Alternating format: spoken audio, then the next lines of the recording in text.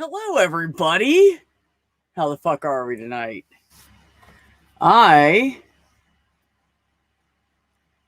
We should get on a conversation back and have a good talk. I would love that, actually. I would actually love that.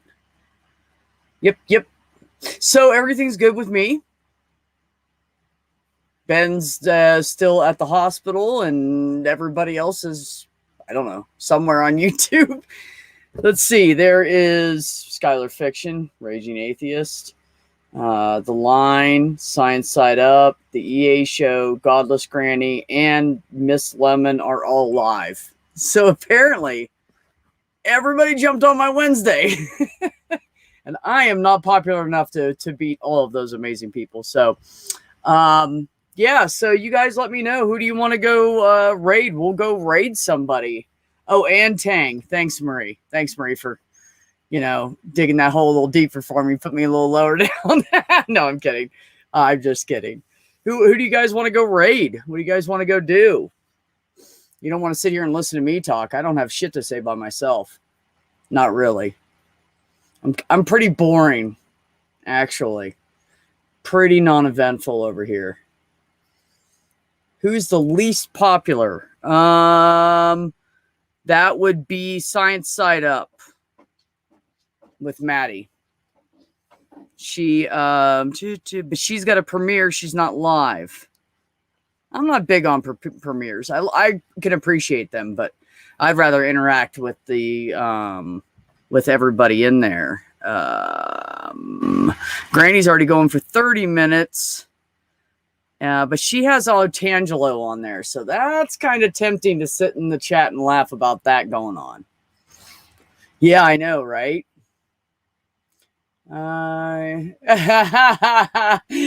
Touche, Cadence. Touche. And thanks for coming along. Yeah, I know. Ray just talking about Smokey Saint and, the lines going on with Matt Dillahunty and then Skylar Fiction's just talking about T-Jump and somebody else on a Discord server. So, yeah, I know, right, Sandy? I know. Look, even my brother will tell you, and he's a theist, he'll tell you there's no evidence of the flood because it hasn't happened. That's why the Christians don't like him, because he fights against what they say, because he says they're full of shit. So, not that I don't know. Maybe he's right. Maybe he's wrong. Maybe it hasn't happened yet. Maybe it never will. I don't know. I don't fucking know. If I was some like Dr. Josh or Captain Dadpool or something and had all that knowledge, then I could probably make it into a good discussion. But honestly, I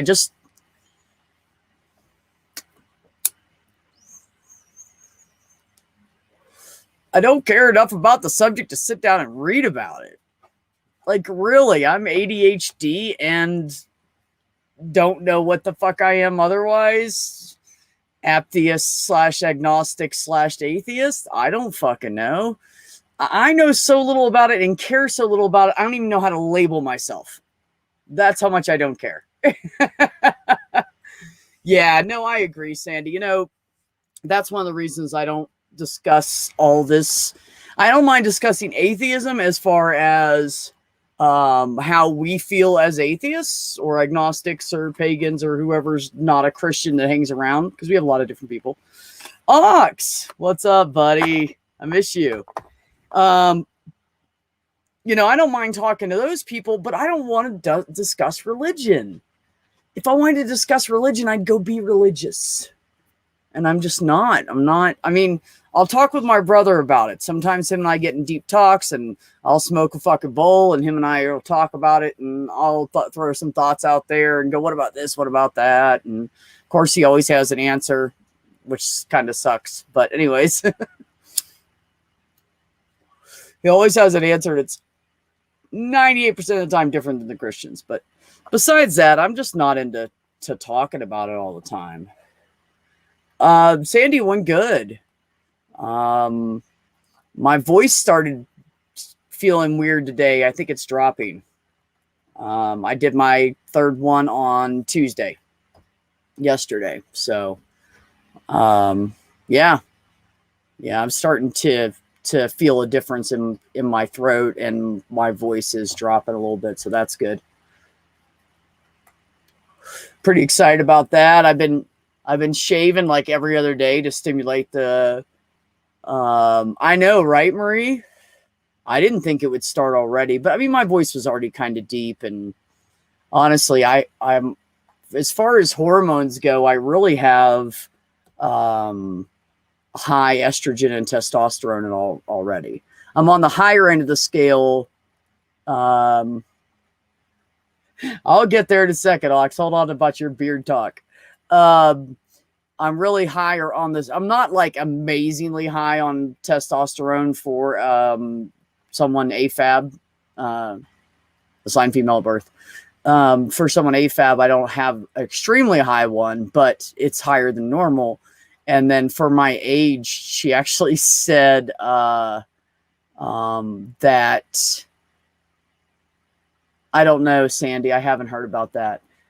Damn, I got totally distracted just now. Fuck, I'm so ADD. I don't even know what I was saying. Oh, for someone who's 50, my estrogen is like super fucking high, like I'm 25.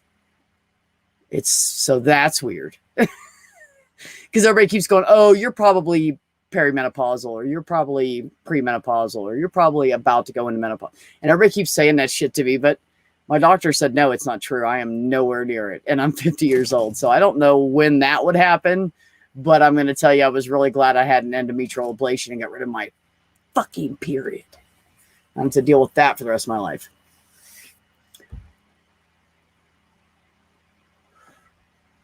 Oh, thanks, Cadence. You're actually the third person who, I think yes, three people that they said when they first saw me, they already thought I was a guy. So then later on, they heard that I was a lesbian. Then they were like, oh, well, fuck.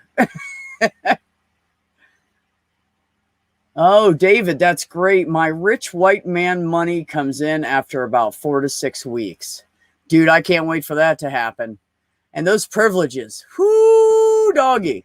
You know, I'm going to get in the front of the grocery store. People are going to pay attention to me when I speak to them. It's going to be amazing. I can't wait. All I need is that facial hair to seal the deal. You know, once I get that in, it's going to be fucking rocking.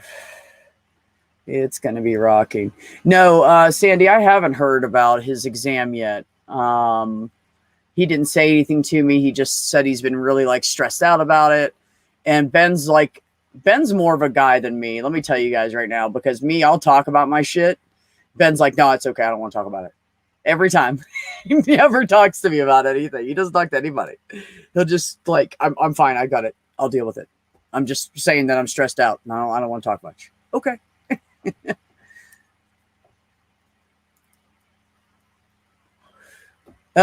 Cadence, I misgendered you as a guy at first and corrected myself, then just stopped using pronouns because you were just you. Now I can go back to my original one. Yes, Cadence, thank you. And it's funny because the whole time I really kind of pushed the lesbian thing more because it was easier to say I'm a lesbian and I'm this butch than to say I am just a woman. You know, so I always people ask me about myself, and I think some of them were hinting around at pronouns, and I was just, I'm just a lesbian, because I don't want to use the she shit. I don't want to use the she shit. B is like a brother that will steal you. That is not true, Ox. I would never steal anybody's girlfriend intentionally. I would never go out to steal someone's girlfriend. And as far as the mom thing goes, I actually used to use it against my brothers. For those of you who don't know, I catch them doing something wrong. One time they were huffing gas, smoking weed. What else were they doing? Looking at pornography before I knew what it was. Yeah.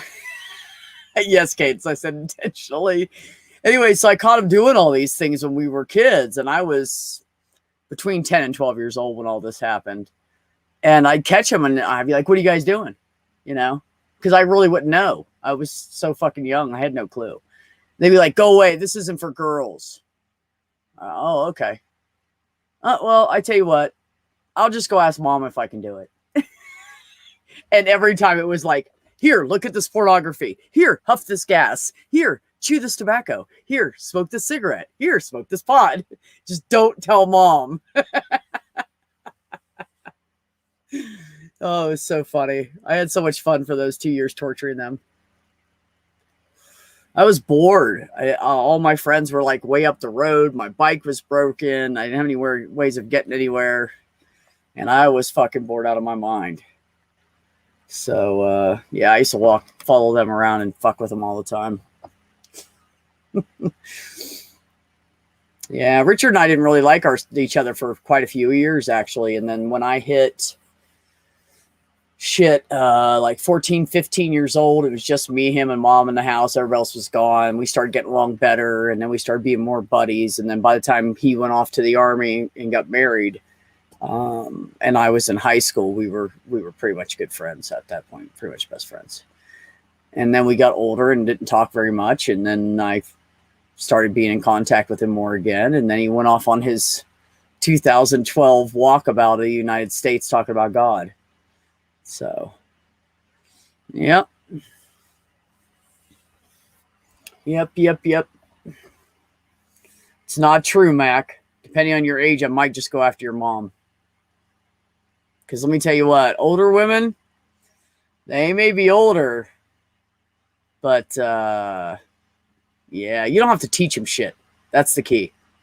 Older ladies, you do not have to teach shit. They already know what they're doing. Oh, I'm sorry you're not, Mac.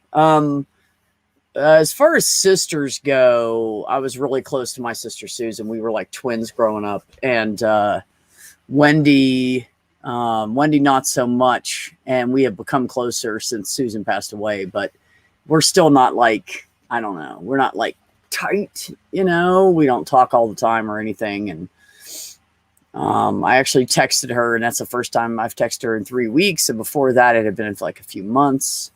So we kind of, I don't know, my family does the rule that no news is good news. If you don't hear anything, then nothing's wrong, so it's not uncommon for us to not speak to each other for like a year or so. We just kind of, like we're all alike, but we're all polar opposites at the same time. We all have good morals, and, well, except for Keel, he's a dick. But anyway, it's not him. I'm not talking about him. But everybody else are really like good people, and they care about people, and they, are solid with the family and friends they have around them. So.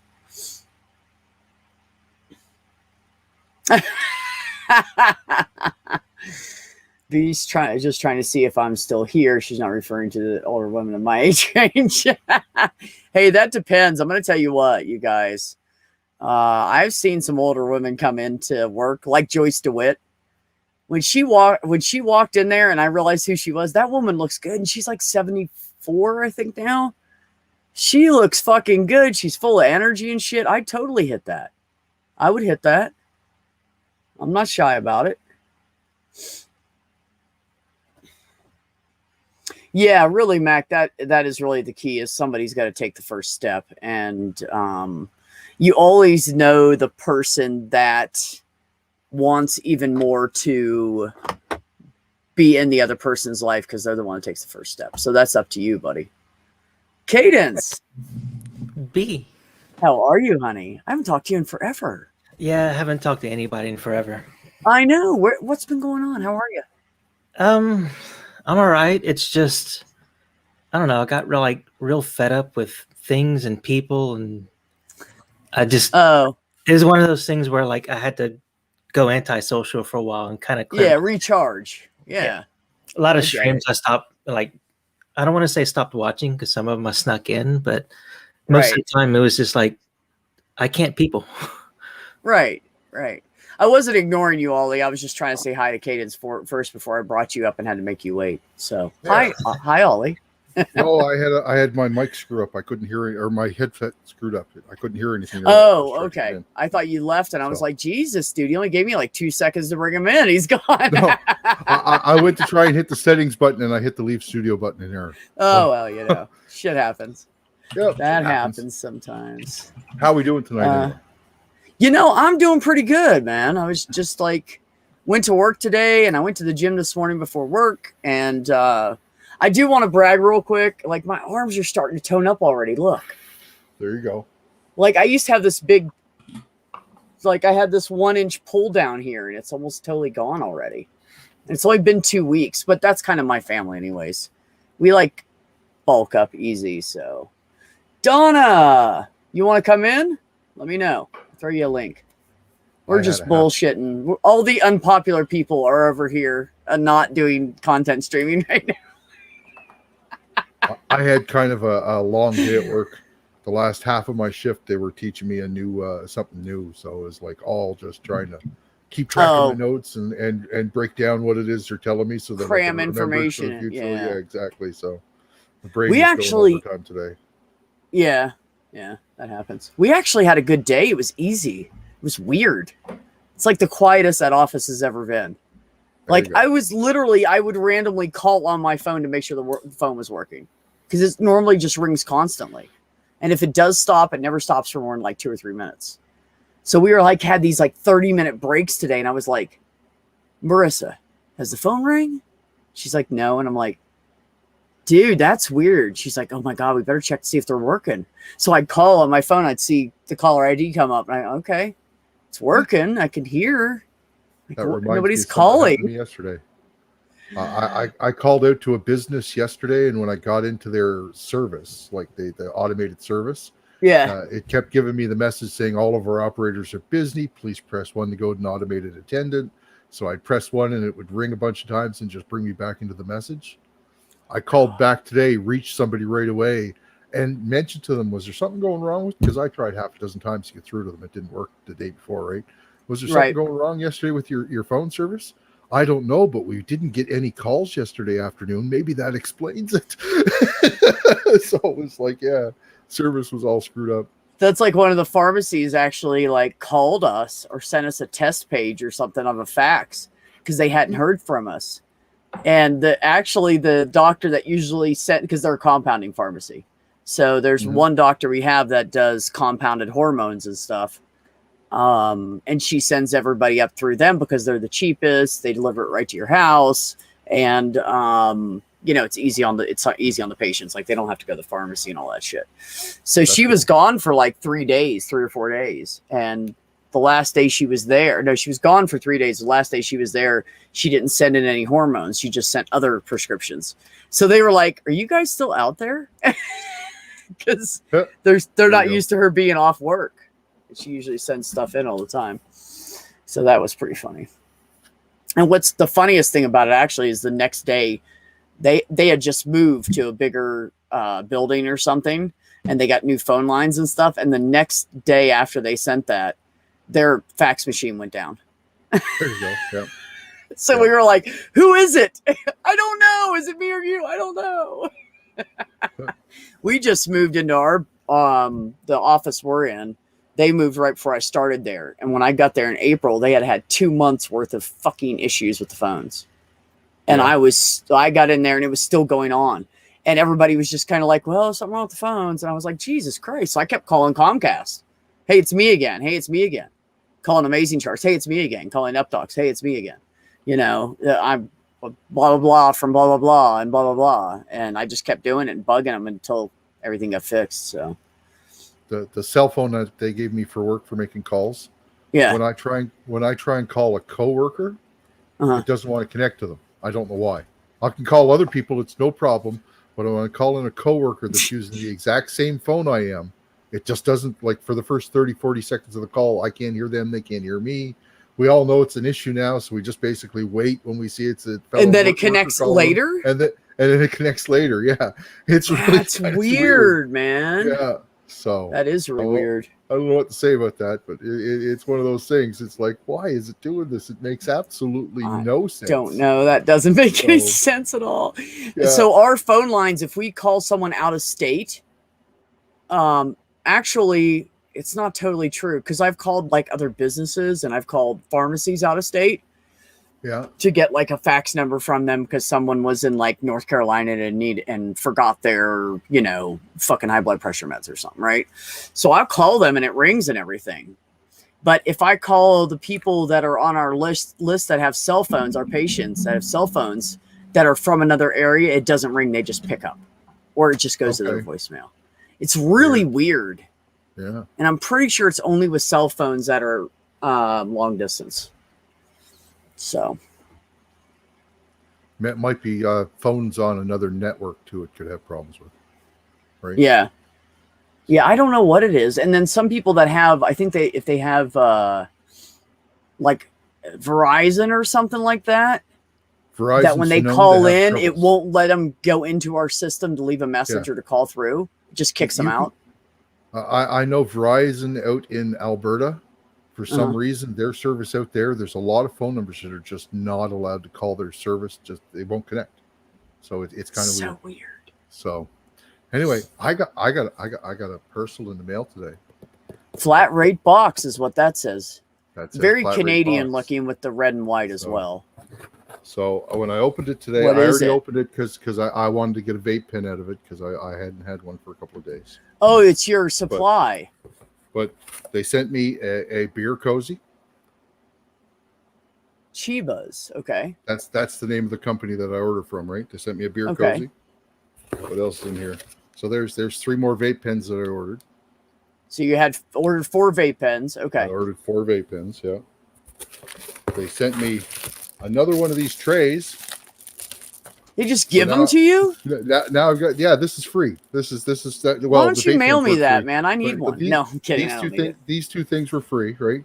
Yeah. So that's another one of these trays. I think that's like 5 or 6 of these trays now. I've got. Maybe I should have you mail me a couple. Oh, I got a bunch. If you want one, let me know. So there's 3 more ounces. Jesus, that's just looks like it's vacuum sealed. It is. Wow. It's vacuum sealed. So 3 ounces, 4 vape pens, and a free coolie and a free tray. How much did it cost you? 4 ounces, and it was I think it was $460. 4 ounces, 4 vape pens. Everything else was free. Okay. So here that would be like getting the vape pens for free. Like the vape pens wouldn't cover it here. See, the weed was on sale before taxes for $82 an ounce, and the vape pens were $36 each. So, rock on. They started that a month ago. About a month ago, Randy. They started telling people to go get their booster shots. Purple dank breath. Yep. It's an indicator. Is it like purple haze mixed with dragon's breath? Could be. I have no idea. I don't know the strain names that well, but they're all the same. Sandy said, "I'm quite jelly at the moment," and Donna said, "Nice." Yeah. Cadence is like, I don't have anything to say about weed. That's okay. I don't partake. Yeah, I know. I was trying to avoid the phone conversation because installing and troubleshooting corporate phones is my job. So. Oh, okay. Oh, there you go. I could probably tell you what all the issues are, but I don't want to. We can hear ourselves through you, though. Is there like a noise cancel or something not clicked? Echo cancellation, whatever. I probably turned it off at one point. Let me see if I can find it. Thanks. Because I want to be able to talk to you. Oh, so my doctor kept telling me drink more water. So I got some amino acids that taste like blue raspberry. That are good for rehydrating after workouts. So this is how much I've drank today. I have still that much left. That was full, and you've only drank that. That's not very much. Mm-mm. So I drink water all day, Ollie. I heat it up and I pour it over ground coffee beans, and then I drink it. I don't drink coffee at all. I've tried coffee once when I was around 16 and couldn't stomach it, and I've never had it. Same thing with tea. Randy said it's the new Pfizer stuff. Pfizer has a new vaccine. What? I don't know. He said that they just authorized. You got it from Twitter news. Oh no, I'm scared. The booster shot. He's saying the booster. Yeah. FDA just authorized it. Yes, Marie, food does count towards daily water intake. And since I have decided to transition and take better care of myself, I have been eating, I don't make a salad like people do, like with a bunch of lettuce. I'm just not into it, but I'll take like a bunch of tomatoes and cucumbers and some mushrooms and avocado, and I cut all that up and I'll throw it in a fucking bowl and throw some dressing over it and eat it. So cucumbers and tomatoes are mostly liquid. They're half water. So, I had cucumber at my supper tonight. So, do you know what that is? That probably is helping. Integra Boost 55. I keep it in the jar with the weed. Uh-huh. And it keeps the weed at the same humidity level as this thing. No shit. It stops your weed from drying out, so it doesn't. And stops it from getting too moist. And stops it from getting too moist, exactly. If it is too moist when you put it in there, it'll take the moisture out of it. Yeah. So, but it also stops it from getting too dry, which is the main thing. Because I hate weed when it crumbles in your hands. Yeah, well, that's where. See, that's the problem where I live, though. It's so dry here, and if you go to one of the dispensaries, you can get some nice moist stuff, right? But if you get it anywhere else around here, it's going to be dried, like almost all the way dried out, because it's just such like our humidity is like somewhere between like 3 and 10%, like 10's high, Yeah, So if it's not raining, if it's not actively raining, for our humidity to be under 14 is pretty common. Donna, I am not sure. Some places are saying that you can mix them. The doctors I have are saying not to. And since I know them and trust them, I'm going with what they say. Because I don't believe shit on the internet and TV and stuff. So I think that the best thing to do, the best thing to do for the COVID vax would, according to the doctors I work with, is to stick with the same kind you already have. So, from what I understand, the Pfizer and the Moderna can be swapped in and out, but the rest of them can't really mix. That's when we were getting our shots here, we were told we could go either way. We could either get one of each or two of one of them. I ended up getting 2 of the Pfizer, but I didn't care which way they went. I was willing to try it either way. Yeah, I don't know. I just think it's a bad idea to mix stuff from different drug companies in general. So for me, I wouldn't do it. So what if we had Moderna the first round? Do you think we get that again, or do we get the new fight? Yeah. So that's, I'm just going to go off of the 2 amazing doctors I know that know what the fuck they're talking about, and I'm going to stick with the same shit. But I had gotten Pfizer. So I don't know. I just got it because all the docs in my office had it. And when I went down to get my shot, they were far above the rest of percentages. So I went with the highest percentage at the time. So that's my story, and I'm sticking to it. So I guess we got in a conversation. We never rated anybody. So now I guess we'll just stay here. There you go. Well, there was only like 3 or 4 people in the chat or something. Well, I think everybody except for Randy and Donna. And I was sitting here by myself, and I'm like, well, I'm either going to start reading poetry that I've written. So good luck with that. Or I know, right? Or we can go raid somebody. And then Cadence came up. So I thought I would stay. Well, in Hitchhiker's Guide to the Galaxy, what was that name of the race of the aliens?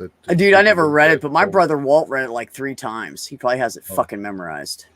Yeah, there's a race of aliens that they're known for their really horribly bad poetry. So. Oh, I don't think mine's that bad. Do you want the short one? I'll give you a sample. Okay, sure, go for it. Oh God, I don't know if I could do that. That's kind of embarrassing. I actually wrote it about somebody that I had like I still do. Volgon. Bantam Blue got it there. Volgon. That was the name of the race. Either Volgun or Vogons. Who's right though? It had an L in it. I don't know which one's right. Oh, it had an L in it. Okay, sure, yeah. Fine. Hold on. You guys want to hear this crap? All right. I'm going to mute everybody. That way you have to suffer through it and you can't protest. No, just so you don't fuck me up by talking. Okay. I don't know if I can do this. I've never read my shit to anybody before, except for like 2 people ever. Okay. After she leaves, her smile lingers. Every soul encountered, she finds love for. A heart that shows constantly without thinking. Shining eyes gleam when she enters every door. Gentle throughout with grace and love, compassionate and kind as if led by one higher.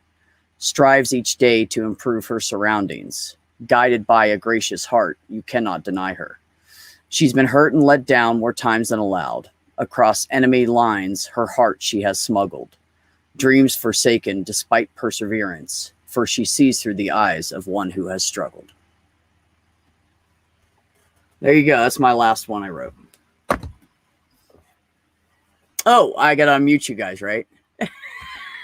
Yeah, before we can reply. No, that wasn't bad. That was actually pretty good. I like that.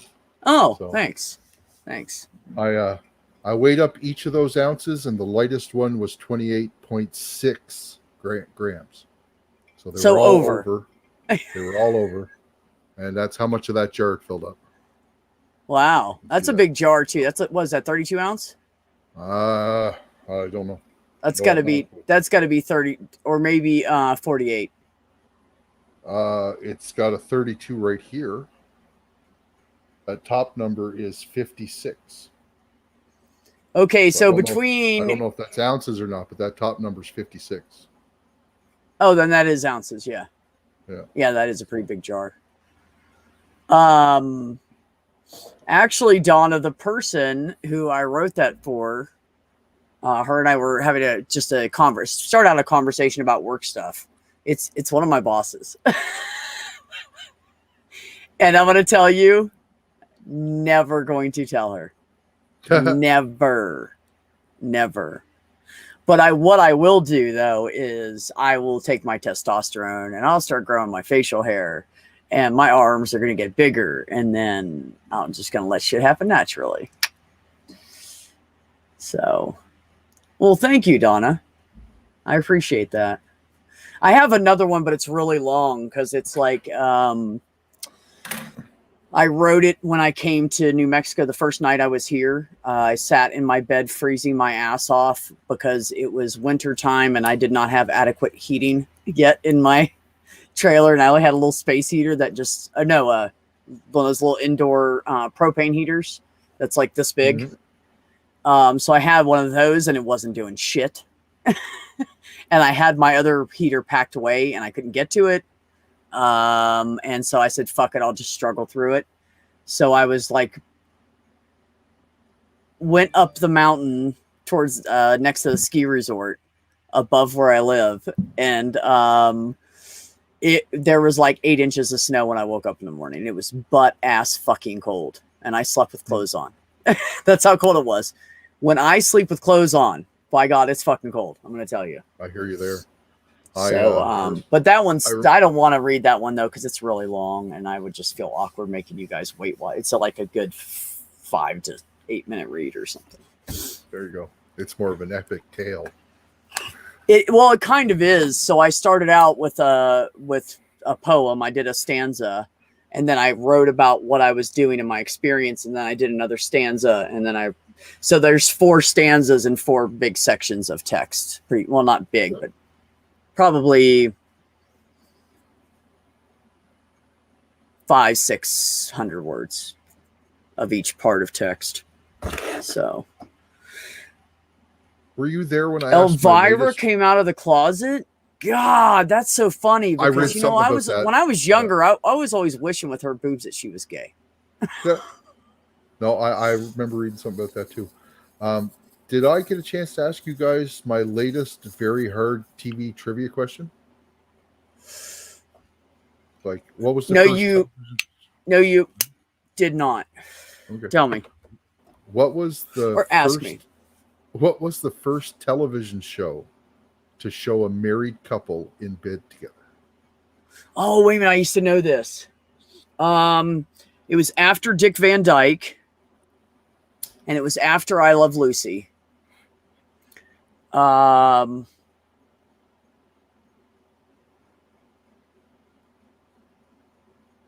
I can't remember if it was the Mary Tyler Moore show. No, it was before that. It was before that? Fuck. Yeah, Mary but Tyler it was in Moore that era 69 to between 73. those. Okay, yeah, because Mary Tyler Moore was- came out in the 70s, right? 69, I think, but I'm not sure. 69. But Okay. it was but early to mid 60s. There is my... I missed that face. How are you, I gotta buddy? move my green screen though, because it's like too far away again. Oh. Oh, And, like, yeah. it I is. always get a little bit of the wall in, but it's fine. I'll be okay. There you go. It's We just- can't see anything you- but wood You now. just We need can some only really see your clear wood. posters. Oh, it's because the curtain keeps. There we go. Okay. So the answer is the Flintstones. Oh, I wasn't thinking cartoon. What Yep, was the but it first like sitcom kind of like actual show that wasn't animated? I have no idea. That's I'm just. Ah, the see, earliest I could've television show. I can't remember which one it is. Anybody know? Anybody know? Anybody Nope. in the chat? If you know the answer to that, tell me. And if Sandy's there, she actually might know that. I don't know. I gotta do UWorld questions while we're on because I have a shelf exam on Friday. How did your last Well. exam go, buddy? You never told me. Oh, I passed. I thought I told you I passed it. We did. Wait a minute. Excellent. Is that the one that you just It was a found out at the month beginning ago. of this week? No, it was a month ago. The exam Oh, I've been no. studying Oh, for you're is worried the one about I the have one- Friday. Oh, Yes. okay. It's coming up Friday. I thought you were Friday. already doing that shit on Monday. That's what I was asking about. Okay, I had the wrong No, day. I was studying for it on Monday. Oh, okay. I can do These that. aren't easy tests at all. Well, so you know, I'm it's- sure they're not. Yeah, I'm so sure they're not. That's why I didn't go to medical school. They're yeah, and then If it all was of our, easy, like, dude, everybody would be a doctor. so we spent 4 hours rounding today because all of our patients are really, really, really sick. So Oh, no. we spent like forever on each person just because like they're really sick. Did you hear about the study they did about people that are hospitalized for COVID? Which study? There are lots of them. I know. Hold on, I'm getting to it. I'm trying to think of the percentages. Damn, I should have took a picture of it. I can't believe I forgot numbers. I never forget numbers. But there's some huge percentage, like 78% or something like that, of people that are hospitalized in the ICU for COVID, that they end up with some form of delirium. I wouldn't be surprised. It's because COVID's basically like a form of. Well, I mean, it's because it's a type of pneumonia, but then it gives you acute respiratory distress syndrome. So like if you get it bad enough. So I wouldn't be surprised. Yeah. So, and they're saying either usually it starts in the ICU, but definitely by the time they get home.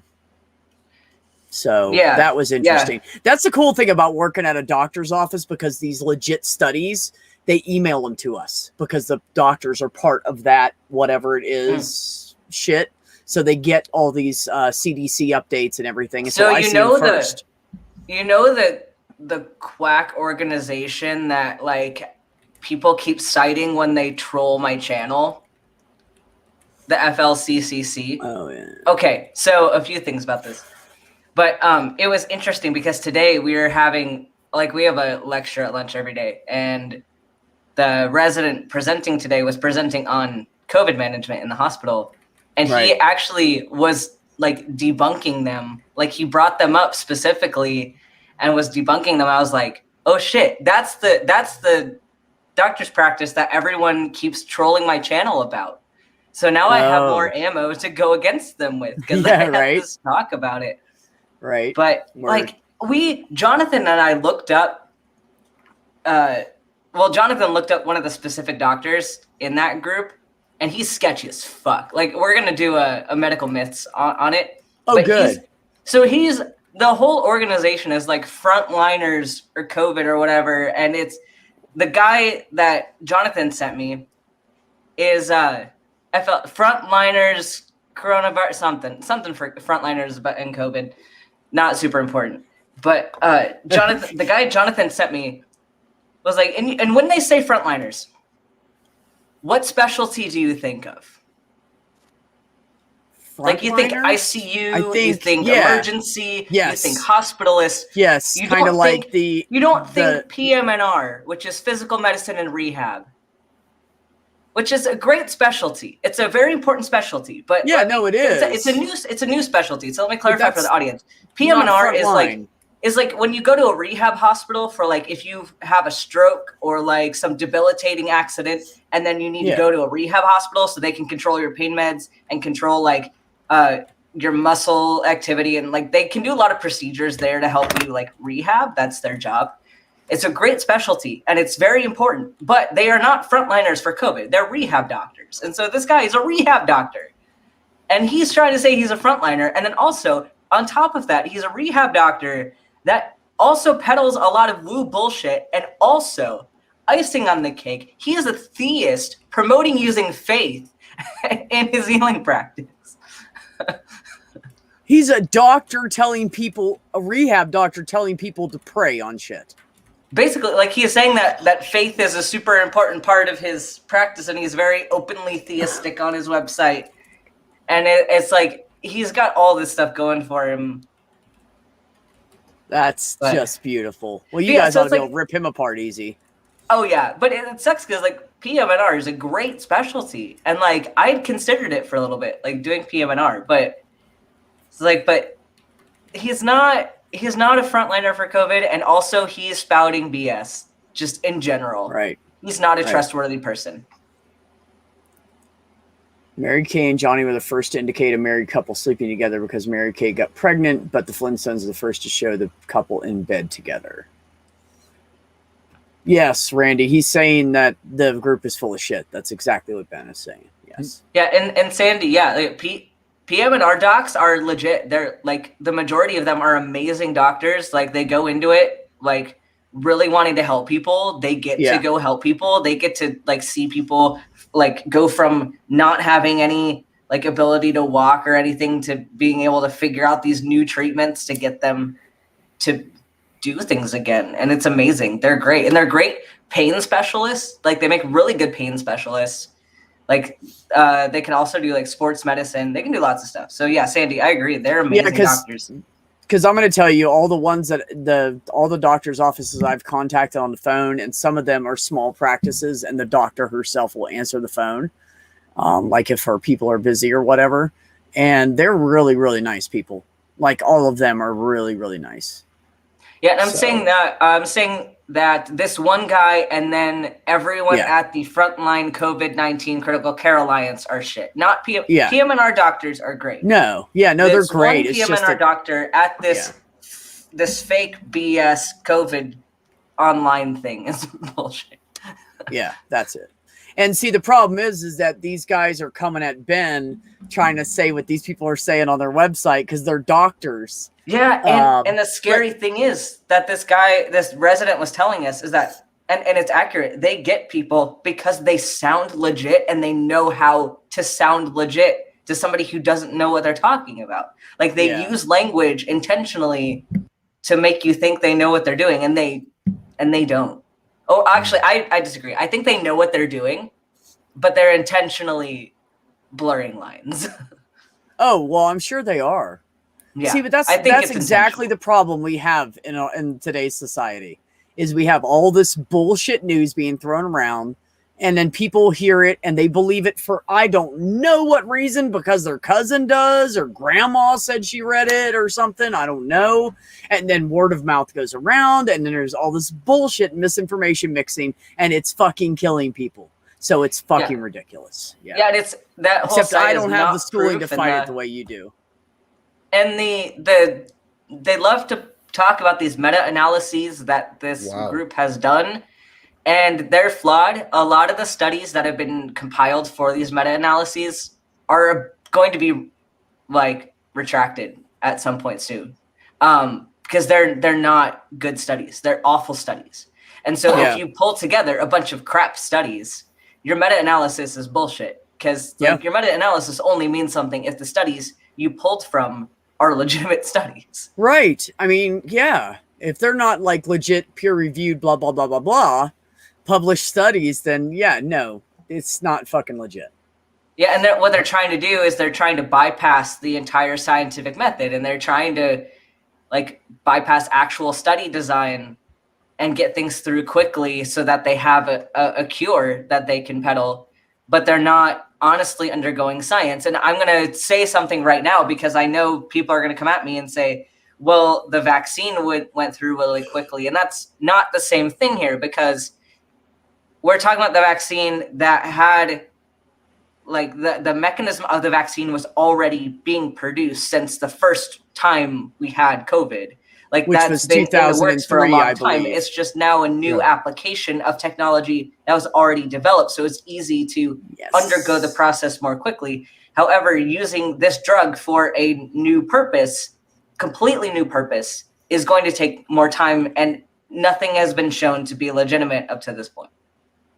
Yeah, and that's actually, honestly, that's what held me back originally from getting the shot when they first offered it to people in my age group or whatever it was. I was like, man, that's fast, dude. And so I started talking to people. There was nurses and doctors that used to come into my work all the time because I worked at the pharmacy, and they would stop by on the way home from the hospital. And I started asking questions, and people said, hey, read this, go to this website, blah, blah, blah, you'll see this. And so I just eventually said, okay, I'm wrong. I'm wrong. And I just didn't have the information. I didn't know that was connected to the previous blah, blah, blah. So once I found that out, I was like, oh, okay, well, I'll go get my damn vaccine now. But I hate to interrupt. Yeah. I got to say, this vape tastes like peanut butter. That Does sounds it? nasty. It's fucking awesome. I love it. That sounds it's nasty. It's a weed vape. It's not a regular Yeah, it's vape. a weed vape. Yeah, it's No, I know. THC I just oil. it's the peanut butter though. Like I don't know. Oh, There's I've never something tried about it. like artificial peanut butter flavor that just I'm like that doesn't with sit well strawberry. with me. I'm like that with It's- strawberry. it's Fake not strawberry meant to flavor taste like peanut grosses me out. Oh, it's so. Oh, it's not. Yeah, okay. They, Yeah, they there's- didn't add any flavoring to it to make it taste like this. Oh, It's just the what weed it tastes itself tastes like. like. peanut As I'm butter. tasting it, it tastes Oh, like okay. you can taste faint peanut butter That's taste. better. No, that's interesting then, because that There would still was- be natural. Yeah. There was Or- this like this one time it was like 4th of July, and I was just celebrating with some friends, and this one guy brought over like a peanut butter chocolate porter, and like so I tried it, and one of the other guys tried it, and it was nasty. And we're like, I cannot with this peanut butter. It was just too much peanut butter flavor. And I was just like, no. And then, so no one wanted the rest of it. And of course, the guy who brought it was like, yeah, I'll leave it. I'll leave it for you. You can keep it. So I left it at the host house. And I had left part of, like, I brought a giant box of Guinness. And for some reason, I had left it there and then was going to pick it up. I guess I didn't have a good place to put it. So I had left it there and was going to pick it up on a different day. And when I went to go back and pick up my Guinness box, the guy who was left with the peanut butter porters was like sticking them in my box. Like, no, you're taking these home with you. I was like, I'm not. What am I gonna do with these? I don't want them. He was like, well, I don't want them. So you can, And they like, were what were they? Peanut butter what? like chocolate peanut butter porter, Porter? like a beer, What? like a dark beer. Oh.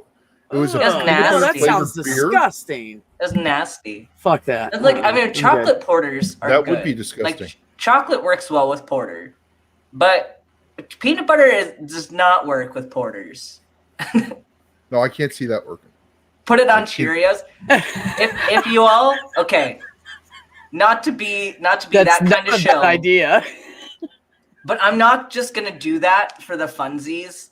Like y'all gotta like give me some bits or something on Twitch, and maybe I'll do it. Pony But up, motherfuckers. That's what he's saying. Pony up. yeah, I'm like, in order to do something that nasty, like I'm not doing that for funsies. Peanut butter jelly time. Peanut butter jelly time. I would, That's right, however, Marie. okay. Let me give that disclaimer though. I would rather I would rather eat the peanut butter porter on Cheerios than do Cinnamon Toast Crunch again. Yes, no, agreed. I would drink beer. I would eat Bureaus with you before I'd ever do Cinnamon Toast Crunch. That was the most disgusting shit. That is worse. That is worse. It's communion crackers with wine poured on it. Eat it. Wine. It was horrible. That was the worst thing I've ever done in my life. So when I was growing up, my sister Wendy, she used to start cooking us breakfast in the morning, like if we had like oatmeal day. And so we did a lot of oatmeal days in the wintertime because it was cheap and easy to make, and it would fill us up, and we'd go off with a nice warm tummy to walk the mile through the snow to the bus stop. Legitimate 1.25 miles. So she made it one time and she forgot she put salt in it about 5 times. And so we bit into it and it was just solid salt. And we had no time to make any more breakfast. So we we went to school and then went to the cafeteria and we missed it because our bus was always fucking late. We could never make it to the cafeteria on time. So we were like starving, and it was just like eating just salt crusted oatmeal is what it tasted like. And I would still rather eat that than Cinnamon Toast Crunch again.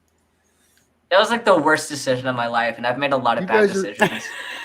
I just figured out you guys are saying sinner. For some reason, I was hearing like cinnamon, cinna. Oh, we were saying sin of man. Yeah, it was originally like Cinnamon Toast Crunch. Yeah. But someone in the chat who was that? Ben, was that? It was Godless Scummer. That's it. So Godless Scummer put Sin of Man Toast Crunch. And we died, and that was it. We were fucking everybody in the chat was throwing all these different variations on cereal that all had to do with Jesus in some way or another. So, but he came up with Sin of Man Toast Crunch, and we said that wins. So it became the title of the Beers and Bros that night. Excellent. So, yeah, it was pretty cool. Yeah. Yep. Everybody's doing all the singing for their trans voices. And I'm like, you don't want to hear me sing, motherfuckers. Do not want to hear me sing unless it's like some... Especially not during puberty, because like everyone's voice gets really rough. Yeah, I heard you struggling with that. I saw that video. I could see the frustration on your face because your voice was cracking. It's just like, and I can't get my voice to do what I want it to, and my vibrato's gone. It's trash.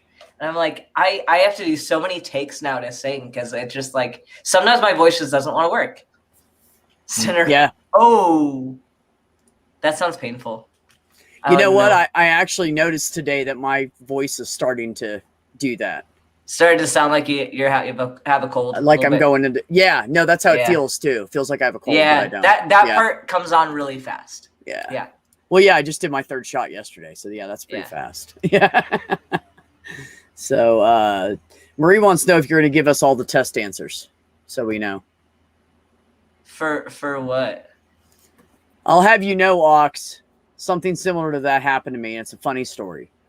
So I used to hang out with this chick named Pam when I lived in Florida. I was in my early 20s. I lived there from the time I was 19 until I was almost 23. So in that time, I used to hang out with this chick named Pam, and we would have lots of sex. And she was amazing. Anyways, so she was my first, real, female sex. And so her and I were out drinking one night and ended up back at her dad's house because we were too fucking smashed to go to her house, and I was renting a room off of her at the time. So it would have been our house, right? So once a week, Donna, once a week. So we fell asleep, and I was going to get up and go home, and we were going to get up and go home, but we fell asleep and woke up, and I was in her bedroom with her at her dad's house. And they had the old jalousie windows with the slats, so I couldn't get out. So I was like, okay, look, I'm going to sneak out first, and I'm going to go get in the car, and I'm going to drive down the block just a little bit. And then whenever you're ready, come out. And she's like, all right. So I go out to the main living room, and that's where my shoes were. And I just grabbed my shoes. I said, fuck putting them on, right? I had a jacket over me from the night before, and I had my shoes in my hand, and I'm walking towards the door, and her dad goes, how you doing? And I was like, Fine, sir. How are you? I got my shit in my hands. 2 steps from the door. 2 steps. It actually went okay, and he suspected nothing, which was amazing. So, good on her. She didn't get her ass beat by a Florida redneck. So, I'm gonna shill a little bit because I'm doing so. Do it. Be your welcome. Oh, actually, you got the shills tomorrow, so you won't be available for this. But I'm splitting up tomorrow into I'm kind of doing a bit longer of a thing, which I'll do normal beers and bros with UB after the shills. But before that, I'm doing an orange food themed mukbang with Puck because Puck needs to leave before Truth Wanted. So I'm probably gonna get Phoebe on too. But we're just gonna. That's the only time I can catch. What time are you doing that at? Ben, tomorrow's 4 Thursday. my time. So it's right before. So 5 my time. So it'd be right when the show starts. Right when the show starts. Oh, that's tempting. That's Thursday. tempting for me to stop on the way home and get some fucking. God, I should spoil. Yeah, it's gotta be whatever orange food you want, but it's gotta be orange food. So I could do buffalo wings. Yes, it's just gotta be orange. That's the only rule is orange. God, that's I might skip the shills. And come hang out. Yeah, dude, I'd much rather hang out and mukbang with you. Fuck yeah. Yeah, it's gonna be fun. And then we'll do beers and bros like normal. But also I got a thing, an extension for Twitch that'll let me do a quiz show overlay. Okay. And the audience can play along and everyone can play along on their phone. So I want to try that out. I made a little anatomy quiz that's not too hard. I made it not at a doctorate level. So it's oh, that's it's more good. like trivia. It's more like trivia because if you did, we'd all be fucked, and you'd be the only one that knows the answer. So yeah, no, because it can't be for me. I'm not allowed to answer. So it's more like trivia, but it'll be fun. We'll try it out. No, that's cool. Would Satsuma orange rum count? Sure, as long as it's orange. It's orange. That's so what I can do is I can stop and get some hot ass buffalo wings, and I can get some carrots on the side. Because I usually eat celery with it if I'm going to eat something veggie with it. But I get some celery in case it's too hot because that's orange. But can we dip in blue cheese? Because I really like blue cheese. There's no orange dip that I want to dip my wings in. That's fine. As long as the food itself is orange. Okay. Yeah, it has to feature the orange food. I need to know the rules, Ben. Cheddar. Yes. Cheddar. Yes, just eat cheese. Straight cheese. Yes, Donna. I should get easy cheese and just squirt it. Oh, I don't know. That's kind of like orangish yellow. Does that count? Yeah, it counts. It's orange. Okay, it's orange. Okay. And I remember it's my stream. I gotta be weird. Come in the tube. Do you remember it was a little tube this big, and it had a little cover on the side of it that you take off, and you could just squeeze the tube, and the cheese would come out the top of it in a star shape because of the way it was. I can't remember what kind of cheese that was. What cheese was that? It was like a cheap version of Cheese Whiz that just came in a tube. Wasn't that the stuff they gave you with the crackers? Maybe, I don't know. It was generic. Like Cheese Whiz is already generic. It sounds like generic Cheese Whiz. It sounds like MRE cheese. Yeah. It sounds just like MRE cheese. Horrible cheese. Hey, Mac, there are plenty of orange vegetables out there, sir. And also, you could also get a fake buffalo wings or something. Some vegan meat that's thrown in some orange sauce. Yeah, you can do buffalo cauliflower. Is a thing. Oh yeah, buffalo cauliflower. Would orange chicken like the Chinese dish work? If not it's very much orange in color enough. Ben, is that going to be on YouTube? It's going to be on Twitch. On Twitch. And then my Saturday stream is on YouTube and Twitch. Okay. But that's Medical Myths. Medical Myths is on both my channels. Yeah. Okay, so if you guys have Twitch, then look up Student Dr. Ben on Twitch. Yeah, and we're talking, Jonathan and I, this week we're not talking about the FLCCC stuff because I wanted to give him time to research. But this week we're talking about homeopaths, and it's going to be awesome. Reasons why not to go see a homeopath. Right. It's going to be fun. That I agree with that. There's a mess behind that. Nerdy said, look, everyone, a vegan. Look, a vegan. And if you will look to the left, you will find the vegan in his natural habitat. No, the only thing I'm going to say is how do you know Mac's a vegan? Because Max said he was a vegan. I know, yeah, because they tell you. Yeah. They did, yeah. It's like, how do you know when a facility is a level 1 trauma center? Don't worry, they tell you. Yeah, they will fucking tell you. And by the way, Ben, I did get a compliment tonight from Cadence. Cadence said when they first saw me, they thought I was a dude anyways and was calling me he. Yeah. And then later on found out I was a lesbian, and then they were just confused about what the fuck my pronouns were because I was just me and didn't use any for me. And then now Cadence has looped back around to the he. Nerdy just said something funny. We did the whole circuit, Cadence. Will Ben's video on the homeopath just be incredibly detailed, or has he just watered it down? Yeah. Because the homeopathy is all watered down, so it's funny. For anyone in the audience who didn't get that joke, that's why it's funny. Classic. Can I show my MREs? Wow, Randy, you can't miss the MREs from when you and I ran. They were fucking nasty. Don't you lie to me. I know they're good now. Yeah, they were fucking nasty now. The best thing that I ever got in an MRE was the turkey stew, and it wasn't very good. But it was literally the best thing you could. If someone had the turkey, like I was in supply and I got as many turkey stews when we were out bivouacking as I possibly could until we ran out of them. And then I had to go to the meat patty. Yeah, even or now, the styrofoam egg omelet. Yeah, even now, anything in an MRE that like could be found in a can, so like the ravioli or like soup or stew, anything that could be in a can is usually pretty decent because it just tastes like whatever you would get in the can. Right. That's easy to make for an MRE. It's that other shit they fuck with, and when they try to dehydrate stuff. Yeah, that's the weird stuff. God. Yeah. Back in my day in the military, it was the beans and wieners was the best one.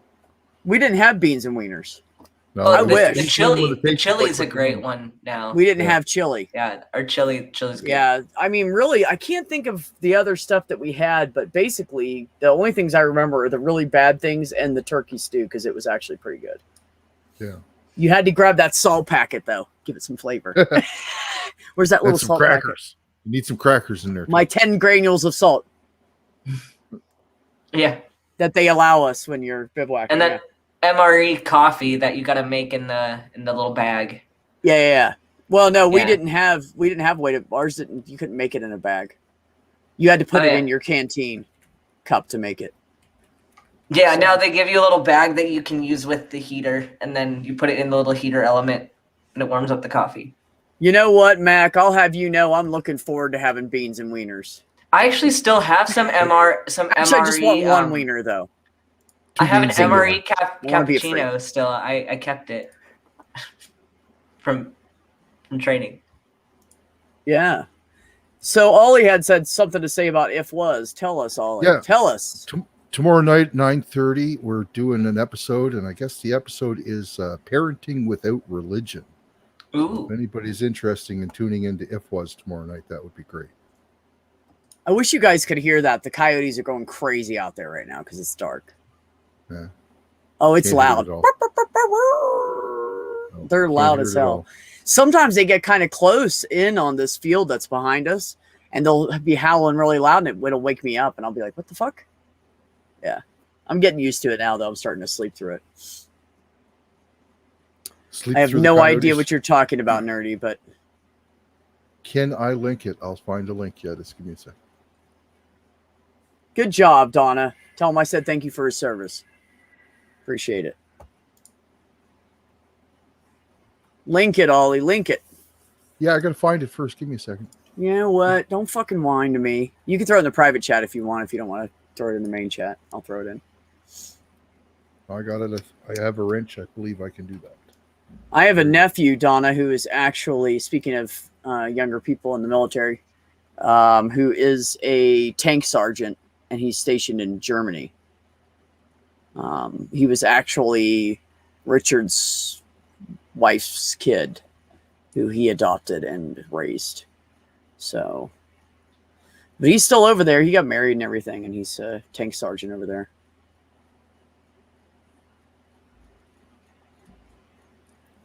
I don't even want to know, Randy. Parenting without religion is a foreign concept to all the other homeschool moms. Oh, God. Ugh. What?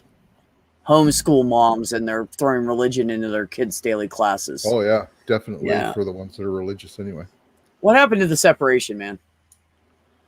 Supposed to be Well, in the separation. home, it's not there. It's not there in the Well, home. no, and it's not like, I went to Catholic school, but honestly, they didn't teach us anything different than the other schools did. It's just that we had like random prayer shit we had to do. That's all it was. Like they did a morning prayer over the loudspeaker. And then I think it was, they did a prayer like during lunch or something. I don't remember. Maybe not during lunch, but I know they did like a morning prayer. But besides that, the only difference between going to the public school down the road and going to the Catholic school was the fact that we had fucking uniforms we had to wear. Yep. And I was one of the few girls that wore pants every day because I was like, fuck you, I'm not putting a skirt on. The fuck are you talking about? But most of the girls wore skirts. So my really early schooling was in Toronto. And the first two schools I went to until I was in grade 2 were both Catholic schools. Oh, I'm sorry. I vaguely remember the prayers every morning and at lunchtime before you ate and stuff like that, right? Well, I went into Catholic. I was only in Catholic school for a year and a half, and that was 9th and part of 10th grade. And so I was already way beyond that. I don't know about if I believe in God thing. I mean, I was way beyond that.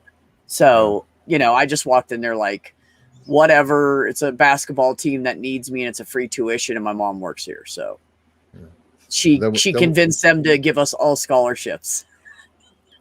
My brother Richard got a choir scholarship. Because what happened is she's like, well, I'd like my kids to go here, but I really can't afford the full tuition. Is there something you guys can do to help? She's brand new teacher there, right?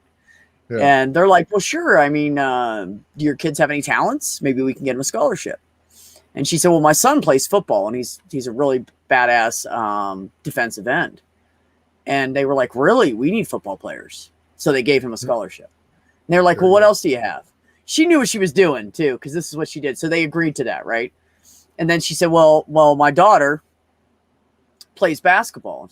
She's pretty damn good. Oh, well, we'll give her a scholarship. And she said, okay, well, now I got one son that doesn't play sports though. And they were like, well, what does he do? And she's like, well, he sings good. And they were like, well, I don't know. And she said, well, I guess I just can't have my kids at the school then. And you'll have to lose the football player because I'm going to keep them all together. And they were like, sure, choir scholarship. That's literally how it happened. Literally how it happened. They just made up a scholarship for him so they could get the two of us because he didn't play sports. He does sing really well, though, so it's not a lie. I used to take my kids to local homeschool co-op, but quickly learned it wasn't our scene. I didn't care for the denim skirt uniform. Oh, denim skirt. God, they at least made us wear khakis. Yeah. Simos. Actually, it's Simos, isn't it? Simos. Simon. Simos. Yeah, no, I said it right. That was the mid 70s for me. I moved home to Prince Edward Island in 77, third grade. Oh, sure. So who quit going live? Who shut it down? You guys are all appearing now. You shut it down. Someone quit streaming. It's okay. I know I'm low man on the totem pole. I'm okay with it. Because I have the best people that hang out with me, so I'm okay with it. I'll wait for you guys. Mm-hmm. Oh, Tang. See, that's right. Tang was on too. Well, actually, when I came on, I was talking about rating someone else's live stream or rating their chat. And then I threatened to read poetry, and then Cadence came in. So it works every time. Every time I threaten to read poetry, I always get somebody that comes up on the panel. Sorry, I told you I came home from work and I had a puberty boner. Buddy. Yeah, no. I had a puberty boner, so you got to take care of that when it happens, okay? Well, it does. I mean, you gotta do it. That hasn't happened to me yet. Yeah. You'll get there. Yeah, I know. You'll get there. That's okay. We have a single stall bathroom at work. I'm okay. Yeah, you're good. It's regular doctor's office bathroom. I'll be fine. As long as you aren't too loud about it. Yeah, no. God, are you kidding, man? Okay, good. I spent years masturbating next to men. I can do it so quiet and never move the bed. Like, I'm good at it. Oh, you're done? Go take a shower. You didn't want to take a shower. You're going to sleep. Damn. I wanted to masturbate while you're in the shower. That sucks. It's what you did with my ex-husband. I mean, it's horrible. And I loved him. Like, I had love for that man. I wasn't in love with him, but I felt love for him. Mm-hmm. You know, beyond just somewhere between like a spouse and like a friend with benefits or something, like somewhere around in there, but not quite, because it wasn't really what I wanted. But I mean, I loved him, but it still didn't.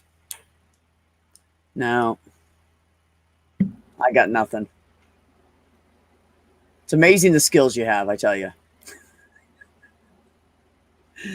The only problem I have is I can't masturbate standing up. Well, these days I'll forget to lock the door, so he'll open the door and I'll be laying on the fucking floor. My hand down my pants. Oh my god, that would be so fucking insanely embarrassing. Like, my face is turning red thinking about that happening at where I work. I mean, unless one person walked in and then she could just join if she wanted to. I'd be okay with that. See, that's one of my benefits of working from home. Oh, right? Yeah, you can masturbate while you work. It's true. I tried to get an at-home job. I did. That's like okay, so one of these patients calls and she's like, hey, you know, I need an excuse from the doctor to not have to go back into work during COVID and to work from home. Did you really get food poisoning? Hold the story. Jenny. Well, I don't know, maybe. I've been awful sick all day. Just stomach stuff? Oh, no. I don't want to go into the graphic details, but it was very messy. Let's say that. Well, no, I'm just saying that it might have been coming out both ends. It was stomach related. No, it was just all of a sudden, and I'm pretty sure that's what it was. Yeah. Okay, fair enough. Well, what the hell was I talking about now? I forgot. Damn it. Damn you, ADD. Sorry. Working from home. So she was like, I need a letter from the doctor. So I sent the doctor a message like we always do, attached to her chart. Here, this patient is asking for this. Do you want her to come in to do it, or do you want to do it on the side because you're really busy? So she didn't get back to me. The patient calls back again. The third time she goes, I walked in her office to ask her something. And she was like, hey, you know, what's her face that's trying to get out of going back to work but wants to get work at home? Yeah. There's nothing wrong with her. There's no reason for it. And I was like, what? She said, no, there's nothing wrong with her. And I said, she said she had like immuno issues. And she's like, no, she fucking doesn't. Fuck her. And so I was like, she goes, these people are ridiculous. Everybody wants a letter. I don't want to go back to work after COVID. She's like, go back to fucking work. There's nothing wrong with you. You got vaccinated and you're not immunosuppressed and you're like 35 years old. Go back to fucking work. So she's pissed about it because all these patients keep asking.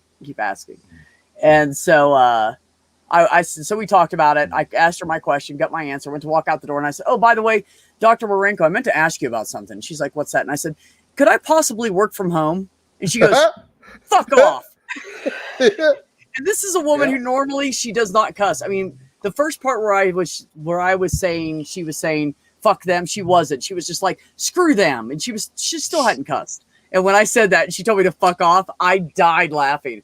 And so I went back to her a couple minutes later after I stopped laughing. I went out front and I sat down on my desk. I was cracking up laughing because she's very classy. She's like 63 years old. She's got this perfect gray hair. She's pretty still, you know, like you got this level of respect for a doctor that, you know, carries herself like that and everything, right?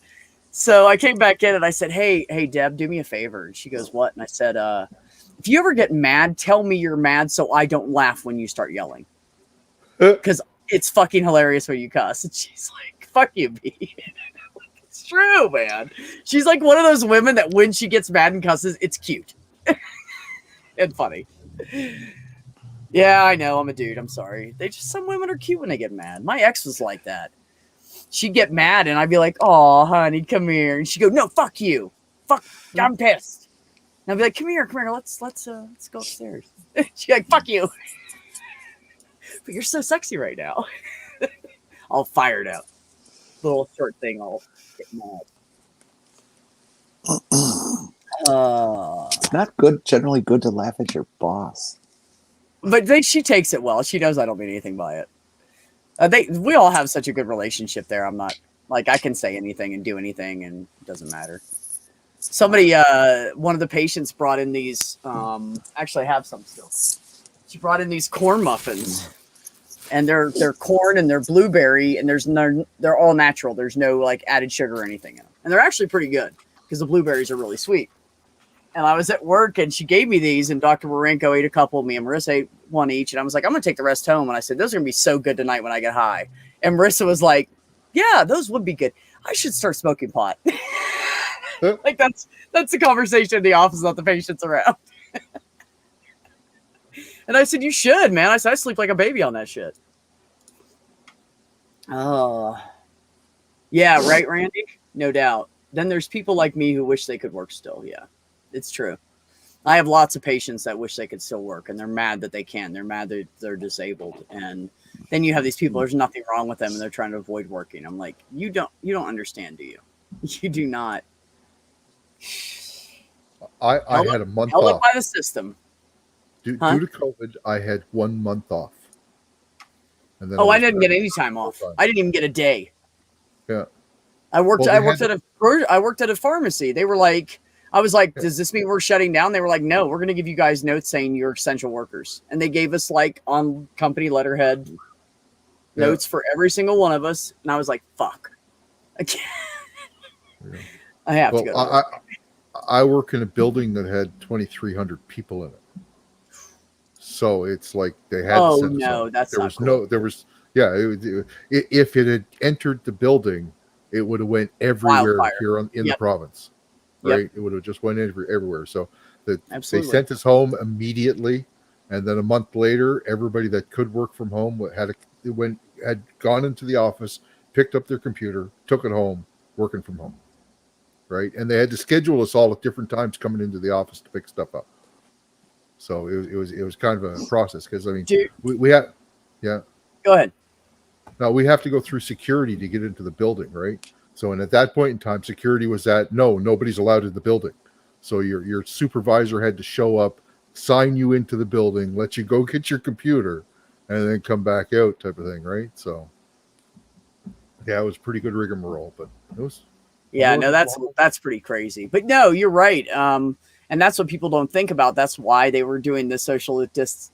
Which, by the way, I never liked that. I don't fucking like socially distance. That's like telling people not to socialize or speak to each other. No. Yeah. It's physical distance. I agree with it's not physical distance. Yeah, it's not socially distant. We are socially together, physically distant. That is. Yeah. Thank you. You have to keep the morale up. Morale is important. When they first started saying that last year, Ben, I was on here bitching because I didn't like it. Oh, I was bitching about it too. Yeah, because it's physical distance. Yeah. Physical distance. We are not asking anybody to disconnect socially. The last thing you should do.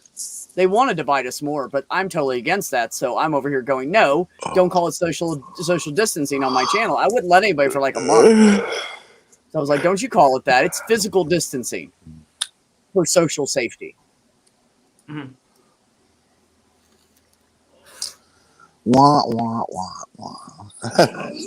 I'm sorry. I'm just in a mood.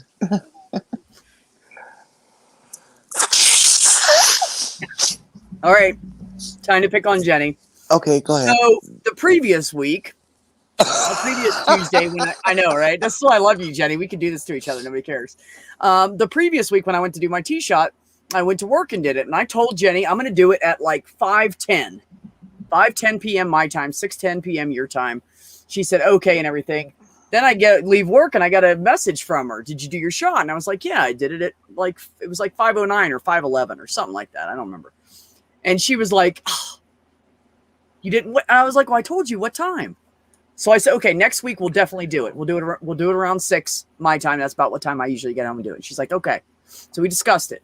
So I get home and I'm like, hey, it's 18 till or whatever, quarter till. I think I said 15 minutes to the shot. Nothing on Twitter. 10 minutes to the shot. Nothing on Twitter. 5 minutes to the 2 till. Oh, I'm in Milwaukee. Just do yours. You know what? How come you can get mad about me forgetting? And I didn't forget. I told you what time. Well, you see what you Like, also you just forgot. go to Milwaukee and forget all about me. What you also forgot is that way back in the beginning when we started talking about it, I told you I'm every 5 days and you're every 7. So we're only going to do it together once a month. Sorry. Well, fuck it. I just want you to know I tried. I waited. I was sitting there staring at it, sitting on my kitchen counter, smoking a cigarette, drinking coffee, and smoking some bud, going, okay, Jenny, come on. Let's go. I want to take this. My Tuesday. It's Testosterone Tuesday. And then somebody said, no, it's Taco Tuesday. And I said, no. It's Testosterone Tuesday so I can get my tacos. So I want the tacos, damn it. No, I know, Purple. They did mean socializing at a distance, but that's not how it sounds.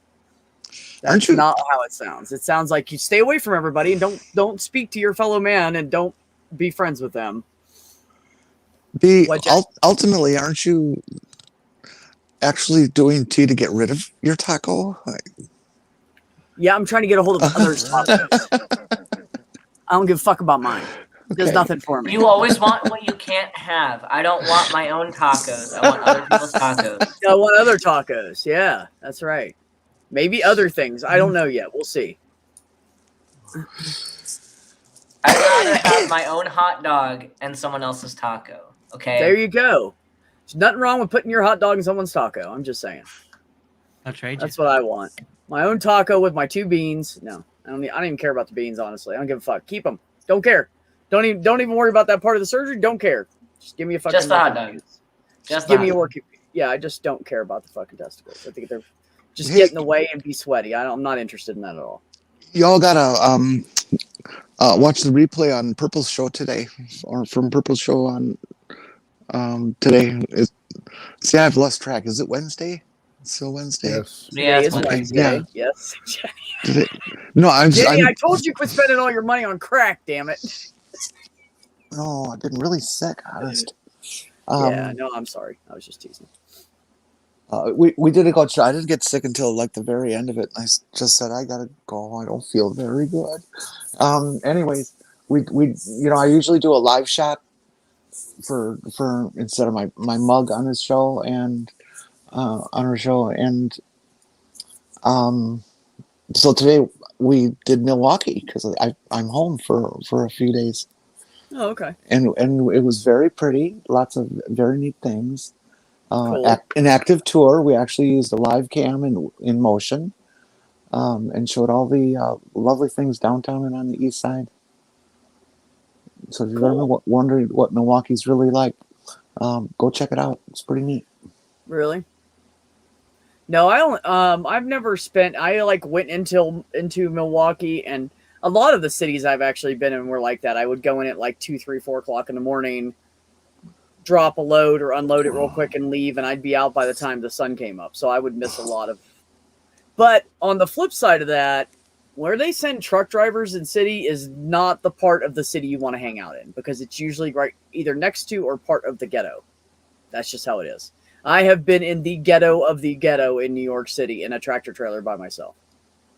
Yeah, not cool. And back when it wasn't cool to be gay, too, I was doing that. So I had a very large knife I would carry on me because I figured if motherfucker shot me, I was at least going to make sure the police could follow the blood trail. So I would just get out of my truck, and I'd lock it up and walk down the street to the place I have to deliver to at like 3, 4 o'clock in the morning in the dark with a large knife on my hip. And no one ever bothered me. Maybe because I didn't walk around like I was scared, or maybe, I don't know if it was the knife or just the fact that we were definitely not in that part of town. The east side and downtown of Milwaukee is fairly well covered in green. Really? Shall we say? And no, I did not see that part of it. We hung out the lake because Northeaster was there, and the lake gets really cantankerous. And right. Drowns anything parked nearby, and it was a good day. Cool. Sounds fun. Hey, Titan. you. Junie's here too. Hey, Junie. Hey, Purple. Junie and Purple and Titan and Ox and Marie and I don't even know Randy and I don't know. All the good guys. Nerdy Rodent. Yeah, the best people. The best people in our community. That's who's here. I'm lucky like that. It's not really me though, because people don't start coming on until I have guests on with me. So it's really just everybody else. I just have great friends. I'm not interesting. I told you, Jenny, every time I threaten to write poems, everybody appears. It's how it went tonight. Cadence jumped in first. I was shortly thereafter. I was like, I'm going to read a poem. Cadence was like, stop. I will talk to you. We heard one poem and then it was over. It was all right, though. Well, I'm just going to sit here and listen now. You guys talk. Ben's studying. Ben's studying. Yeah, sorry. Y'all aren't as important as graduating. No, we really aren't. Just do that. We'll talk later after you're a fucking doctor and you have lots of money and you can take vacations. Yeah. So if I look like I'm not paying attention, you'd be correct. Nerdy, you'll have to go back because I actually read the poem anyways. Because Ollie said, "No, go ahead and read it," and I said, "That's embarrassing. I can't do this," but I did it. It's the first time I've ever read any of my poetry like out loud to people or whatever. So yeah, if you want to hear the poetry, you have to go back in time to about 10 minutes or something into the stream. See now, referring to Purple's comment there, aren't you glad I brought up Hitchhiker's Guide to the Galaxy? So you, yeah, because I wouldn't have known, yeah. And I still don't know what you're talking about. But yeah, now I recognize that though, so that's good. 42. I know 42. a dyslexic pimp who bought a warehouse once. Explain, Randy. Whorehouse, warehouse. God. Oh, Dyslexic. that's not a dyslexic pimp. That's somebody that doesn't know how to spell very well. It's not the same thing. If it was like instead of a warehouse bought like a WRAE house, if that meant something, then that would be dyslexia. Off topic, a happy 100th birthday to Betty Reed Soskin. She is the oldest active ranger in the National Park Service. She's 100 and she's an active ranger? Fuck, must be all that hiking kept her young. I bet you she's not that active. It's a destiny. Hey, look, I'm going to tell you, we have these two ladies that come in. Well, not more. There's more than two. At least two I can think of right now. And they're in their 80s, like 83, 82, whatever. Mm-hmm. They're in their early 80s, and they are just like, hey, how are you? And I'm like, well, what's your name? Are you checking in? You have to put, yeah, what's your name? Oh, it's this and this. And I type their name and I go, 82. Are you sure you're 82? Is this in here wrong? And they'd laugh. Of course, you know, I'm complimenting them. Oh, dude's complimenting me, right? But yeah, no, it's some of them just look amazing. And I am just blown away. I'm like, what did you do throughout your life? Tell me. Because I want to be like you when I'm fucking pushing 90. And they always go, nothing, just lived. Okay, but that's not the answer, but okay. No, it's called good genes, Ollie. It's called good genes. That's part of it. It's just a roll of the dice. You know, we come out and you got to look at your parents and go, whew, thank God they were healthy. Oh, I did. Jenny, you trans topic. I called my insurance company today because so I found a friend on TikTok and his name's Finn. Finn just got done with his top surgery like 6 days ago or something like that, recently, within the last week.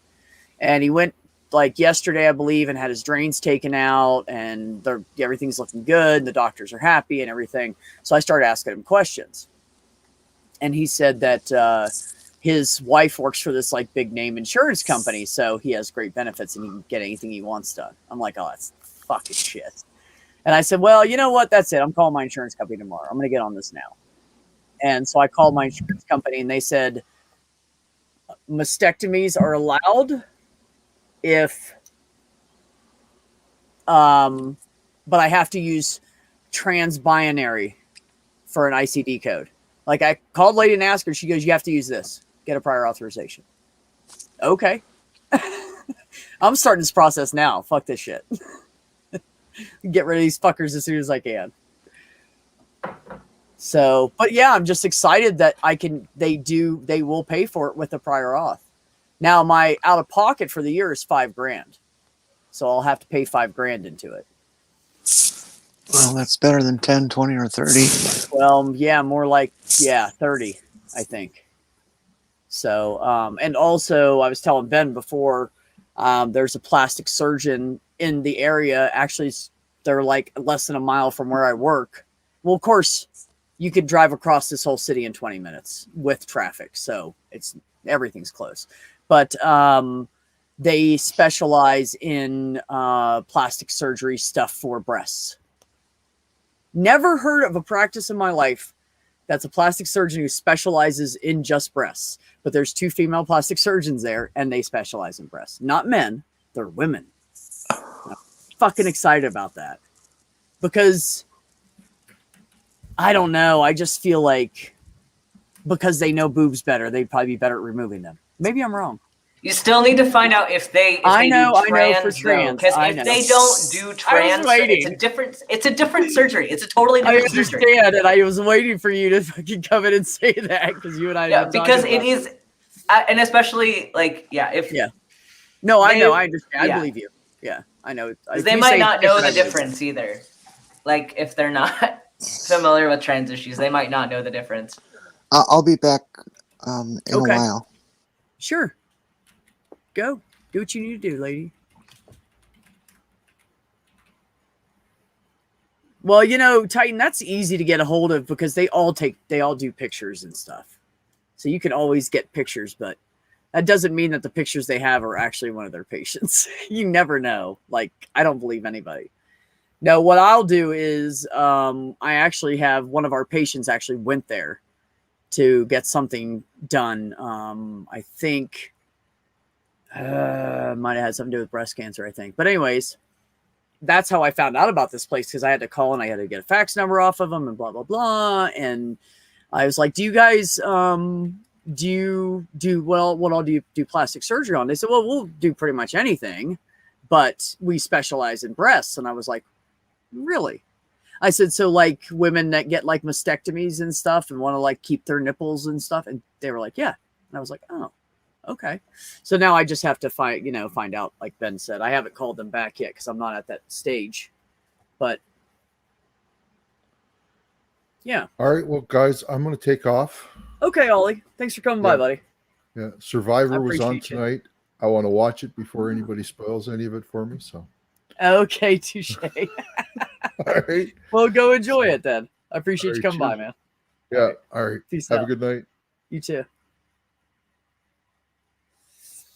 I hate to be graphic, but one of my friends had to have a second surgery. First surgeon gave him literally square nipples. Titan, there's actually a guy on YouTube who had to have 3 surgeries because they did it once, so they went back to do a second surgery, and the stitches or whatever they were using around his areolas got infected. His nipples got infected basically around the outside edge. And so they had to go back and like do some shit and everything. And because it was going to cause scarring and all this crap. So they had to go back in and redo it. And now his nipples forever look a little off, which sucks for him because he's a really good looking guy. And I can't imagine him ever being a female in any way, shape, or form. Just weird. I can't even imagine it. But yeah, so he had to go back in and have like a 3rd surgery done because his stitches got infected. So shit happens for sure. And you definitely have to be careful who you trust. And trust me, there will be lots of conversations. There will be lots of conversations before I decide on anything.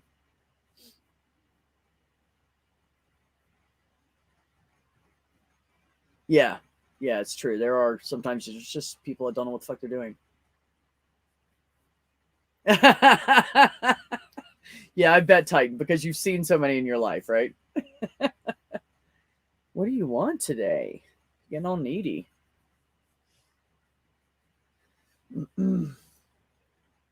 Yeah, I feel bad for the dude, like really, because I guess the way they had, because everything else was fine, and when they had to cut that out, they had to like stretch his nipple out flatter. So now it's kind of like oval shaped, both of them. So, but also people don't take care of themselves sometimes, and they don't follow the doctor's directions like they're supposed to, because they think they know better than doctors. So, oh, I know better.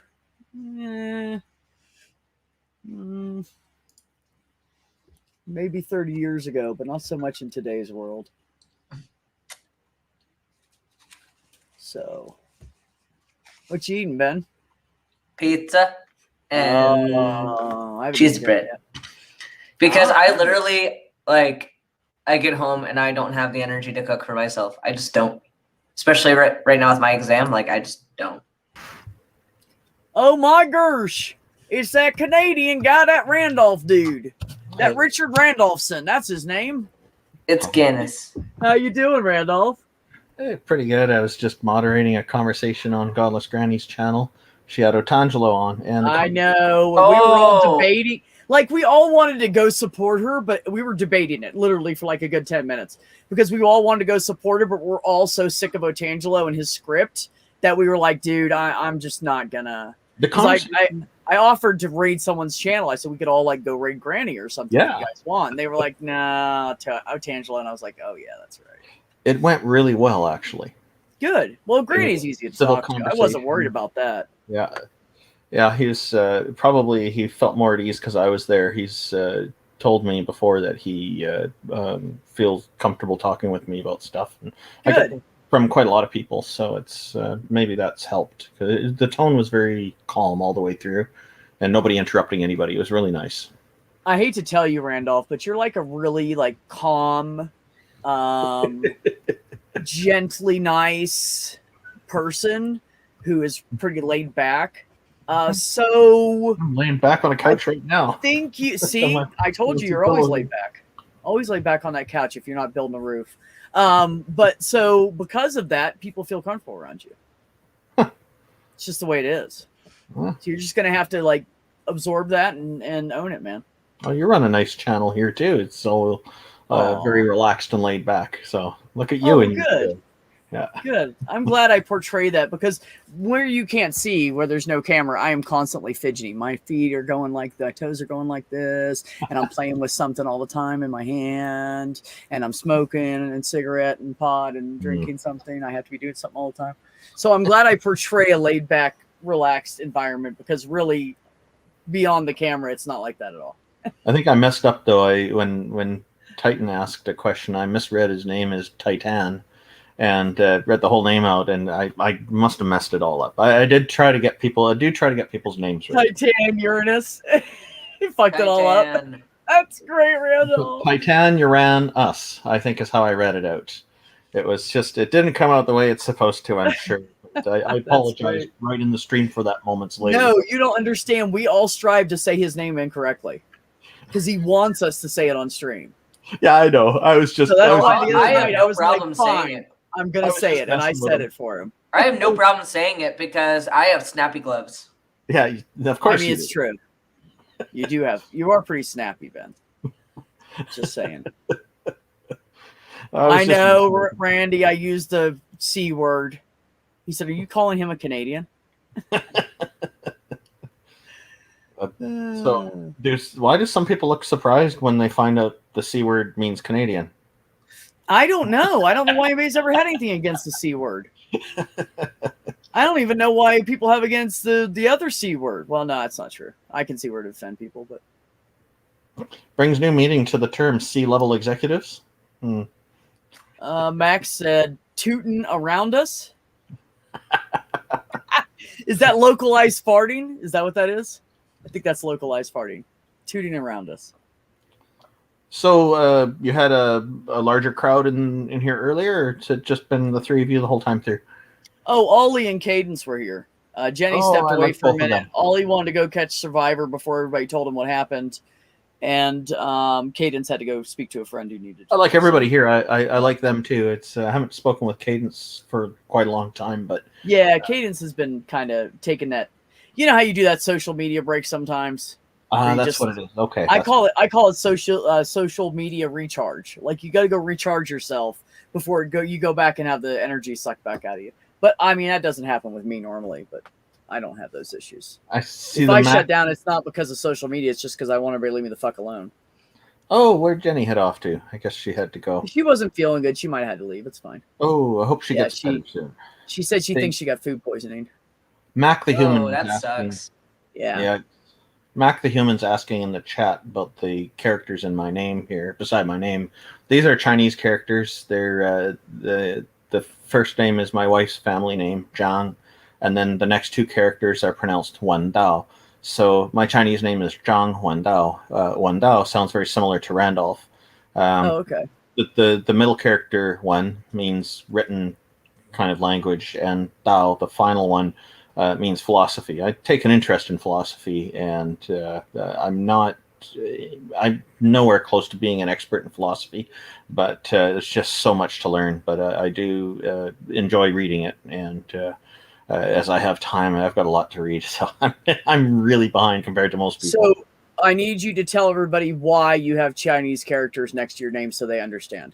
It's part of my endeavor to learn to become fluent in Mandarin Chinese at some point. Again, the amount of time I have for these things has made it quite limiting. So I've got kids to raise. Well, I've got you too. Work to do. Sucking the life out of you, man. Yeah, and I try to make a lot of time for this activism stuff that I do as well. So it's a challenge, right? But yeah. And what descent is your wife? Oh, she's Chinese. Chinese, okay. I thought that was correct. I just didn't want to say that and assume I was correct. She's from China, so yeah, it's good. Yeah. Yeah. Absolutely. Well, you know, I'm kind of like that too. Like if I start dating someone who's Hispanic, I'll be like, oh, what was that word you just used? What's that mean? How do you say that? Teach me how to, and then I go back and forth, right, with the person. The last chick I dated, she was Hispanic, and she would drive me nuts because I would. Oh no! Actually, no, it wasn't her. It was someone else I had dated. But anyways, she'd drive me nuts because I'd say, "How do you say that word?" And she'd say it, and I'd say it, you know. And then she'd say it, and I'd say it, and we'd go back and forth like 3 or 4 times. And I'd say, "Well, I feel like I'm saying this correctly. Am I not?" And she'd go, "Yeah, pretty much." And I'd be like, "No, I mean, let's make sure I'm saying it right. I don't want to disrespect your culture. How do you say it? You know?" Yeah. So we'd go back and forth, and I'd go, "Am I ever saying this right?" She's like, "Yeah." And I'm like, "Then why do you keep saying it back to me? You're making me think I'm saying it wrong." Because you say it to the person back and forth, and when they get it, you go, "There you go. That's it. Say it like that again. There you go." But she didn't do that. She kept repeating it back to me. So we're going like back like 12 times. And I'm like, is this ever going to end? Or are we just going to be stuck in this loop of saying this word back and forth? That means like pizza or something. I don't even remember what it meant now. I don't even remember the word now. But it was just funny. I was like, so is that right or not? She's like, what? Yeah. Just fucking like that was just like a mind fuck there for a minute. Kind of a nervous tick for some people, I've noticed. That they like you'll ask, "Oh, hi, how are you?" They'll ask, "Oh, I'm doing well, and you?" "Oh, good." And then they ask the same question again. Yeah. And how are you? You just asked me that. Fine. No, that's called I don't know what to say. Yeah. Mm-hmm. Yeah, it's awkward. It's an awkward moment. Yeah. Yeah. Yeah. I always find something like some lady said something to me at the grocery store. We were talking about something. Somebody did something weird. And we were like looked at each other like, what the fuck was that? You know? And so she said something to me and I didn't know like how to reply, you know? So I just started talking about stuff in the grocery store. You know, like, oh, did you see these? Can you believe this? They have Kit Kat cereal now. Like, let's truly try to give our kids more sugar for breakfast. Let's we need to try harder. We need to do better. For US. We need to do better and have a whole candy bar. Just let them eat the candy bar drenched in milk. Like, let's do that. For over a year, I've been enjoying these Reese peanut butter cup corn pop hybrid things. They're great. I think I remember you telling me about those. Those are really good. Yeah. I don't like the Reese Puffs, but I love Reese's. Yeah, Reese peanut butter cups are my favorite. But yeah, the puffs, like they're actually pretty good. But I like breakfast cereals, so I don't like Mr. Kellogg for promoting circumcision and causing people to cut deeper. But I do like the food. Right. Actually, my brother Richard, his favorite are Reese's peanut butter cups. Oh like yeah, one of his favorites. Yeah. they've got a giant one that's bigger than a hockey puck that you can buy. Oh And yeah, I know. I've had Yeah, they got all those a different. couple Yeah, they times. have those. They're the big cups, Yeah, you don't want to finish that in one day. the king size big, because it wasn't enough that they made big cups. They Yeah. made king size big cups, so They're- they're like this big around. They're flying off the shelves here. You go to the stores; they're very often out of stock all the time. People keep buying them. Like I see them load up just like all the other candy bars. They're best sellers. These things, amazing. They're Have you selling seen a lot. Have you seen the Reese cups that they changed the tops on them? No, we don't have So those here. they made it chocolate lovers, Uh-huh. so it was like an extra thick piece of chocolate on the top, Oh, and okay. there was a little less peanut butter to it. Yeah. And then the other one was peanut butter lovers, and instead it had like a peanut butter chocolate on the top of it. I've heard of these. You were talking about these before. Then there's another one that what is it? There's one that's like straight peanut butter now. I think it's got white chocolate on top or something like that too. I tried those There's once. like four Pretty different kinds, 5 different good. kinds. Actually, pretty good. Yeah, there's I some with prefer just them peanut all. butter. It's like just all peanut butter. Yeah, it's all peanut butter. It's peanut butter chocolate, and then the peanut butter in the center. Yeah. Yeah. It's like, what's the point? I actually prefer real peanut butter with chocolate dipped in it. Like, Yeah. if you get the not the good natural stuff because it doesn't have added sugar, but if you get like what is it like Skippy or whatever, Yeah, one of Skippy's those is the best really one. loaded with sugar. If you get that and just eat it with chocolate, it's fucking amazing. The best one that ever It existed really was is. the best one ever existed was Squirrel, the one with a peanut on top. Hello, purple rhymes with orange. And, Purple. Purple. Hello. My favorite are the ones that have Reese pieces stuffed into the bigger cup. Oh, Oh, yeah. I've seen Reese's those. in the yeah. I've seen pictures of those. Yeah, I remember those. Well, part of my job when I worked at that fucking pharmacy retail place, drugstore, I did all the candy and food in there. So I've seen everything that's candy. And every time we got something new in, I go, put that behind the counter for me. Hand it to the cashier. I'll buy it later. They try to get some of that shit. That looks good. But I did that with all the snacks and everything. Oh, we got a new cereal. I want this. Corn pops I liked a lot when I was younger, and but the Reese peanut butter puffs are really nice. There's Yeah. a lot of different breakfast cereals that are mixed in with chocolate bar themes now. Don't they call them Reese Puffs here? They have Hershey Puffs, which are based off the Hershey Kisses now. Oh, are they? I don't know if that's good or not. They shaped like those little kiss. No, chocolates? they're like puffs, just like the Oh, Reese's have the little round puffs. They didn't make them at least look like little water droplets. That would. I know. I kind of thought they should do that, or Yeah. like maybe make them look like chocolate bars. or something. Then they'd But have I to think they're build. just Then they'd have to round. create all new machines. It'd be too expensive, and the It's stockholders. probably the would- same people making the shareholders Reese's complain. Puff. Shareholders They would just- complain. Yeah, same people making the Reese's Puff. They just said, "Hey, let's make a Hershey's Puff now." Yeah. Yep. you're Well, kidding I me. like that Reese's go all in for Halloween. That they've got them out in the orange and black wrappers now. Yeah. Yeah. I also like the wagon wheels. When I was a little kid, I'd go different neighborhood. I'd fill up sometimes, typically about 5 pillowcases full of candy, and I got exhausted. But I got out early and stayed up to midnight to do it. And there's this one house I would always make sure it's on my route to and from wherever I'm going. And I'd stop there because the guy always hands out a wagon wheel, and I ended up with a whole bunch of wagon wheels at the end of the night. I'd just go in with different groups of kids each time, and it was good. Which one flew over everyone? Perp? What? Did I miss something? Was I Reese's distracted by being the in chat? orange and black wrappers. They always are. I thought it was No, orange. and well- dark brown. It's actually like a Like the brown yellow. black. Yeah. The original Reese's is not quite black. Yeah. You put up against something that's like a black wrapper, like Milky Way Midnight, it looks a little more brown. Yeah. So I always think of it in my head as brown, but you're right, it is technically black. It's a brown black, but it is technically I black. have. I You're think they have some Halloween wrappers now that are. I wasn't paying attention. I was reading the chat at the same time. Yeah, I saw them in the store recently. Yep. I hate that Those little dark cheap chocolate kid ones. candy they sell at every fucking holiday. It's Palmer's. It's Oh, yeah. nasty. Yeah, It's like it's chocolate waxy wax. stuff. Yeah. Oh, it's gross, man. It's just And like it's popular. I swear they used like carob Ow. and a lot of milk. That's what they did. There's no real chocolate in that shit. It's chocolate flavoring with a lot of milk. Yeah, no, I don't think it has any real cocoa in it at all. I don't think so either. Yeah, it's like those, artificially flavored chocolate chip morsels in the store. Oh yeah, the no. generic ones. You No. can't get those. You got to get the You gotta real buy stuff. the name brand. I know. Well, it Gotta doesn't have spend to be that the extra name buck brand, but 50 you on have the to make bag. sure it says real chocolate. Some Yeah, of the no, you're store right. brands are good. Well, no, it's true, but I mean, just anything that has real chocolate is going to be $1.50 more per bag at least. You just Oh, have yeah. to spend the $1.50. Yeah.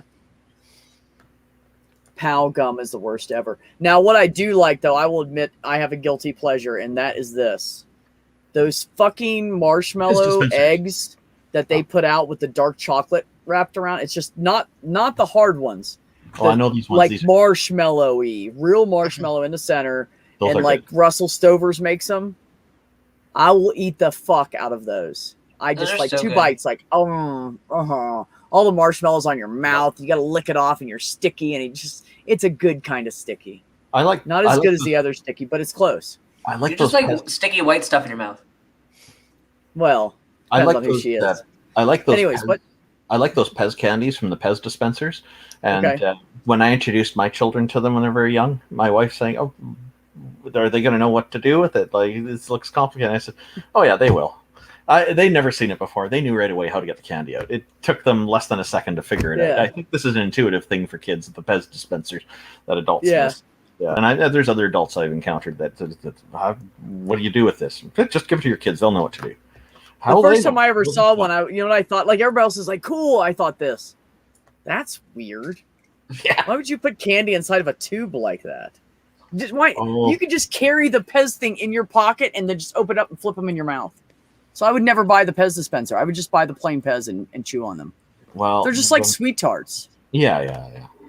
No, actually, they're better. Everybody, it is Titan your news. Yeah.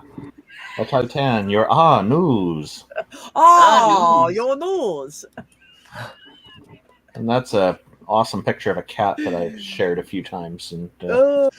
that How sounds you like a doing? dog barking. Or was that a barking spider? What's that? Was that a So how dog are barking you? or a that's barking spider? That was me coughing. Barking. Oh, okay. How are you, man? How are you? I'm good. How is everyone? I never Good. joined these things. Feel I- blessed. I hope you I got know a you chuckle out of don't. me mangling your name on Godless Granny's stream there. Titan never comes Well, in. this way- You have been on one of my streams once for like 10 minutes or something, I think, or 5 minutes. Yeah, my phone was dying that night. I've actually got the charger attached tonight, but Oh, that's good. I think I've been on your brother's stream one time when he reached 100 subs, and I've been on Matt Oh, okay. Diggs to play some kind of game or something I didn't really understand. So Yeah, when they do like Quiplash or whatever, right? Or you don't know Jack or whatever, That- right?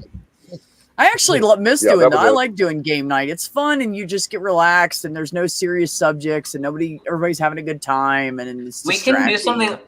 I was thinking about doing something like that with there's an online like Cards Against Humanity. Oh, I would love to do that. I love cards. I'm The a one- sick fuck. I love. Yeah, the Cards one Against- caveat would be like if we did it streamed, like the audience would be able to see my hand, but they wouldn't be Oh. able to see any of yours. But I'm fine with that because it's all about being funny. So Well, you know what? Shan, when she streams, I wish Donna was still here. She's the only one that knows who I'm talking about, probably. Shan Camp. When she streams, if she's trying to cover it up, she puts a small overlay, so it just covers up that part of the screen, and you can still like see people's icons and shit. She just puts a small overlay over top of the screen. that's a good point. Yeah. So you have to you take a picture or something and make it smaller and keep the transparent canvas on it, and then add it in as a overlay onto your StreamYard. Love that cat picture, Titan. And that way you can just cover up exactly where your cards would be. hmm Yeah. That was just for you. The Night, rest Kate. of the picture is actually Love you. a salad in front of the cat. That's why he looks that way. Yeah, I know the picture. Yep. Night, Cadence. Good night, Cadence. It's great to see you. Oh, and Simus Funk is in the chat as well. He and I have taken to adopting each other as brothers. Now we got to figure out if the paperwork's possible. Yeah, well, 2 different countries might be hard. We're both Commonwealth. It may be a little easier because of that. Still a challenge. Touche. Depending Titan on which is side of real. Tell us everything. And Titan said, "But am I, though?" Commonwealth sounds like a socialist idea to share the money. Let me tell you something about getting married and divorced in a Commonwealth state. I lived in Virginia and I got married and divorced. And to get married, it was $35 for all the paperwork and everything. And to get divorced, it was like $300 and something in an amicable divorce. And this was in 2001. So I said, well, this is amicable. This is expensive. And the lady said, Virginia's for lovers, not for fighters. I see. I see. Simus is saying he grew up in Canada, so I replied that reminds me of a quote from a famous person. I love California. I practically grew up in Phoenix. Dan Quayle. So I guess I'm from California. Look, then. I have to ask: are these Dan Quayle quotes real, Randolph? Or are they all made up? Yeah, they are. Are they? They were literally shit he said. LP. Genesis wants a link. Oh, I know some of them are. He's got, Randolph has come up with a lot of them I haven't heard. Chat. No, these ones I've checked. Like, if they're fake, I've got a note about it. But there's another one here. It's wonderful to be here in the great state of Chicago. Dan Quayle. Is Simus really from Canada, though? Now I'm confused. Ask him. Are you? Did you really live in Canada? You're like from Manchester or somewhere. Yeah, he's somewhere over there. Yeah. I'm just going by accent, but I'm not doxing him. Yeah. Like another thing Dan Quayle said is, for NASA, space is still a high priority. I've got a collection of Sarah Palin quotes. Does he know what? Does he know what NASA stands for? Does he even know that? I have no idea. Space is a priority. Well, by God, it better be. Another one is... we don't need NASA. We just need to nationally legalize weed. Then everybody can get to the moon. Another good one every night, Purple, every night. Another good one is bank failures are caused by depositors who don't deposit enough money to cover losses due to mismanagement. Dan Quayle.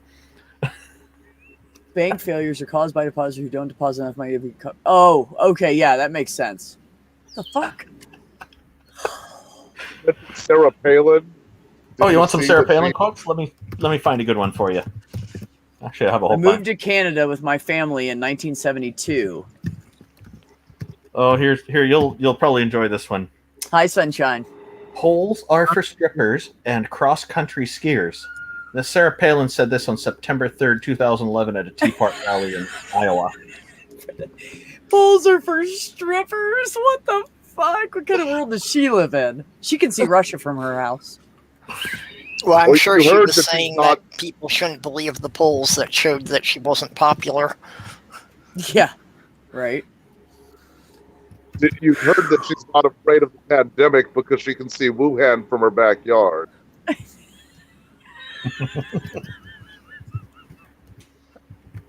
Hi, Jen. How are you? Not bad.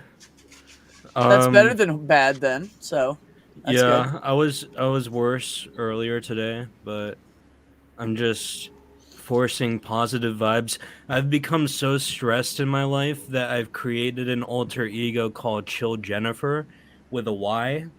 So JENYFER. Oh, cool.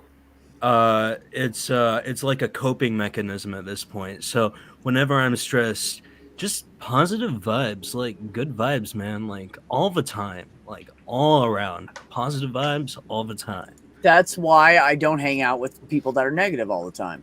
I can't. So Yeah, I am created negative an all the evil twin? time, though. That's the thing.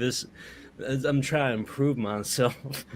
With Good. You should improve. I mean, you're at the right age. You should be doing that. You should be doing that for about the next 15 years. At least, if not more. If not your entire life. I'm going to tell you my favorite Sarah Palin quote. On June 26, in 2010, at the Oil Palace in Tyler, Texas, USA, she said, "I would have waived the Indiana Jones Act, and some unions might not like it. Not union membership, but the union leaders, too many, who are thugs." Like, she called it the Indiana Jones Act. There's an Indiana Act, and there's a Jones Act, but there's no Indiana Jones Act. Someone call Harrison Ford. There's too many thugs in those Indiana Jones movies. But she's calling people thugs too. It's like she's doing a whole bunch of stuff in front of a bunch of thugs, of oil thugs. At that. It's like, wow.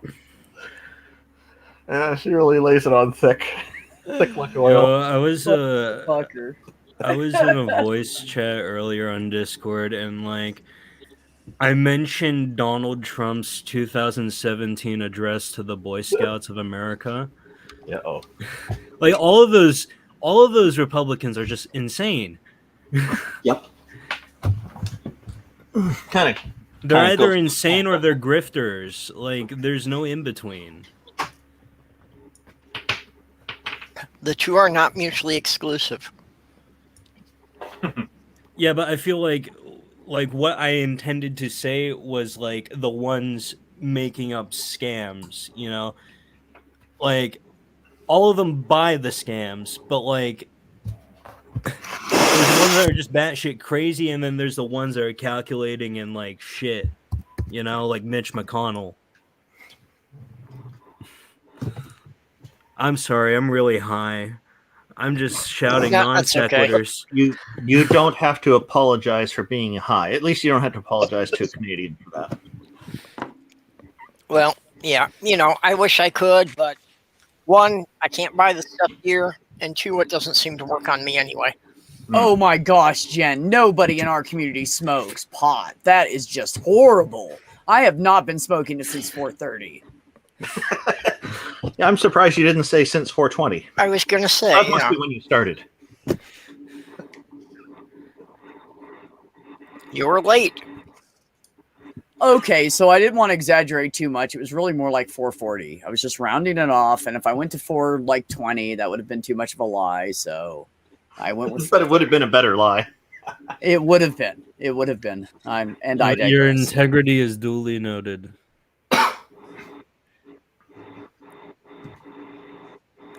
Holy shit! I want to rip my skin off. Why? I'm diseased. Got the purple light. Hey, I have to get going. I'm sorry. B, it's been a pleasure. It's good to talk with all of you. I have some stuff I have to get done here, so but I want to talk in for a few minutes. Okay, Randall. Yep, you did a nice job with Granny. Oh, thanks. Yeah, I'm glad. Thanks for coming by, Randolph. I have to watch that. I missed it. I need to watch I'm gonna I'm gonna watch it later tonight. All right, take care. Bye-bye.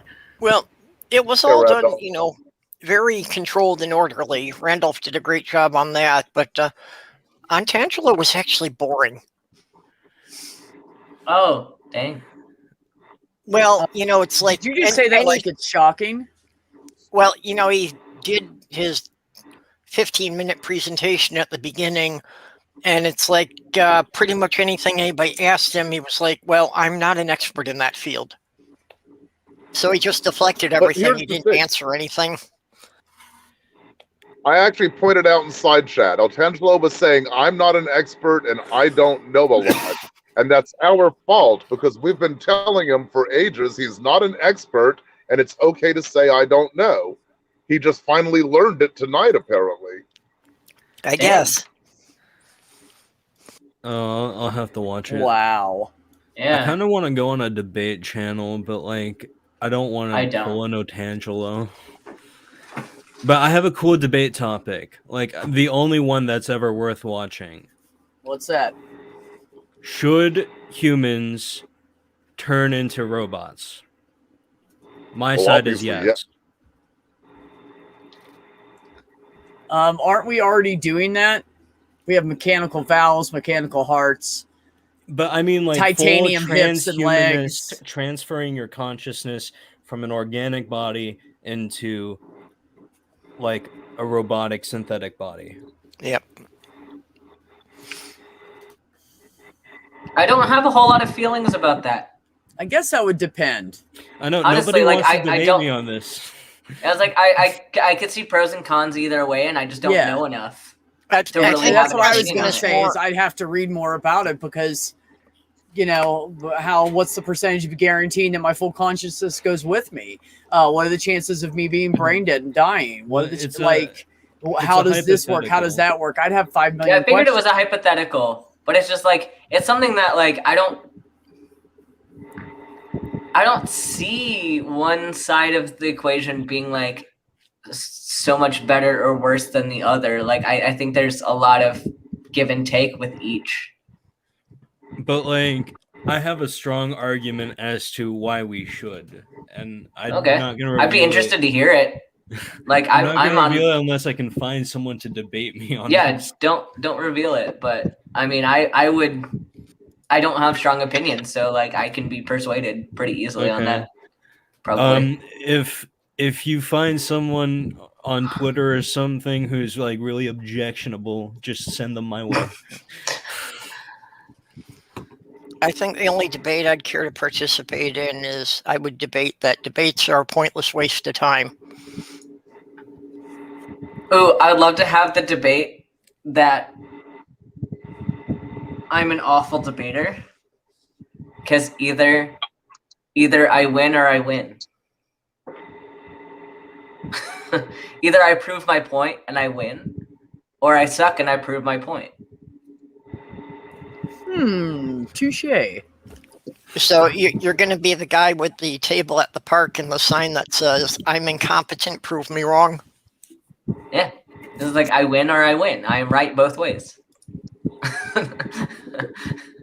Just kidding. I wouldn't actually like. I did some debate club. It's like just kidding. No, I did like some debate club in high school and stuff, and like it's fine, but I don't know. It's just mentally exhausting for me to debate, to like do an actual debate.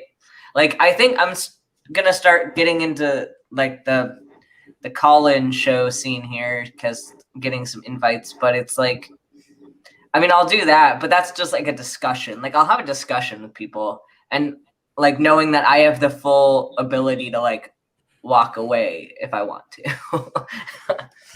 But it's like I don't think I would be much interested in like a formal debate. Ox, we're already working on that. Have you We're seen already these working debate on channels? destroying ourselves. I've seen them. They're train wrecks. They're not formal at all. I know they're train wrecks, and that's why I would hate it, because I would go in as an honest interlocutor with science on my side and just basically have someone yelling at me who doesn't know anything about science and is just loud. Like, I don't see the point in like someone who's just going to win because they're loud. Like, that's not fun to me. And Even even if they're it's going to a be proper- inconsiderate and an asshole and rude and all that stuff and make you look like a dumbass because that's the only way they can win. That's why I don't do anything like that. It's not worth it. Even if it's a proper structured debate, that's really just a mental sporting activity. Because you're never going to change the minds of somebody on the other side. You all bring up very good points. But you can convince people in the audience, and that matters. But it's just like the fact that you can't, like, the truth is the truth. And there's certain things that, like, I don't care how you argue it. Like, your ability to argue does not change the truth. So, like, if I come in with legitimate science and you come in with amazing rhetoric, it doesn't matter how amazing your rhetoric is. My facts are still facts, but you're going to win just because your rhetoric is good. So it's like, I don't think it's super effective for like really serious discussions. Like, I mean, it makes sense for like with Jen, like you're talking about a hypothetical situation, like hypothetical debates great, because there's no facts really to go off of. That's why I would never do an actual fucking debate. Like, I'd never debate like a young Earth creationist or like, I don't know, a fucking NIFB. Yeah. No, because it's too stressful. It's all about the presentation. It's whoever's got greater charisma is going to win, regardless of the facts. Mm-hmm. And something we're trying to do right now. Sorry. Oh, I get people on my channel, and this comes a lot with, like, one person showed up in my comment saying that there are these 3 doctors that spoke to the Senate about ivermectin, and because they spoke so flawlessly, they knew what they were talking about. Like, this is dangerous because they have charisma. They do not have the facts, but people are believing them because they seem to know what they're talking about. And I think that's super, super dangerous. And I wonder, like, what we can do to kind of, like, get past some of that in terms of, like, do scientific experts need to invest some extra time in learning how to have discussions? Do we need to work on our communication skills? Because I think that might be where we're losing people, is that we just don't know how to communicate. Well, we don't know how to communicate. Create a new job of science communicator. Yeah. Okay. Wait, what were you trying to say, Tony? I mean, Titan. I'm sorry. That's okay. There's a creator on Twitch called Homozygote, which is not spelled the way you would think. And he has like a first lieutenant. His head mod on his Discord is Read and Rap, and they are both scientists. One of them is a neuroscientist. The other one's getting a PhD in molecular biology. Extremely well spoken. I mean, they really both ought to go into science communication anyway. And we've got them.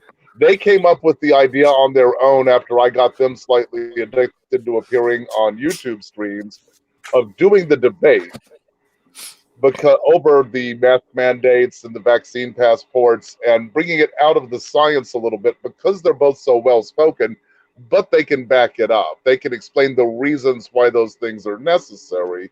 So we're just looking for someone willing to debate the other side that isn't, a wackadoodle at this point. I mean, I guess they all are by definition, but but if we can get that, it's all about getting that scientific information, letting people hear one time the reason why those things are necessary and those passports are necessary, so that they have the arguments to give other people. To, get it out there in a way that's palatable and words they can pronounce, so that it can actually be repeated, is important. And what Ox said, stupid people will always be stupid, but at the same time, not everyone's stupid. Some people are just not convinced. And if you can convince them, you've saved lives. So, well, unfortunately, what's happening in the U.S. is that the people are just choosing which side they want to believe, and they don't care about the facts, and they don't want to learn. But that's why we're trying to make the actual conversation be about the facts, be about the science. We know it's not going to have a huge audience. I suggested we actually try to hit up modern day debates, but James isn't going to have that on because it's not going to be a dumpster fire. So, I mean, it might be, but there's no guarantee. So.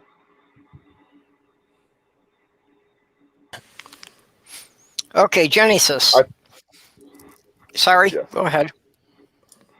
I was gonna say, that's why I'm saying I think debate can be important. I think it's often poorly done, especially on YouTube, but it can be important. No, I can agree with that. I mean, it is important to talk about the facts and shed light on them and put good information out there so people actually have good information to work off of and to think about. But the problem is that's not what happens here.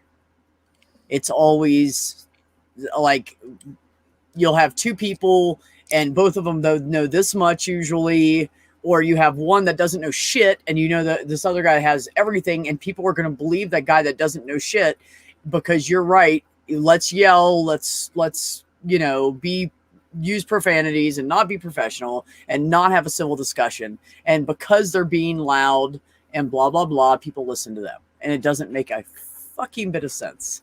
Wait, but what if I have all the shit and I'm loud and I'm toxic as fuck?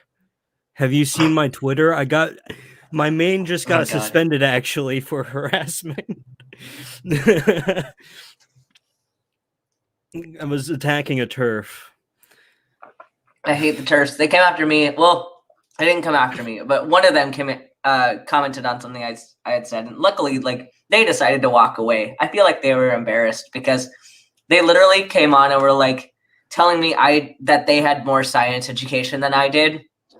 I'm like, I doubt it. Like, I guess they're a science teacher, but they were trying to say that, and I think I'm going to make videos on this because I realized I do want to go in more detail on something, but it was the whole debate of sex is like determined at conception and that it's fixed and that nothing changes. And this all goes into like differences in sexual development, erasure of people who vary at all from the typical. And I keep trying to tell people like atypicality is not an excuse to eliminate a portion of the population. Like, you don't just get to say, well, those people don't exist because they're not the norm. Like, what even is the norm?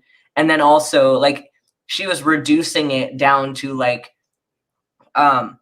saying that conception was the trigger for the pathway, therefore it's predetermined at the trigger. And I was like, it's not. Like, that is just a trigger. Like, everything else follows. Like, it's almost like a weird like predestination argument, but like in sciencey terms, like, oh, you had this trigger happen and there's nothing you can do after that to change anything. It doesn't matter. You cannot alter it. It's this one event that matters. It's like, no, but you can alter the pathway at any step. And if you're reducing this whole process down to 1 point, you're saying like this entire pathway is 1 point, and so this 1 point can't change. It's like, no, but you're taking this entire pathway, making it 1 point when you should be looking at the entire pathway.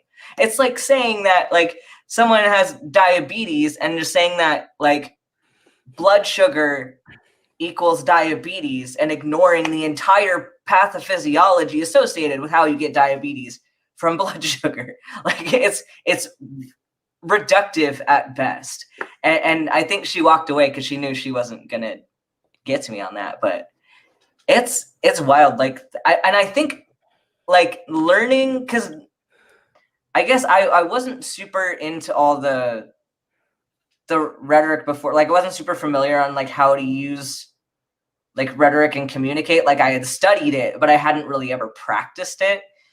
And I think like being in atheist YouTube has helped me a lot, and having these conversations, because now I have the actual data and the facts, and I can finally understand like what people are trying to do to like manipulate their words. So I think I'm going to end up being a dangerous force for humanism once I figure all this out, but I'm still kind of learning as I go. Hell yeah. And we lost B. I do like the term fart. I like that. You did not lose me. I'm cooking dinner because I'm starving and I watched you eat, and I can't handle it anymore. Oh. Ben, are you familiar with Transamerica, the show on the line? The one on the line? Yeah, I watch that one every week. I watch it every week. Yeah, no, I'm joking. That's where I met you on their Discord. Oh, yeah. So, you know, one of the things that I think is very true is that trans men are not well represented in the community, in the online community. We're not. And that's one of the biggest problems, because, you know, you're arguing with a TERF who is that you're like outside of their bailiwick almost. Why do they care about you in a way? But you do have to care about them. And it's funny too, because like I think like a lot of times these people intentionally avoid me because like people will call in with their weird medical questions to like Transatlantic or to other like skeptic shows. It's like, yeah, they're not experts. You're talking to people who aren't experts. And then I pop in the chat. I'm like, hey, caller, you can talk to me about this. Like, I have a degree and I'm getting another degree. And then nobody hits me up. Like, but why? Why are you scared of me and my actual degree? Wait, because you can't manipulate me with your bad science? Because that's a cat. She's just going to stand right in front of one camera in the whole room, right? They don't want an answer. Yeah, they don't want an answer. No, like, they don't. I can You're give you an answer. Wrong. Like, I can give you a real answer. It's like, so I feel like it's not a real question, and it's like people wanting attention. Like, they want to be platformed. Randy said, wait, we're fighting the Turks again? Yeah. Oh, damn it, Randy. Can't take you anywhere, man. No, I wish I was smart enough to like actually debate people. I'm really good at research, not really good at information retention. That's why I used to do response videos, because I could just immediately edit the content and then forget the information. Excuse me, ma'am, but let me say something. It does not make you stupid. That means that makes you uninformed.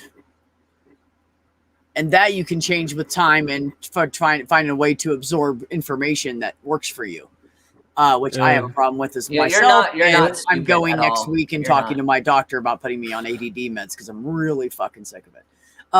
Anyways, so yeah, that doesn't make you stupid. No, you're not. Yeah, stupid. I was just being a little bit cruel We're talking to myself. about people that cannot learn at all, or do not want to, or don't care to, or don't want to listen. Yeah, it's people that don't want to learn. You are willing to listen to other people, so not the same. Yeah, the most annoying people are the ones that choose not to learn. It's very smart to recognize your limitations and work with them. You're doing the type of videos you can do that work for you, which makes you smart rather than trying to do something that you wouldn't be very good at. And there's also something to be said too about like communicating at your own level of knowledge, and because there are certain people that you're going to be able to reach that I'm not going to be able to reach, just because I don't like, just like you don't know what you don't know. Like, I don't know when my communication is ineffective a lot of times. Like, I don't know what other people don't know. And so like, I'll start talking and like, wait, this is not something that people would understand. And then I don't know how to put it into words.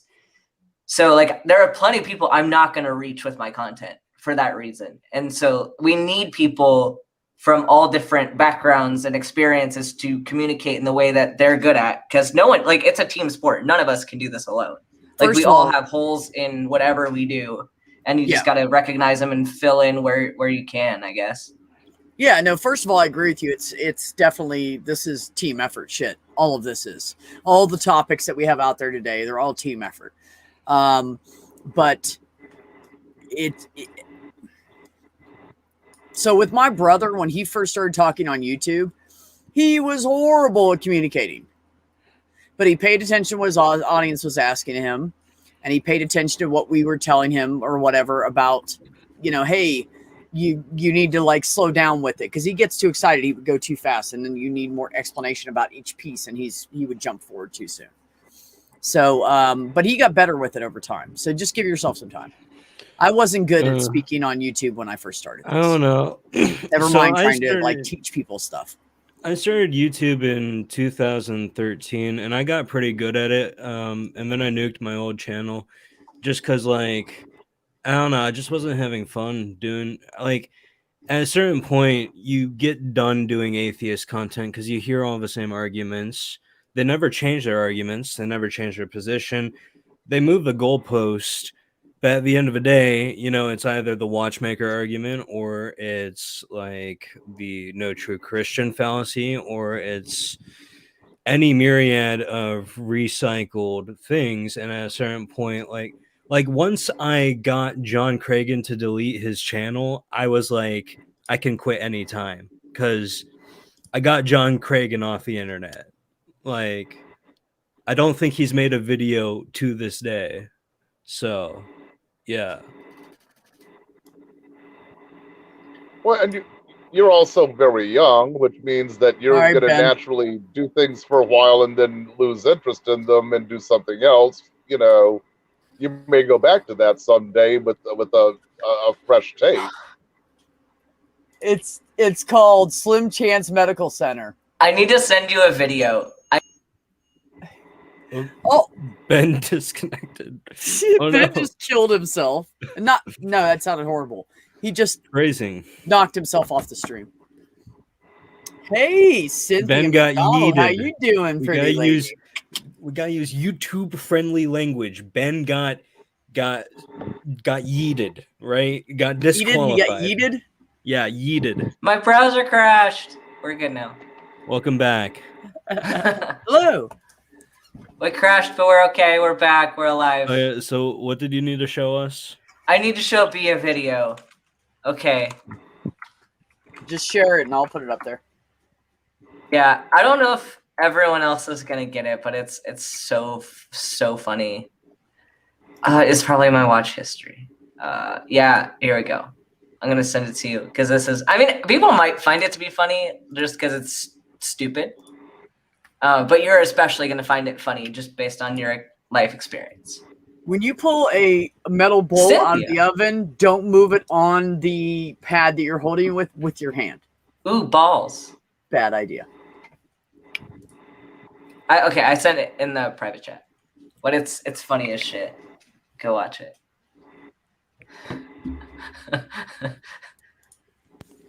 Okay, B, what about if you're pulling a metal bowl out of the microwave?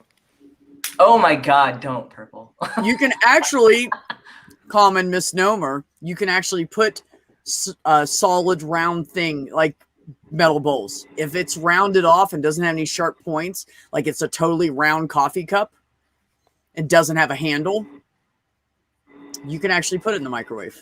I wouldn't I'm not suggest gonna taking a try it. risk because you have to make sure it's the right kind, blah, blah, I blah. want to do But- what a fellow statesman of mine did and microwave a microwave. I want to see God. Hold on. Is that how you see God? Have I missed it this whole time? I don't know. The guy died, so like, if God's real, he definitely saw him. Hold on. I don't know. If God's hidden my entire life, I don't have much faith that he's going to show himself when I die. I found Baphomet in a piece of toast. So it just means LaVeyan Satanism's real. You ready? Yeah. We don't have to watch the whole thing, but like at least a little bit. Oh, you gotta share your audio. Now, I once did. was a crew who checked on scene. Oh, there we The go, okay. name of the crew. It's not coming through? Engine 3 No, it's coming Yeah, through. now it is. They did not see the ambulance Okay, there that thank you. night. I can never hear it. So. Soon may the ambulance come to bring Oh, our wow. party to take our bum. One day when the bus gets here, we'll pack our bags and go. The eyes of the man show pure surprise. Because we all know the fire Now department lies leaves in as soon you as the of ambulance his comes. red They don't and actually black. take patients anymore. Soon may the ambulance come to bring our party to take our bum. One day when the bus gets here, we'll pack our bags and go. It's lagging pretty bad on my end. To his Yeah, nose, it's but kinda his breaking eyes up. back. There she blows, they're not quite sure. All right, toast. That was for B, because like if you work in EMS, you know that like private ambulance gets like turfed with everybody, and the fire department often like they'll be the first ones on scene. They'll take all the credit for all the cool stuff, and then they'll leave and make you take Yep. the patient. It's absolutely what they do. Here, guys, I'll just put it in the chat, and then you guys can go. Take Yeah, a it's look. Hey, stupid, Neil. but it's so funny. Neil. Neil. Hey, Neil. Stan. Dad. Oh, never mind. Everybody stand. Got 2 more questions. I'm actually doing really well on my questions tonight, so I might not do the full 100 like I was thinking about doing. I'm only gonna do 40. Just so you 'Cause, like- guys know that came in late, Ben is studying for his shelf exam. Yeah, And I told him am it's just a self-exam. shelf. How long could it take to examine it? But He didn't think it was 2.5 hours. Did you get About that thing with like the little about bubbles 6 in it? months. What's that, Jen? Did you get the thing with like the little bubbles in it? Oh yeah. That's how I examine a shelf. Make sure Yeah. it's level. It's the little thing with the air embolus in it. Yeah. Yeah. That's what I'm calling it.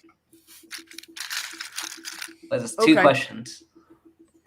Yeah, I was not expecting to do this well today, so I'm guessing my previous studying actually helped because, like, I was just nervous because I was doing shit on my questions earlier this week, and I don't know if it was because I was exhausted or what, but like I was not doing. Probably. And then now I'm doing fine, so I'm gonna see what my percentage is, but. Just Nerdy wants to answer know the if there's 5 any questions, brackets. 3 questions, sir. I'm sorry, Purple. I just walked all over you. What? It's all right. Nah, it's just throwing a bit Monty Python in there. Never mind. Oh. No, do it. I love Monty Python. Just Monty answer the Python. 5 questions. 3 questions, sir. 3 questions. Yeah. Just answer the 3 questions. What is your favorite color? Blue. No, black. Ah.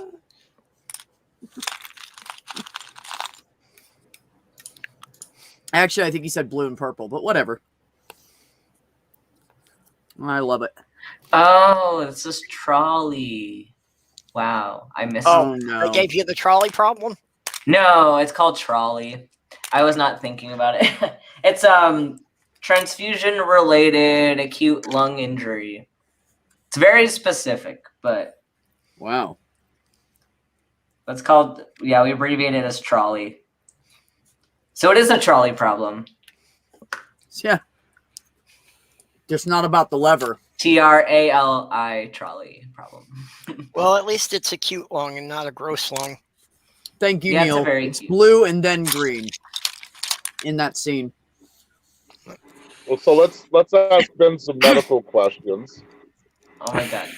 Ben, I have a friend that fell off a roof recently and broke ribs, and they brought him to the hospital. Obviously, he was pretty injured, and the hospital sent him home.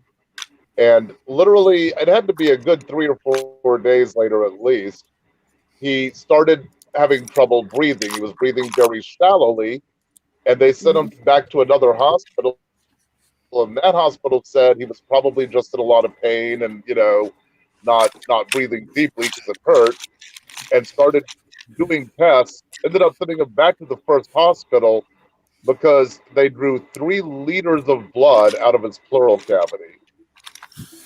Did they not So, do an how do you- X-ray or CT? They didn't I mean, X-ray it or CT it at all. Nope. That's what I was about to say. That's why I was shaking my head. I knew that's what it was. Well, potentially. Although, like they will CT and X-ray the shit out of anybody. So I'm hesitant to believe that they didn't. But Good point.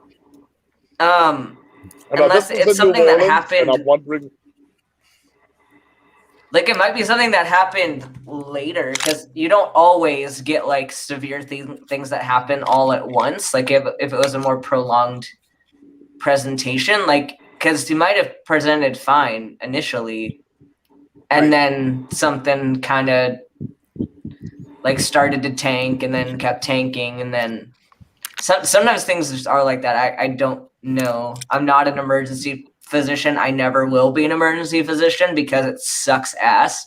And Ben, let me- I have Go ahead. I'm sorry. and there are things with emergency medicine that like their job is to like stabilize and pass you on.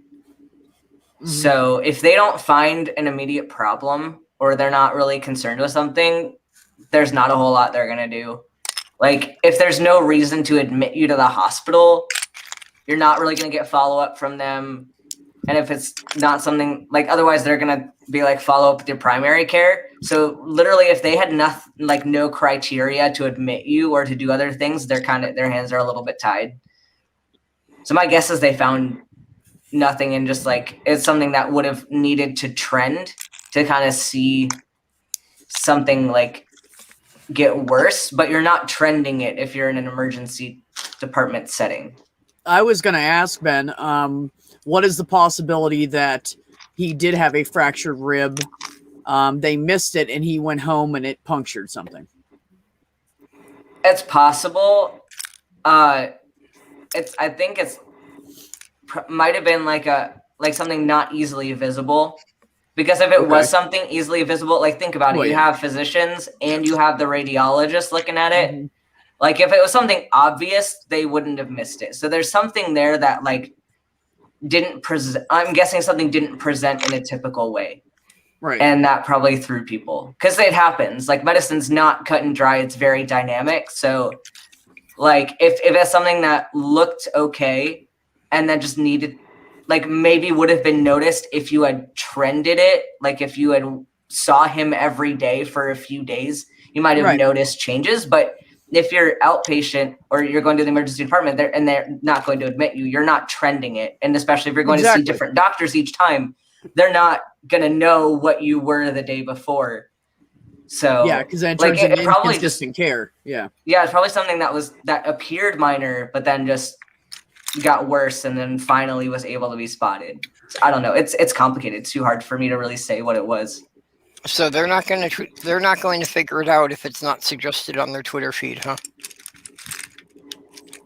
Well, just like you're supposed to follow up with primary care if it's not something that you're going to be admitted for. Because if you're going to go to the emergency department, like the ED has two options. They can admit you or they can send you home. That's really it. And there are certain criteria you have to meet to be admitted. Like I'm not going to admit somebody. Like occasionally, certain things you would admit for observation, but that's things like if you're expecting someone to have a heart attack or expecting, like if they have really high risk factors for something, then you might admit for observation. But like you're not going to admit somebody if there's nothing that you're going to do in the hospital differently than what someone's going to do outpatient. Right.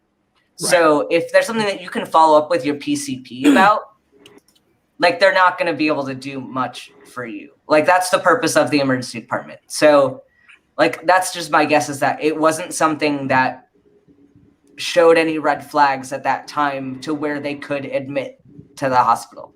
Right. I would agree with that. 100%. So, and it sucks. And like, I wish that people would present more like textbooks and it was so easy to get stuff, but like people are mysteries a lot of times and it's just sometimes you just don't know. You know what kills me, Ben? I think it's not really funny, but kind of funny. The fact that these people will go around and tell doctors they don't know what they're talking about with the COVID, any mask, anything related to that. Yeah. But then if they go into the doctor and the doctor misses one little tiny thing, you're a horrible doctor. Yep. That's how it is. And there's certain mistakes that obviously should, like, you should always. But now you think I'm a doctor that should know everything. Now you think that. But over there, you don't think that. Yeah. And certain mistakes should obviously, like, not be missed. But, like, that's determined kind of on a basis on, like, what other doctors would do in your particular situation. Like, if you were to prove malpractice in court, you have to prove that you did something differently than what the majority of other doctors would do. And so it's like, yeah, we like certain mistakes. Like if you missed an obviously broken fracture, like, yeah, don't miss stuff like that. But it's so dynamic. And it kind of bugs me a little bit when people think it's that easy to just like pattern seek and figure out a diagnosis, because it's absolutely not like that at all. And people don't present in the same way. And there's a lot to think about. And it's really scary. And then making these judgment calls where you don't know if your treatment's going to be worse than what like the alternative is. And you have to make a call. And at the end of the day, like you do have to own up to it. And it sucks. Yeah. Like I'd rather not make a mistake. But yeah,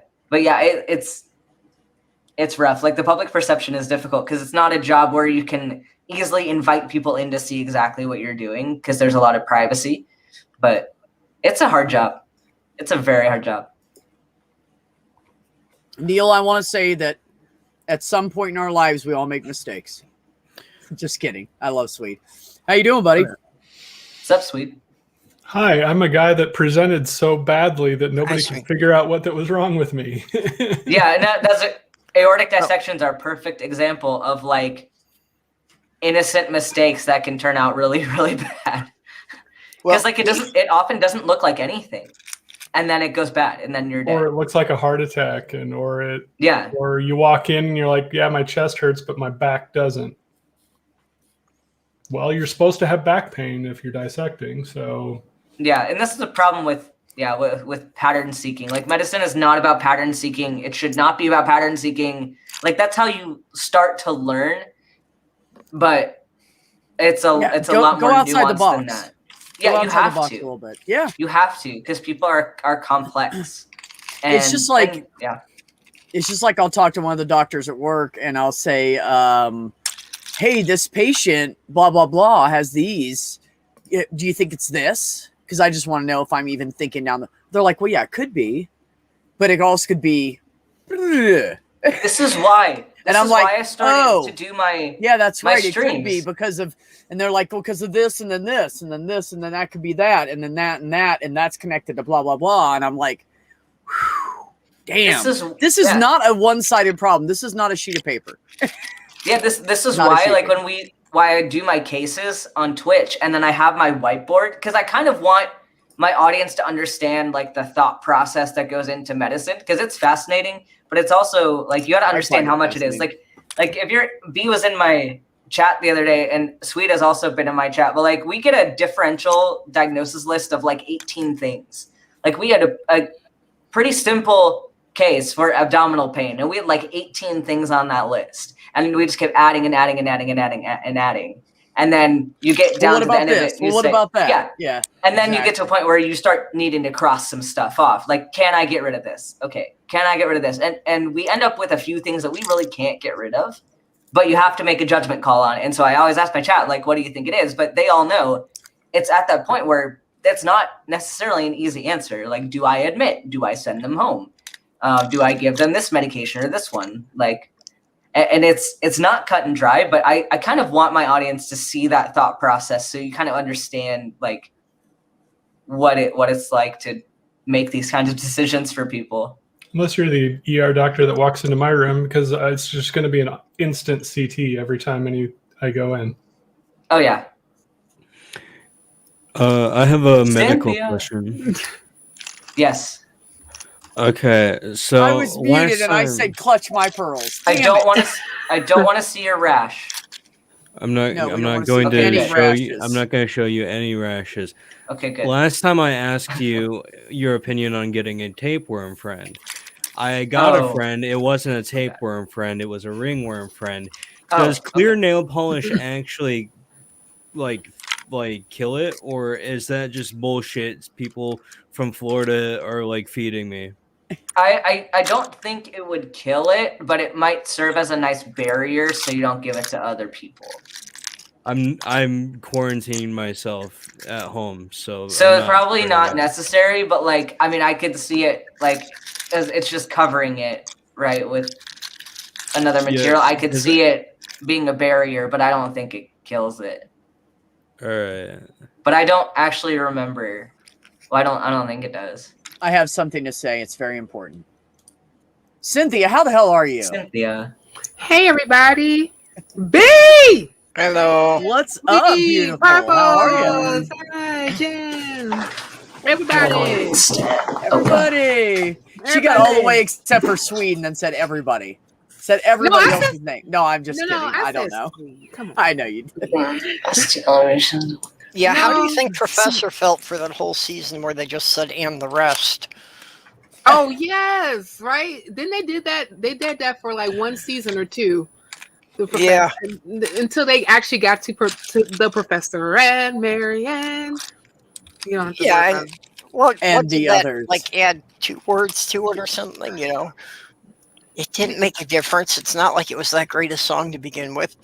No, it wasn't. Even though like I know it and I sang it every time that it came on. Like, well, we had to, Cynthia. It was like a requirement. Well, you were supposed to. That's the thing. The jingles and theme songs are made like that. They're made to burrow in your brain and never let go. Yeah. That's right. Exactly. There's a science behind that too, you science deniers. That's how I remembered stuff like when I was you know, like when you were in school and there was like certain things that you had to like memorize, like states or capitals or anything.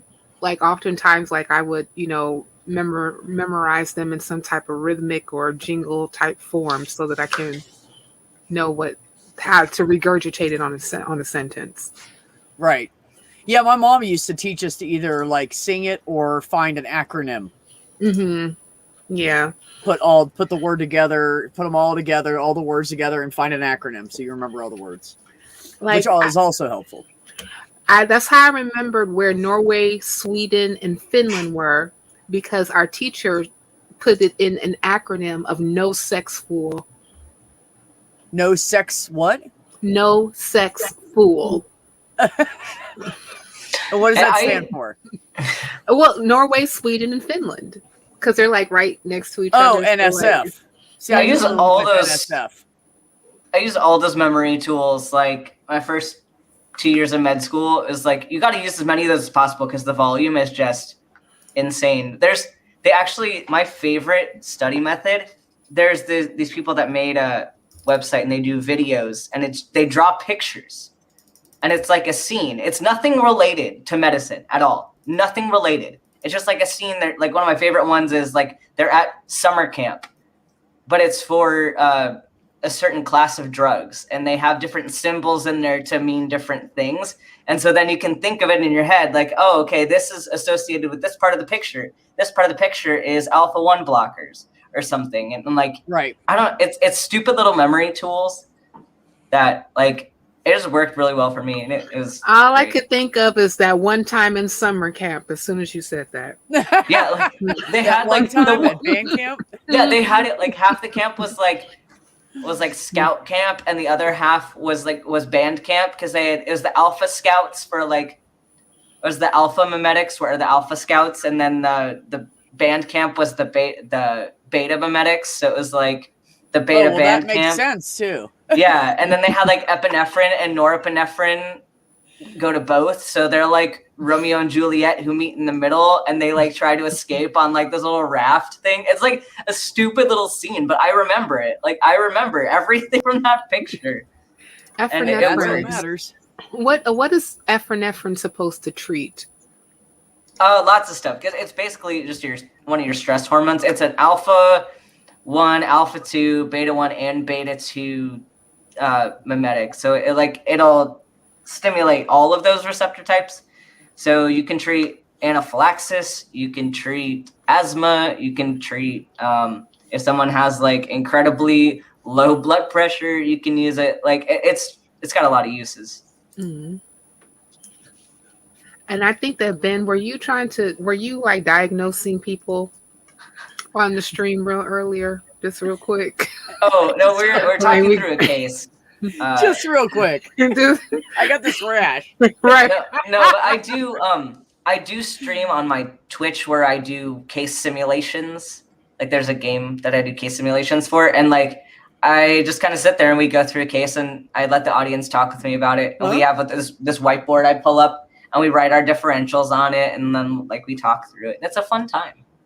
It is fun. It's like Dr. House. But last time he was doing it, I was on my phone, and I was like, I can't see what's going on. So definitely do it on a computer. Yeah, so you can see the. Yeah, you should join us. It's just a fun little puzzle. Like it's basically just a puzzle. And like the chat, like backseating is always allowed in my streams because it's a team effort. And I always ask chat, like, is there anything else you want to do? And it's a fun time. he like brings the audience into it. It's pretty cool. So you can like, well, the person has abdominal pain, but they don't have this or that. Mm-hmm. Oh, well, maybe we should check this. Like I suggested a hernia because of because it was a lower quadrant abdominal pain. So I was like, well, if they don't have increased white blood cell count, that means it's not an infection. So maybe it's like a hernia or something, like an injury. It's a fun way to. But yeah, we got really into it. What did that end up being? I don't remember. It's obviously lupus. Thank you. It was diverticulitis. That's it. DVT. Yeah. I'm seeing this as a game, something like Oregon Trail, and then at the end you get the theme music, and the patient died. Yeah, none of mine have Damn. died. A couple of times I've disagreed your with oxen the has app, died. Damn. But it's actually kind of a fun way to teach like critical thinking and skepticism a little bit too, because like I'm walking my audience through it, and like we get our differentials list, and then we get to a point to say, okay, so we have this here. How can we rule this out? Like, what would tell us it is this, or what would tell us it is not this? Usually, it's easiest to just rule something out. So, like, did we see indications of this? No. Okay, we can get rid of it, and like talk through like how you find truth in that situation. And it's kind of fun. Yeah, I like it, but I'm interested in medical stuff, so. Yeah. If it's not your bag, then you probably would not enjoy it very much. But I just like love puzzles. I got into medicine for puzzles. That's all it was. I should be more into medical stuff. Oh, not the Oregon Trail. No, Purple, no. No. It was That's funny. it. That's it. We'll make it a game called the Oregon Trail. There's actually a Oregon game called the Oregon Trail. Oh. There's already a game that's about shooting the zombies and stuff that are behind your wagon. Okay. There's an old Oregon Trail that is literally you're just going down the road and you have to like stop for food and make camp for the night. And yeah. You know, was that like a game? No. Pre-zombie. This is old. Oh, I know. pixelated I know. shit. We played that in the 80s. Okay. Yeah. I didn't play anything in the 80s but like Dungeons and Dragons. No, I didn't play too. Dungeons and Dragons. Yes, I did not. I wanted to play Dungeons and Dragons, but I was told I could not. When are you playing with us? Because it's evil. Because it's evil. I never learned. And I'm gonna teach you. Okay. Oh, I've been trying to get you. You know what? come on, Don't Matt, be being we're sweet on the women. Because I asked you teach you before too, to teach B. me. You haven't taught me shit. I can teach a group, but I need time. I'm starting Just doing OB-GYN it on 'cause she's Monday. I cute. don't got time for What's anything. you on want to come on OB-GYN. Nat One Heroes and play Dungeons and Dragons? Do what? What Say again? Do you want to come on Nat One Heroes and play Dungeons and Dragons? It's a Dungeons and Dragons YouTube channel. Jonathan's show. Oh, Jonathan's channel. Which Yeah. I don't know what I'm doing. I mean, like, listen, Mikey, this is Mikey's first time ever playing, and he's doing Oh, great. really? You'll And do he's great. learning? Oh, Yeah. cute. Can I shill? I'm DMing this weekend on Nat One Heroes. I'm 26th, running it. right? Yes, and it's imagine a cult plus IKEA, and that's what you get. That's what this is. Ben, wait a Ben minute. is Is this how officially you a got Nat your idea for the cult in the first place? No, this is a different cult. Oh, okay. This is the IKEA cult. So all you lesbians out there that play D&D, you want to be there for this. Nice. Yeah, because IKEA. IKEA D&D, fantastic. yeah. IKEA D&D. And I'm wondering even what IKEA D&D looks like. It's like they get stuck in IKEA. Oh. All hell, Bob. I'm playing a dude bro, and I'm so excited. It's gonna be fantastic. A dude. Your dude bro is gonna be amazing. Is this your character that you actually chosen for yourself? Like, because I've heard Yeah. that's a thing. Ben had pre-made characters, and I chose one that I thought I had a good voice for. Mm. And everyone Dude, was bro? like, "Now you have to choose it," so I'm stuck with it, and I couldn't be more happy. It's an orc or a half orc that moves furniture for a living. So there's this thing you can download on your phone, Cynthia. Mhm. It's called D&D Beyond. Okay. It's a free app. Okay. And you can create Go in your there own now. character. Okay, You can hold create your own character. It walks you through it. Okay, hold on. Alright. Let me go to the Play Store. And it's D, the symbol and D Beyond. Okay. D. Also, a really good resource for you to use. You can get all of the information and all of the companion books for free on5e.wiki. There you go. Okay. I'm downloading this right now. I feel like I need to watch like tutorial videos on D&D. Well, you just pick like what race you want. You pick whether you want like So- I don't know, all the different classes. You pick which class, which kind of Do you want like a human or an elf or whatever? What's an orca? Well, not an orca, but an orc. Is that like a different type of, species? Yep. Or, You can be different species. Okay. There's This a fucking sounds fly on interesting. the wall. They'll throw one in there you've never heard of in your life. They have one in there I've never heard of before. So I distinctly would hear throughout the 80s, kids and stuff playing like D&D, but those are usually like the nerdy kids, right? And I was like, but I'm a nerdy kid. But then it was this whole thing. Remember, the 80s was the Satanic Panic too. Even though I grew up mainline Christian, mainline Protestant Christian rather, but some of those things that was associated with devil shit. Thank you, Crazy. I appreciate it. You know catnip? No, I don't think that we've met. Catnip's great. I think that catnip we've probably crossed paths on different things. Yeah. But we never got. I don't think that we ever got a chance to talk. I'm hoping that. Good night, Harmonica Man. Night, Randy. But yeah, because even my mom said that we had a Ouija board. There was a Ouija board that was in the house when they bought it, but she threw it away because Ouija boards was, considered demonic. Evil, yeah. Even though it was made by Hasbro. But I digress.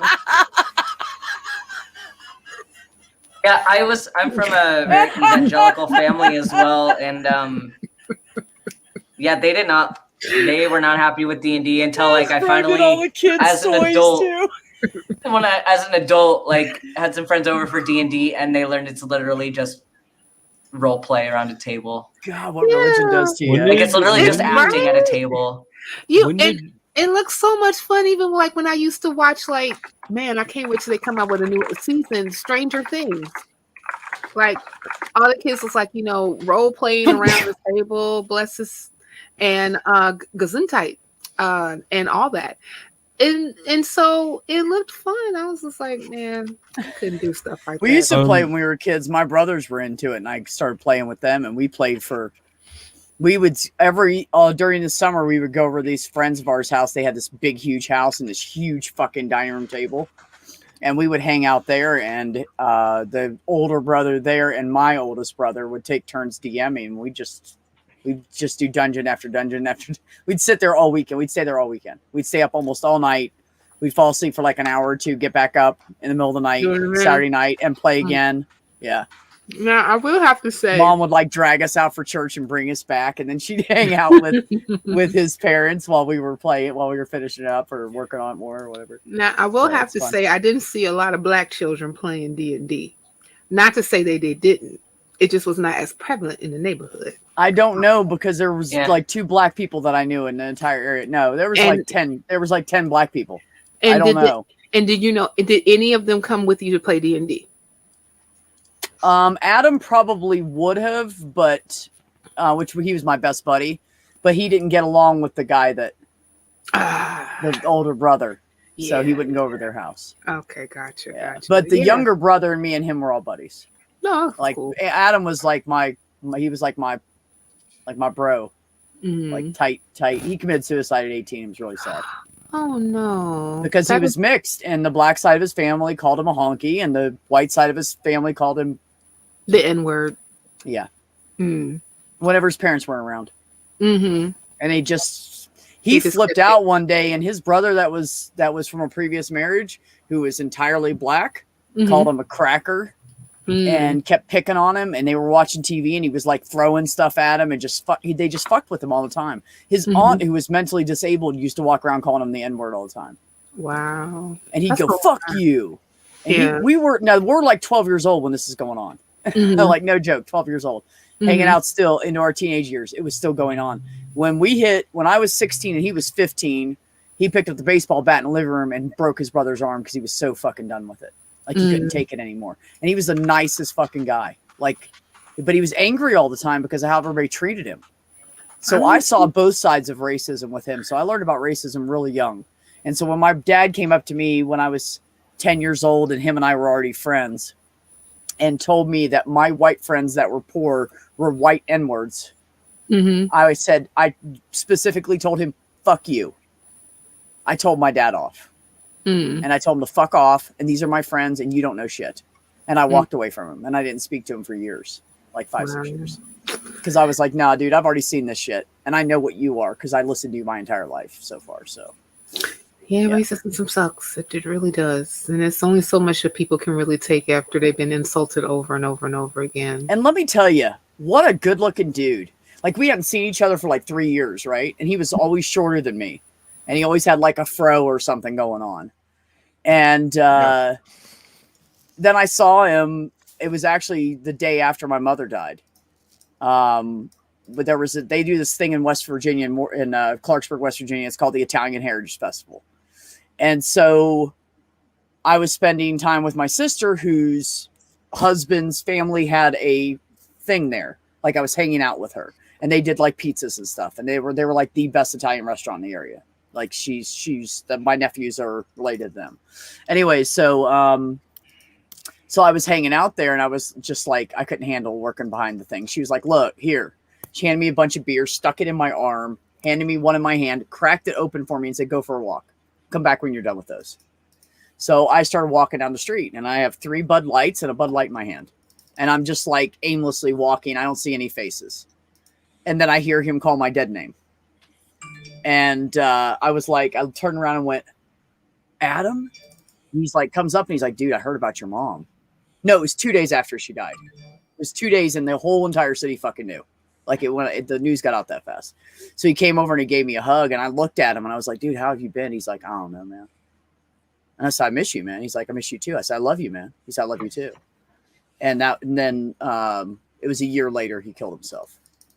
So that was the last time I saw him. I had to find out through the network of friends, but I didn't even know it was him at first.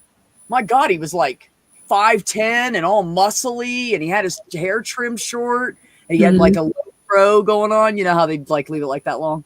And he had the sides trimmed up real nice, and I was like, damn, dude, if I wasn't fucking gay. Actually, him and I did have sex at some point. Well, we were best friends. No. Yeah, we were good friends. We were like, we felt comfortable with each other. So yeah, but he was like, I don't know. He was an amazing person, and he was so influential on my childhood, and I wish he was alive today for me to tell him. He taught me a lot. He taught me a lot in this town full of fucking white people that had their heads up their asses and were prejudiced and looked down on everybody that was like him. And he taught me so much. And that's why I'm such a big advocate. It's because of him. So now you know. I hear you. And people, now make sure that, I remember like earlier this year, I had a friend that called me and was so distraught because they had to kill their cat. It's a crazy story. Well, what ended up happening was that the cat, I don't know the cat was very sick. Okay. And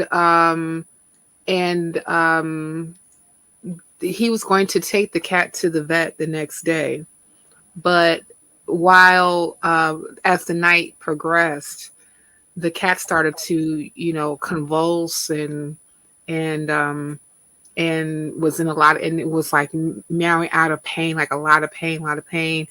And so my friend didn't know what to do. So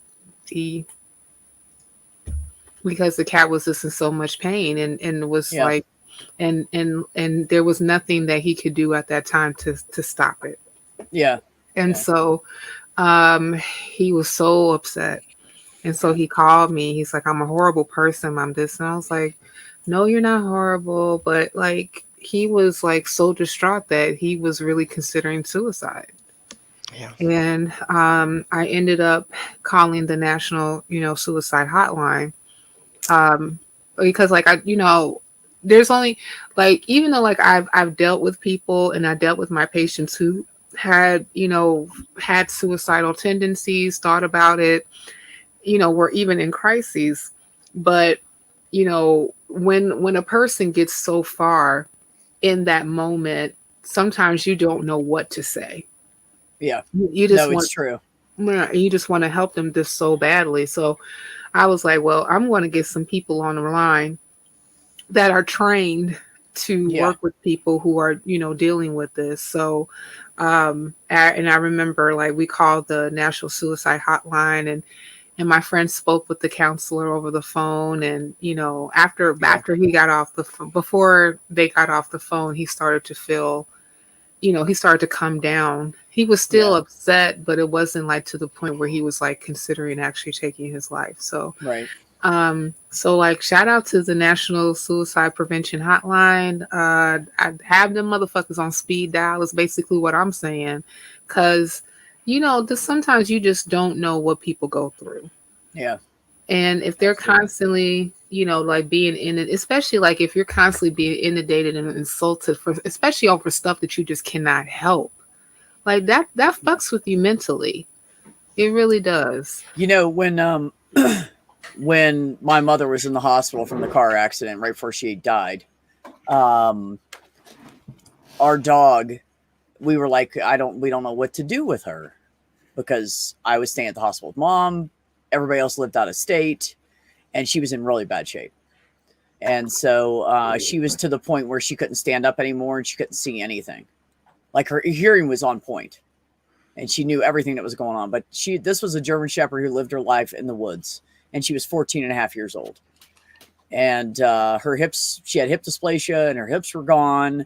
And I used to have to I put an aspirin down her throat when I got up in the morning, and I'd pet her a little bit, walk away, go make some coffee, come back, and I'd work her legs until they would work enough that I could get her to stand up. I would have to carry her outside to go to the bathroom. And that's the point we were at with her. So Richard, my brother that you guys know, he took her out back and he shot her because he knew he had to. We couldn't afford to put her down. And also everybody understand that we spent our entire childhood shooting animals as humanely as possible for food. So it's not like we didn't know, we know the best way to kill animals, like we grew up in that environment.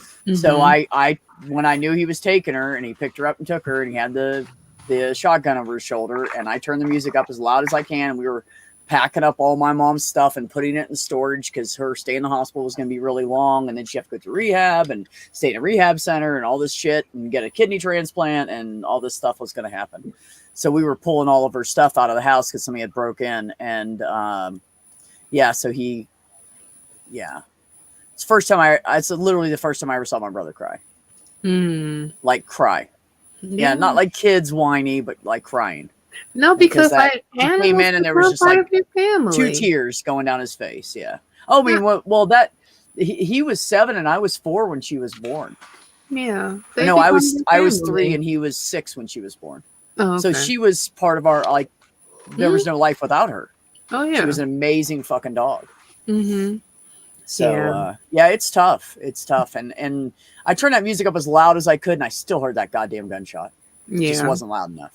Yeah. I felt it and I just jumped, that Been shit's through tough, those man. things too many times.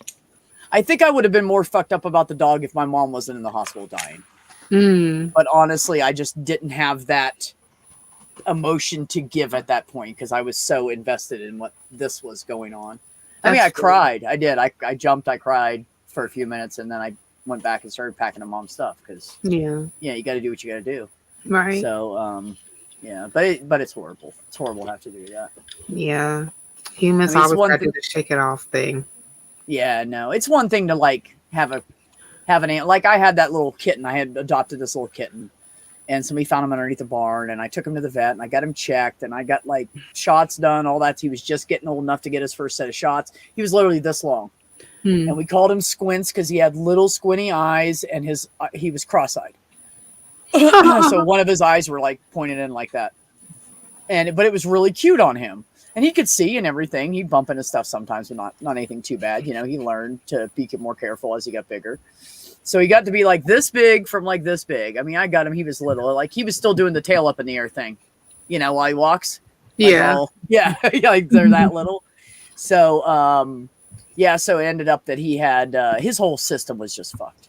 I had him for like 8 weeks and he was dead. And I cried, but I wasn't attached to him like you would an animal that's been in your life for like 10 years or something. Sure.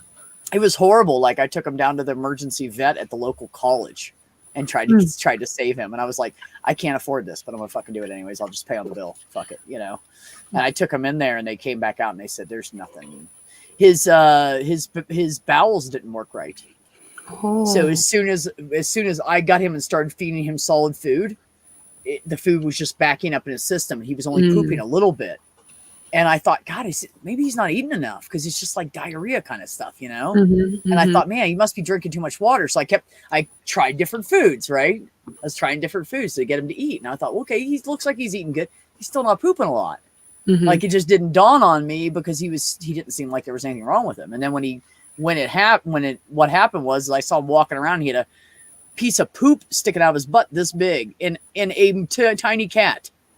And they said they would have had to cut him open to save him, and his bowels weren't working right, his nerves weren't working right to push everything through, so he wouldn't have survived anyways. So he was just I don't know, maybe the mom ate some damn pesticide or something. I don't know. He's fucked up. We have a guy right now, and this is like such a depressing situation. How old is he? Like 69 or something. I mean, he is an inmate. And this entire thing, we believe, is a psych issue that's not being managed, obviously, because he's in prison. But he's cachectic, so he's like wasting away because he won't eat. And there's probably a psychiatric reason as to why he won't eat. But this has been going on for a long time. And he finally gets, like, they work him up at, like, the hospital, like, near the prison, like, that they take them to, worked him up for cancer, because usually when you look like that, it's cancer, especially in somebody older. Couldn't find anything. They bring him to us, and, like, he's very agitated and stuff, like, reasonably so. Like, he says he is hungry, but he's not eating. Like, it seems to be a psych thing. But, like, GI they were planning on doing a peg tube, like, to feed him, and, like, he's been getting TPN, but you can't be on TPN forever. No. So they were gonna do a peg tube, but then they're like, we can't do a peg tube because we're not able to get consent from the people we need to get consent from to do the procedure. Like, because he's not in it's such a weird situation because he is not in a good state of mind to make his own decisions. So, like, if this was a more rapidly deteriorating issue to where he would die right now, we would be able to give him the procedure. And, like, this is life-saving, but down the road. Consent. Yeah. So it's no longer implied consent. Now you have to either get consent from the prison or consent from the family. And so you have to go through all of these hoops, and so now they can't do the procedure, so they're keeping him TPN. And then the question is, like, obviously, like, we'd want to treat underlying conditions. Like, this is a perfect candidate for, like, a geropsych unit, like an older people, like, gerontology psych unit, where they can take care of him, help him, like, rehab as best as he could, and, like, be able to have a meaningful life, at least a little bit. But they can't do that because he's an inmate. And I don't know the details, obviously, of him being in prison, but the fact that, like, he has some very severe psychiatric things going on, that I just feel so bad for him, because, like, he cannot get the care that he needs at all. And the people at the prison don't care. Sorry. Would you explain TPN to everybody? Total parenteral nutrition. So it's like IV food, but you can't do that long term. It's risky. But, like, this guy can't get what he needs at all. Like, he can't get any appropriate care. Yeah. Because he's an inmate. That's a whole nother bag about, isn't it? Oh, yeah, that's a whole other bag. Which, like, get Cynthia started on that shit. My pills are kicking in, so I gotta go to sleep. So all I'm gonna leave. Good night, Jen. Good night, Jay. Like, it's something that it's an issue that, like, people who are, like, these, I don't know, like, anti-crime, like, super hardcore type people, like they don't understand that when you're like sent to prison and then you're incarcerated, it's not just taking like a few years like in time out. Like it's taking time off of your life, and if something were to happen to you, there's no way for you to get care that you need. So it's could very well be a death sentence for a lot of people, just because like you don't get to decide if you're going to have a heart attack. Mm-hmm. And oftentimes you're going to get written off or something like that. Like, are you going to have access to anything? Probably not. Like, so you're giving people way, way worse than people think that they are. You know, it's bad enough that the person's lost their freedom, and the prison is a punishment, and they just want to add to that punishment, extend it, and make it even worse. Like, it's bad enough as it is. Like, come on, Right. gotta stop. Even though that I know people who have gone to prison and actually had diagnoses in healthcare that they did not get when they were outside of prison. However, when a person oftentimes even coming out of prison, and let's say for instance that they're having like a mental health diagnosis that needs to be controlled by medication, there's not always a guarantee that that person is going to get their medication, get it on time, or even have continuous health care when they're gone. And even like one of the things that was even shown in prisons specifically during COVID is inmates getting COVID, yet they weren't able to, move them away from one another so that they cannot continuously get infected. And then like a lot of the people who were there weren't even able to go to the hospital or even get treated. So you had like a lot of inmates that were dying because of COVID. But if they're incarcerated, that is considered a low priority, that you don't care. Like, not to say you all, but I'm just saying like in the system. Yeah, once you're a criminal, your life doesn't matter anymore, right? Right. You don't matter because you're there.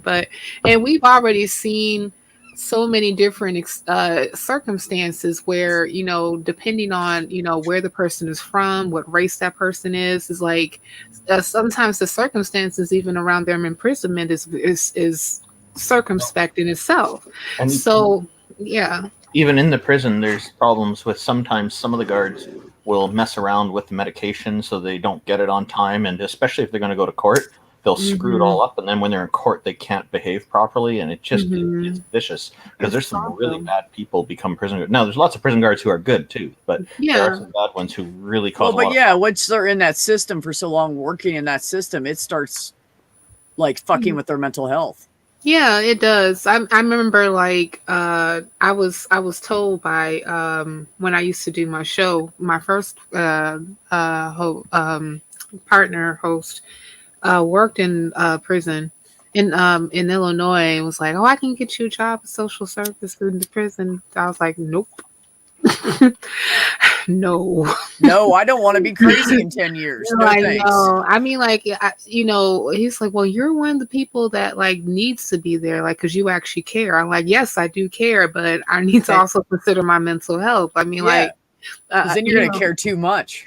I mean, it's not even caring so. It's not just caring so much, but just like all the issues that come with the prison system in of itself is like, and because like there's still the tying of the hands of even like some social workers that happen to go work with prisons when it that's what I meant was you're gonna want to help these people and they're gonna tie your hands and say you can't and you're gonna go fucking crazy. There's also an environmental issue too, like the doors, the clanging shut, cement against metal, like this doesn't help people relax. This creates more stress. It's not good environment, so the environment needs to change as well. Right. I'm not saying it needs to be a 5-star hotel, but it would be nice, much nicer, and I think there'd be a much better result if people had at least some comfort where they weren't getting shocked by doors slamming all the time and loud noises that echo in the cement and cold hallways and all this. Because the idea of the prisons, I think, should be more focused on rehabilitation rather than punishment.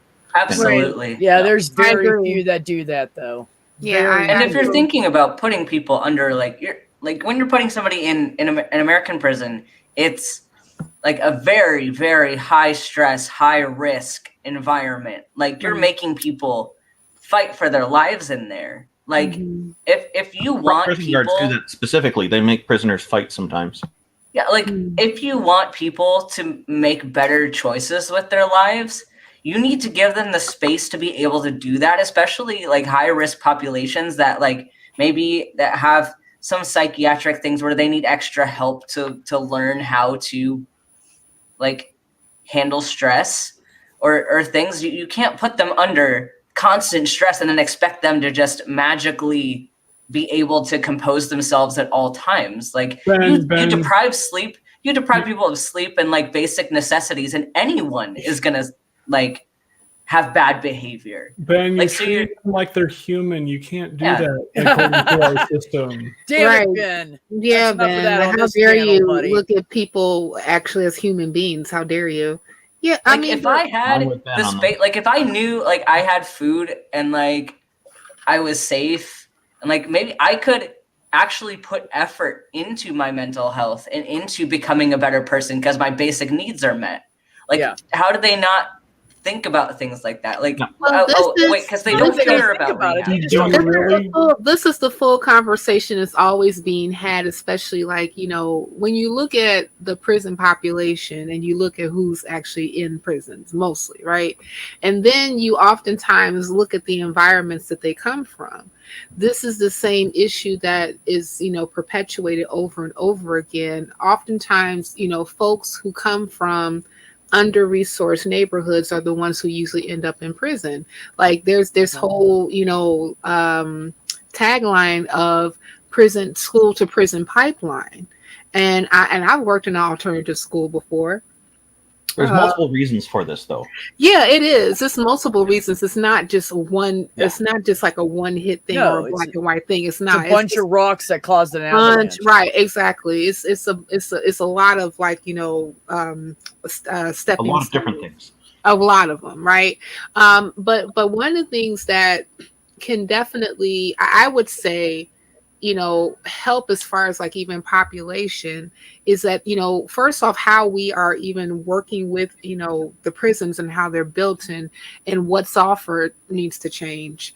And then you need to go into the neighborhoods where like the higher portion of the populations are concerned, and you need to start to identify the different elements of that neighborhood that is causing it to be under-resourced, that is causing it to be, you know, people not necessarily what we call have to work the corners. And it's not just like, you know, prostitution or whatever like that, but like even like having to engage in certain behaviors in order to even make money because they don't have enough at home. So there's a lot of different things that has to be done, that should be done in order to really like, you know, quell a lot of these issues that's being had right now.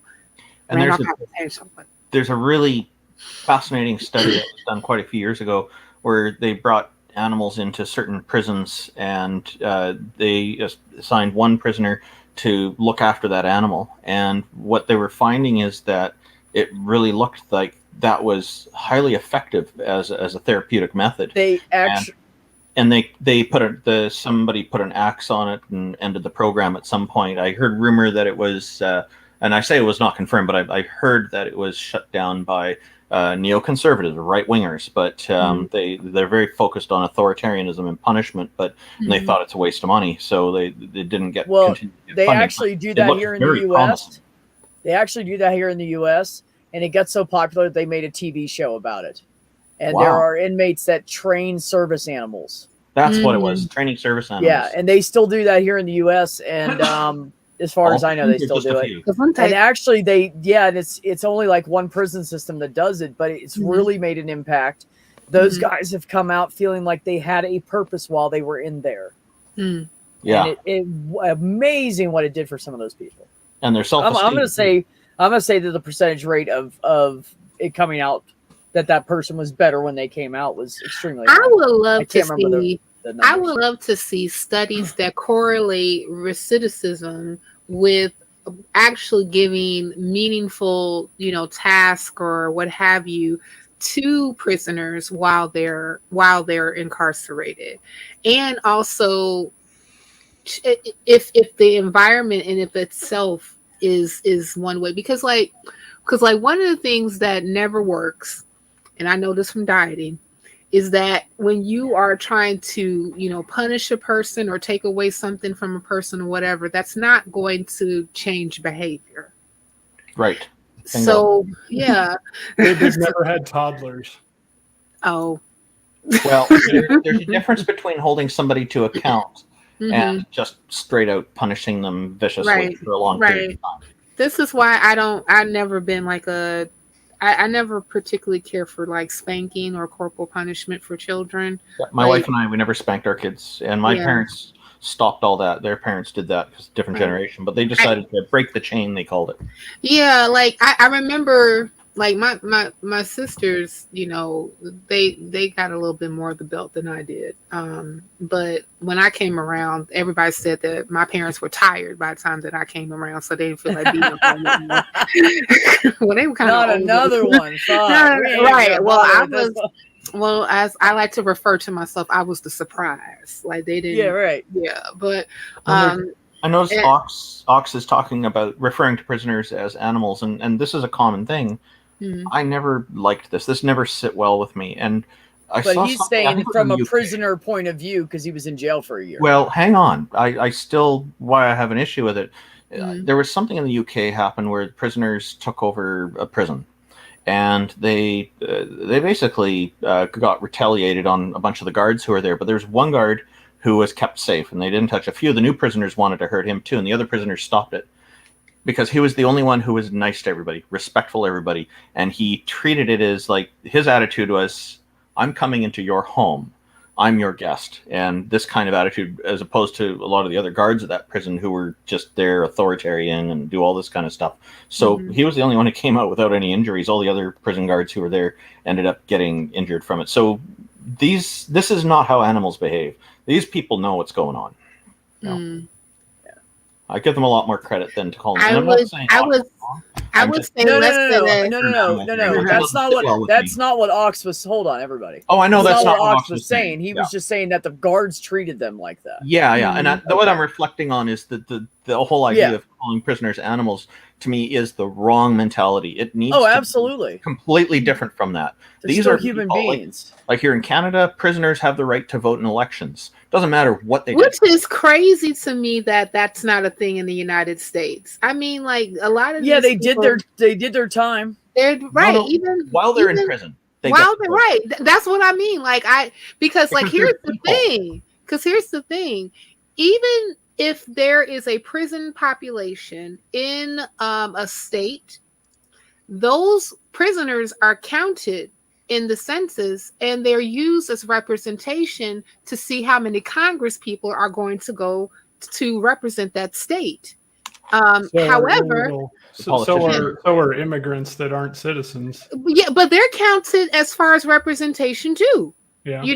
So it kind of baffles me, and I mean, and I get the difference between being, people that's undocumented or what have you, and voting. Okay, and I do agree that voting should be, for citizens. But at the same time, if you're going to count these people in prison, and especially, and you're going to use that particular count in order for it to give you more representation for your state when you are in Congress, then the same people that you are counting that are citizens should be able to vote as well, even if they are in prison.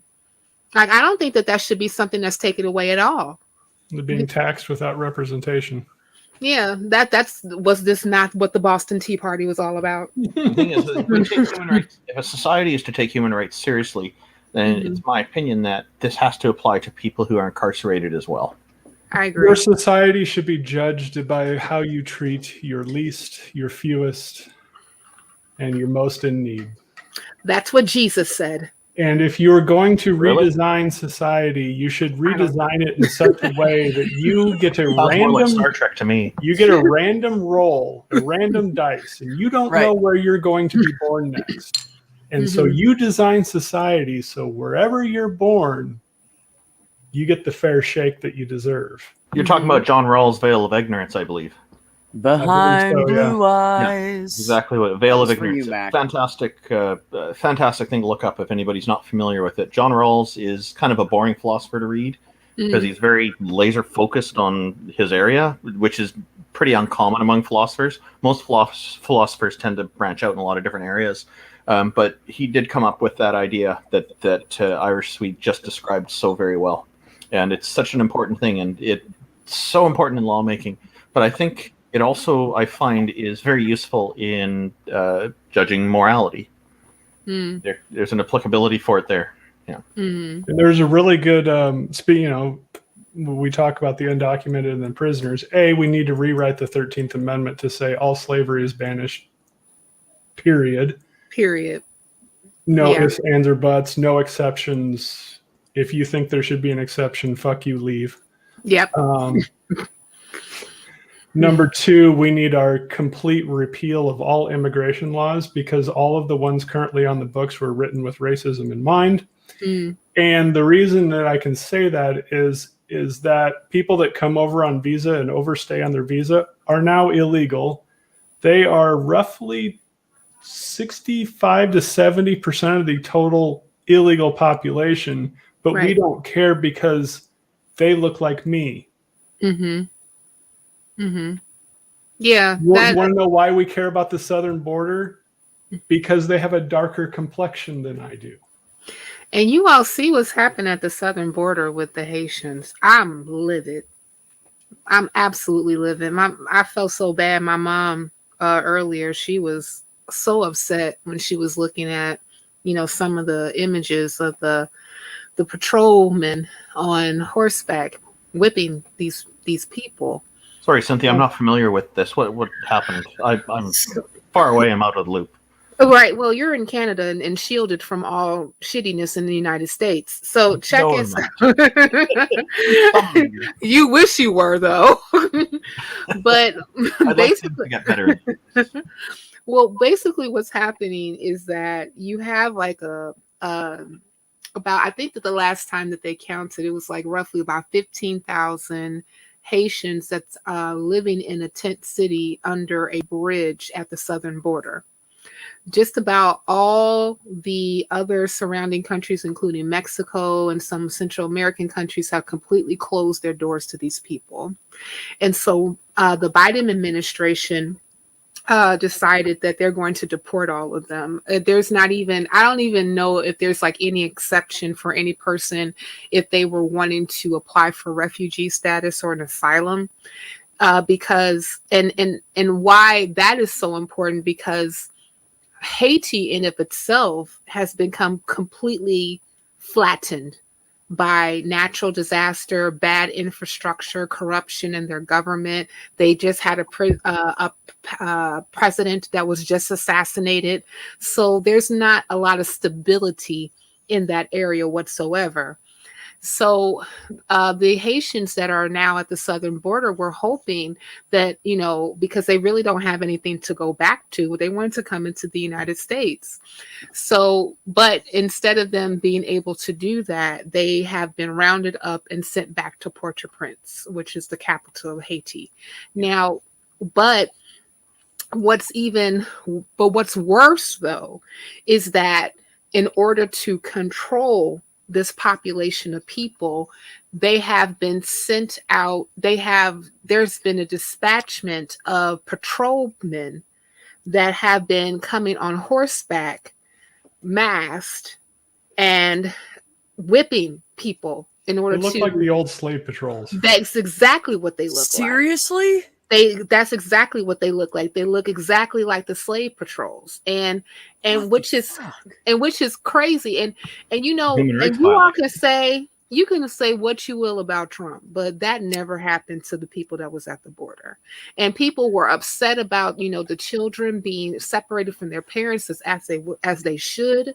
But at the same time, we've been crying, we want to get a different president, different things like that, and now we have one. But this happens, and I'm like, and what's the difference between other people that are undocumented that are at the border, that's coming from Mexico and Central America and South America versus these people? This sounds like human rights violation. It is. You think? The specific difference we can cite is we are not directly, as the United States, directly responsible for the destruction of their country. Like with Guatemala, Honduras, we bombed them, we overthrew their governments, we intentionally created the shitty environment in which they're trying to escape. That's the only thing that I can see. It's not an excuse. I'm not saying it's not an excuse, but the United States have not been always that helpful to Haiti. Matter of fact, there's still the whole issue with the Clintons, taking advantage of some of the charities that were set up on behalf of Haiti when they were taking advantage is a very light way. I am being quite nice right now, sweet. How about that? I'm being extremely nice, and then they embezzled money. They did. And they're still free. And that was like at the behest of the Haitian population. We also have an issue with France. Like, remember, like Haiti, since they broke free of France in 1804, because a quick history lesson. Slave revolt in 1804 by Toussaint Jean-Baptiste. I forgot his name was Toussaint. I forgot his last name. Who was the leader of that revolt? Actually kicked out the slavers and the French in Haiti, and Haiti became the first Black controlled country. And matter of fact, when the United States got wind of what happened in Haiti, they did everything in their power to not have that information passed on to the slaves in the United States so they wouldn't get any bright ideas. And there was a slave revolt, I believe, as a direct result in New Orleans. Oh, there was plenty thereafter. There was a lot of slave revolts. There was I mean, they don't. But I mean, as far as because that was because of that. Right.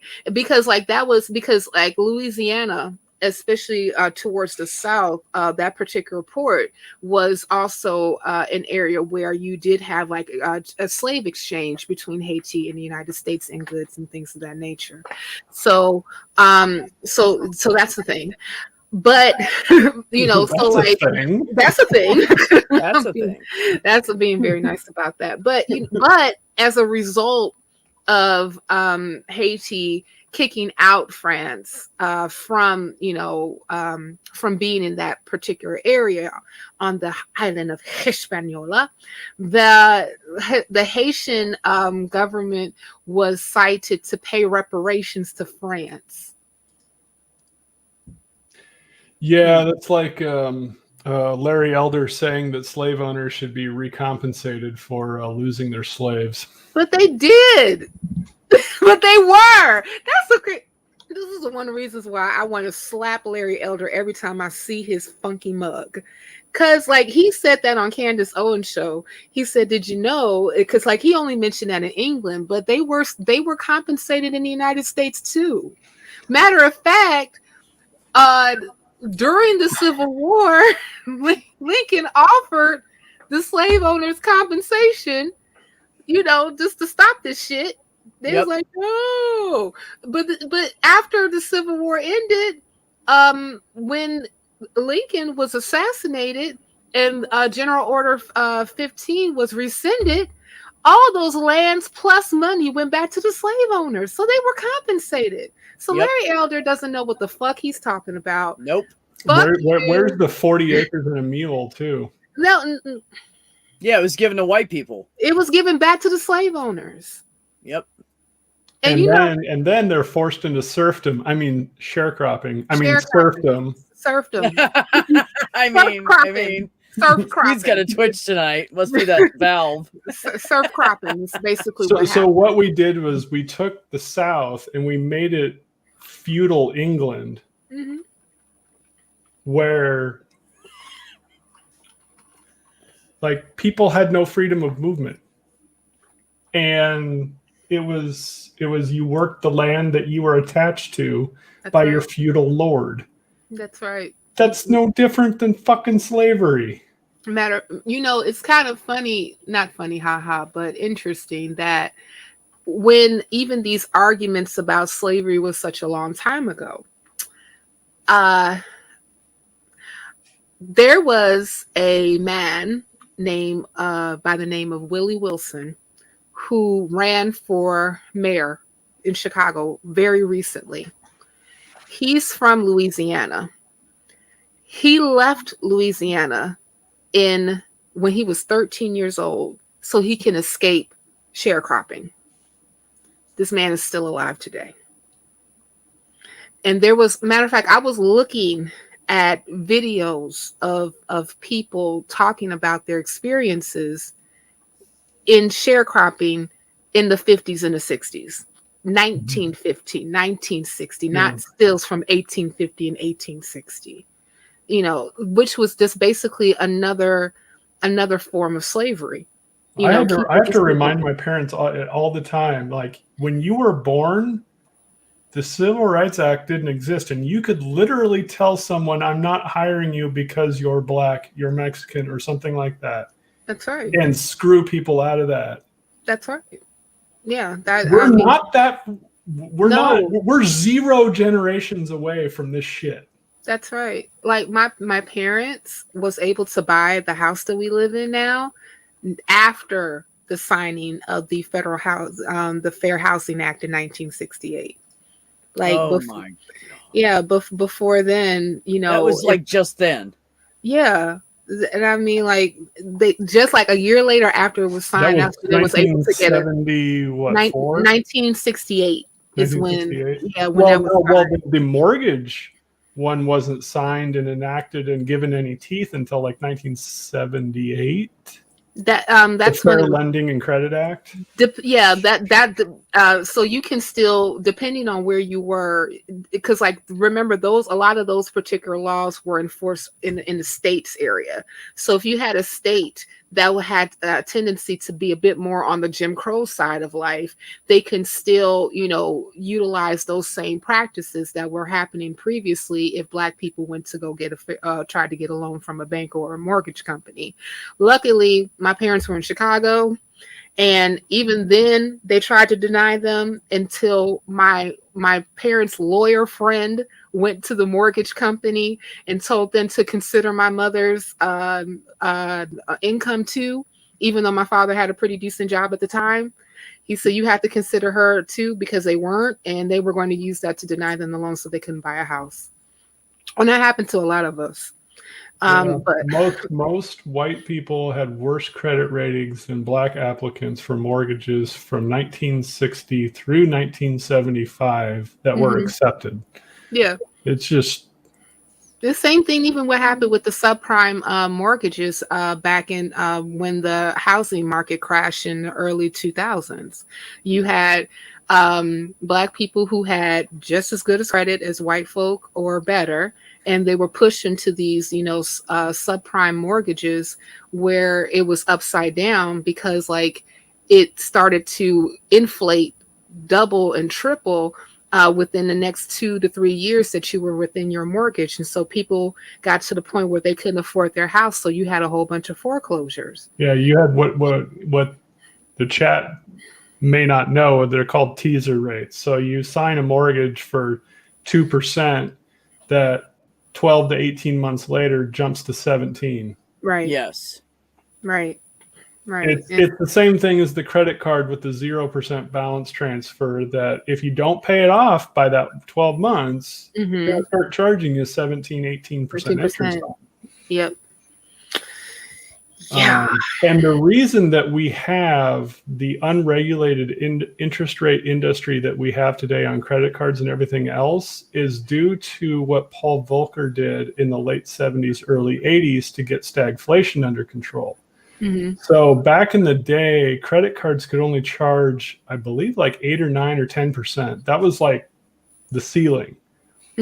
Well, the cost of capital to the bank was 17 or 18% because they were having to pay 17, 18% on deposits just to get people in the door because, mortgages were being, given out at 17, 18% too. So there was a negative, they would lose money on credit cards. So they went to the government and said, you've got to let us charge more. So they just took the lid off. They didn't they didn't go like, okay, well, prevailing rate plus 300 basis points, or they didn't do, something like that would actually make sense, so that when rates come down, the credit card rates also come down with it. Right. No, they just, here, take the lid off. Do it as you will. Yeah. You know what ended up happening?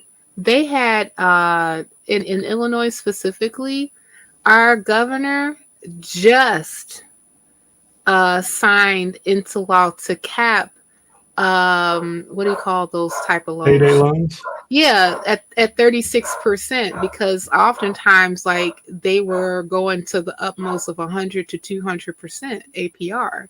Yeah. Y'all ignore my dog.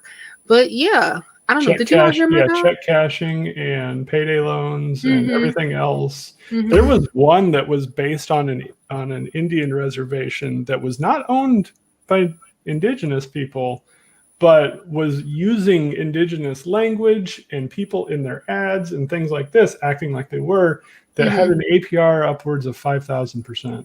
Wow. And they did it because, particular, like, because reservations don't have to be regulated in the same sense as if you were, damn. And they wasn't the FBI got wind of it and started to dig into it, and they figured out that it was just a bunch of white people trying to. Oh my fucking goodness. That's horrifying. That's like the $5 Indian type thing all over again. Dawes Rolls, y'all just look it up.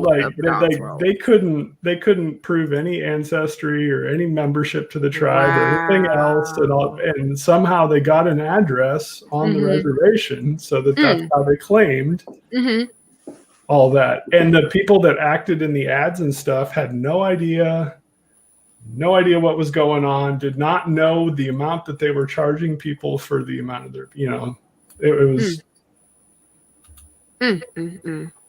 Wow. Yeah. And this was 3 years ago. Damn, I have to look that up. That's horrible. And because payday loans, especially like those particular loan stores are like so prevalent in the hood, it's crazy. Yeah, my favorite thing to do is to every time I see a TV ad for them, I pause it on YouTube TV so I can get a screenshot of the disclosure on it, because it's so small and flashes so quickly. There's no way you can actually read what they're actually putting on there. Of course, that's their self-incriminating evidence right there, is what they put in there. And you've got to be smart enough to make them provide that to you. I mean, there's the U.S. the federal government, or at least state government, should be employing people to provide education on why these things are not services for the benefit of the people. Well, they're not going to do that. Financial education. Well, you would think that would happen. We still got 11 states that ban CRT, Swede. CRT. I posted yesterday on my critical race theory. Oh yeah. Yeah, they banned them be teaching them, which is not really critical race theory, it's just history. Yeah. They banned teaching history basically. Well, yeah, Nebraska, you don't want that to happen. They'll have to admit they were wrong. University of Nebraska Regents told our state government to fuck off. Good. So, the Regents were like, we have a really, really good law school here. So if you're going to ban CRT, that kind of hamstrings our entire, with like one of our major, schools. So, yeah, I mean, because like CRT is taught in law school. It's not even, that's not even like a theory that's like taught in like, undergrad or even grad school at all. Or I think master's programs in sociology, I think may have a little bit of it too. A little bit. And that's only so that you can kind of just like tell the difference between cultures, how they actually have like, developed, especially under oppressive constraints. I mean, it's not, it doesn't even go into the full, as I call it, the you dig of what all the tenets of CRT is, So, but if you're like my parents, who are fundies and obviously white and everything else, Fox News tells them that CRT is just telling white people that they're automatically racist. Yeah. Well, you are, but here's the thing. Colonizer. My mom like I don't get why she just reels at the fact like you benefit from other people's racism whether you like it or not. Yeah, you do. You could be not racist, but you benefit from everybody else's. Well, I think the issue is that when people are looking specifically at racism, they think that it's completely their prejudices and biases against people who are not white, right? But racism is so much more than that.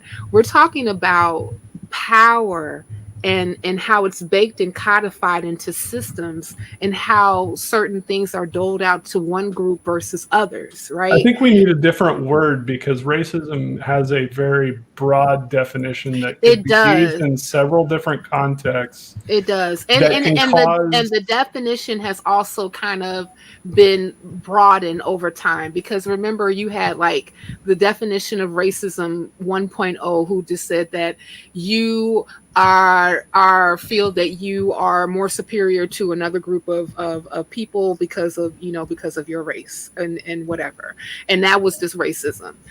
But then like it started to be expanded more into talking about how those biases and prejudices are like integral in different systems, and so like and that's more so the racism I'm more concerned about because I'm less concerned about how people feel about me because I'm African American versus how those particular intentions were, put into the systems to favor others over another. The David Dukes of the world we can point out and relatively ignore these days.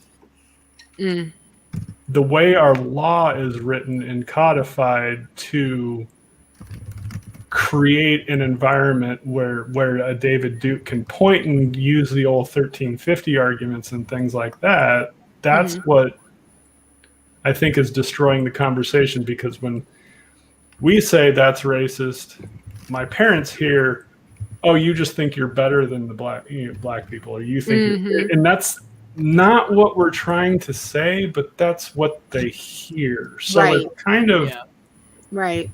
You're trying to communicate a point, but you're talking past them. Yeah, because they're still stuck on 1.0 definition. 1.0 50s, early 60s. Yeah. Old but that's also where racism started to change as far as its definition there, and people started to recognize there's entire systems developed here to hold people down. That's right. And guess what? I benefited from it, and I have to admit that. Indeed, and knowing is half the battle, Swede. Yo, Joe. But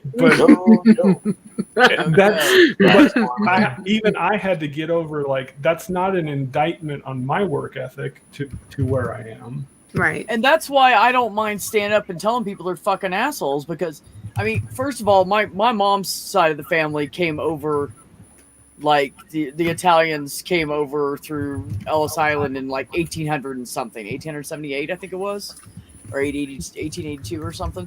So, and they were poor fucking Italians. My dad's side lived in Chicago. They were poor fucking white people that owned a bar.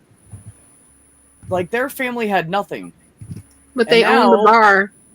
And now, like, they basically lived out of that fucking bar. My dad grew up on the floor of that bar playing with toys. Like, that's how it was. And now you look around Chicago and you see Madsen everywhere. Car dealerships, all kinds of shit. There's lots of Madsens in Chicago. But anyways, so, but they were still allowed to own property. The bottom, yes, difference. no, you're right. But the bottom, that's not what I was going with this. Mm-hmm. The bottom line is nobody in my family owned fucking slaves. And I'm glad for that. I'm glad that, because the guilt I have is as a white person. The guilt is not from what my ancestors did before me. And I'm happy for that because I wouldn't want that shit on my shoulders. Well, talk to McConnell and Biden because, they know what that's like. Yeah. They do. Biden's people own slaves, basically, is what I'm saying. Yeah. No, I get it. Yeah. Well, I'm sure almost every big top money dude. Anybody that's got money or is in politics. How do you think they fucking got to where they are? How do you think the United States turned it from a backwater agrarian society into an industrial powerhouse? Yeah. Slaves. 25 years. Yeah, it was slave labor, and and that's why I push back on, especially of a lot of these pseudo economists that try to give this whole stupid ass argument that slavery was not the catalyst that created the United States to be an economic world power. It absolutely was. They like to cite the Industrial Revolution, and the Industrial I'm like, Revolution doesn't happen without slavery. I was just about to say that same thing. Exactly. You have to word. have. I was like, basically, slavery created the capital in order for you to have an industrial revolution, Sir, Madam, or etc., etc., etc., who are making these really bad arguments. The economists that argue against that are getting fewer and fewer and fewer. Even in the freshwater school that I went to and got my master's from, that line of thinking is extinct. So I'm hoping that line of thinking. Oh, they're still there, and they're still very loud. They're still very loud. I'm hoping it's relegated to the old guard and goes extinct here in the next.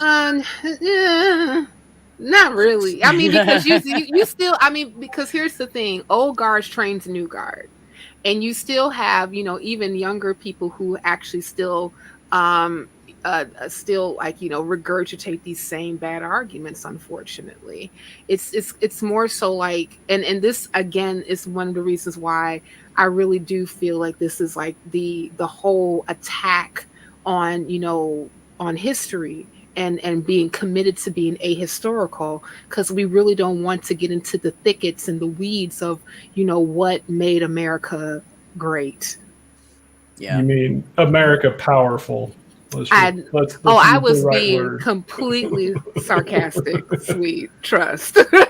I mean, it's sweet. We trust. Well, that's the thing is with Trump's campaign, they kept running around and saying, "We want to make America great again." Yeah, going back to what? Yeah, so they're trying to put us backwards. I'm like, sweetheart, that ain't doing it.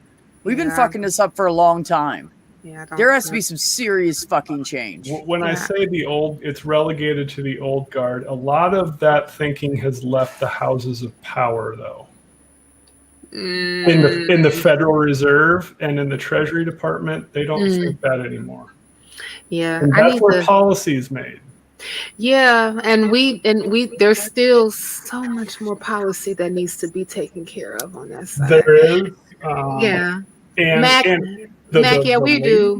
We do. That's at the top of the Treasury right now is very aware of what needs to be done, and people are not happy that she's there because she teeters on left wing. So, like her husband even wrote a couple good papers that won a Nobel Prize that would make any right winger. Who's the director of the Treasury now? Janet Yellen. What is her name again? Janet Yellen. Janet Yellen. I'm right. Familiar with her. And her husband is George Akerlof. Okay. Yeah. I may need to write her name, but when you said it, I was like, "That's it. That's it." Janet Yellen. Okay, I need to learn more about her. She was the chairman of the Fed during, previously to being Treasury Department head. All right. Well, and then Jerome Powell, I would say, needs some work on what he's thinking as far as on the lines, but he actually has as an emerging third mandate for the Fed to worry about, to concern themselves with racial inequality.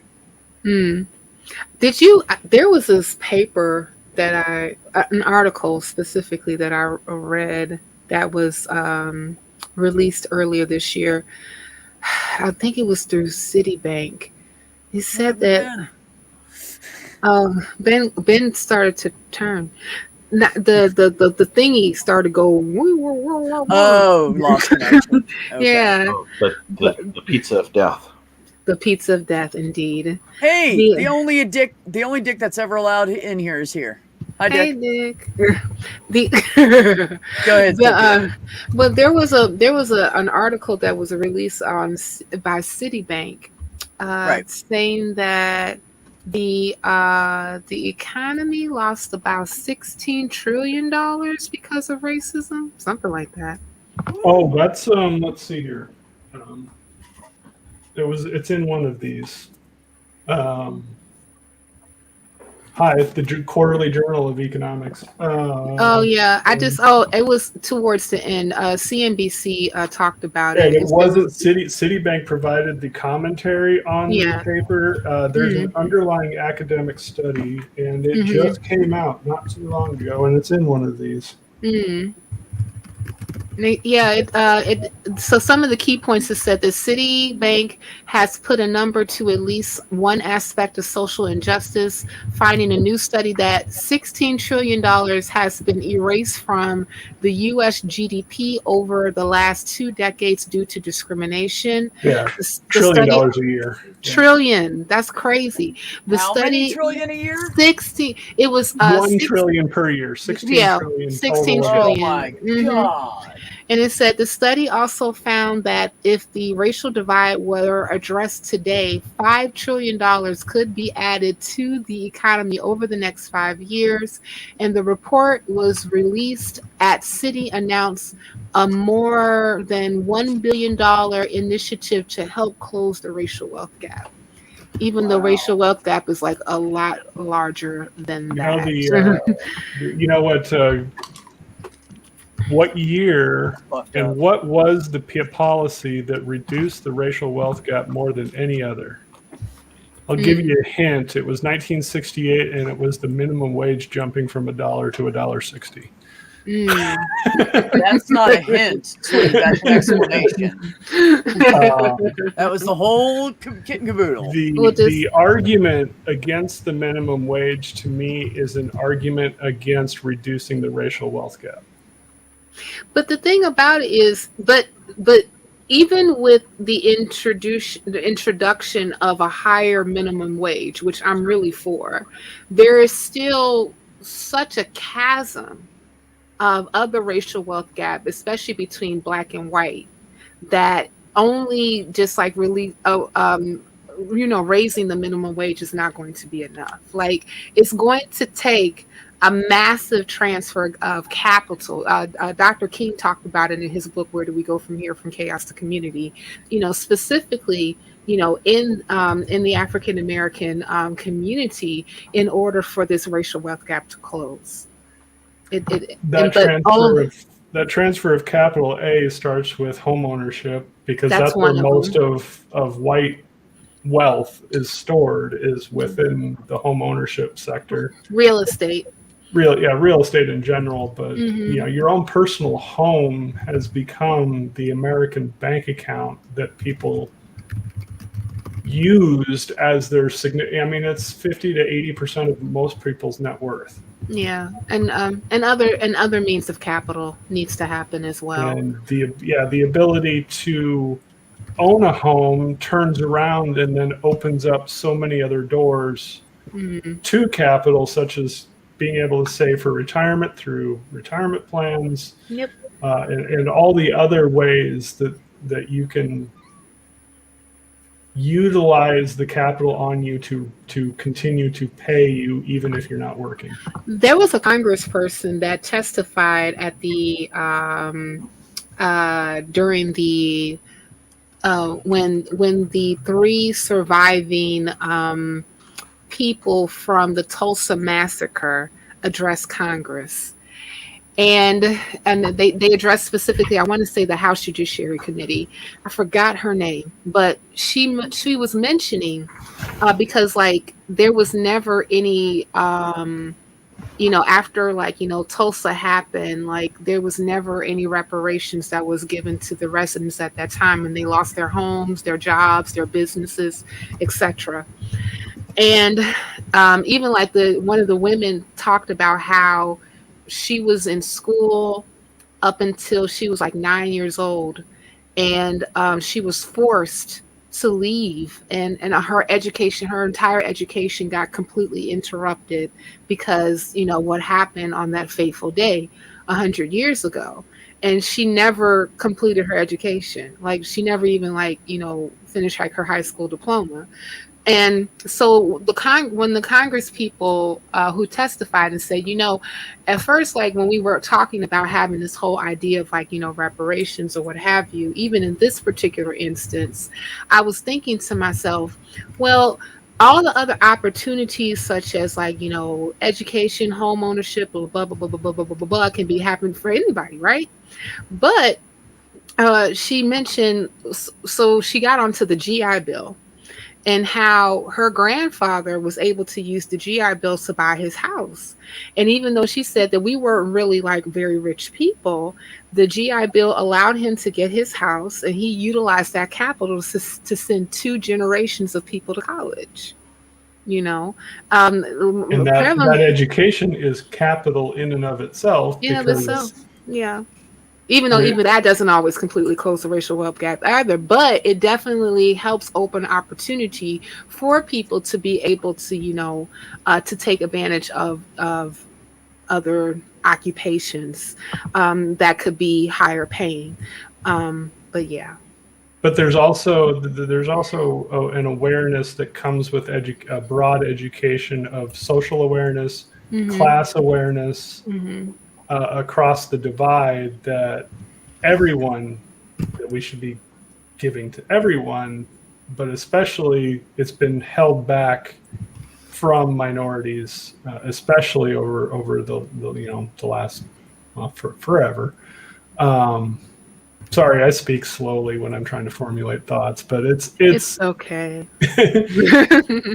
While you're paused, hold on real quick. In my PhD studies, I wrote my proposal of what I'm going to be trying to do for my dissertation, and it's going to actually be putting a number on the destruction of wealth from the Black communities from Jim Crow.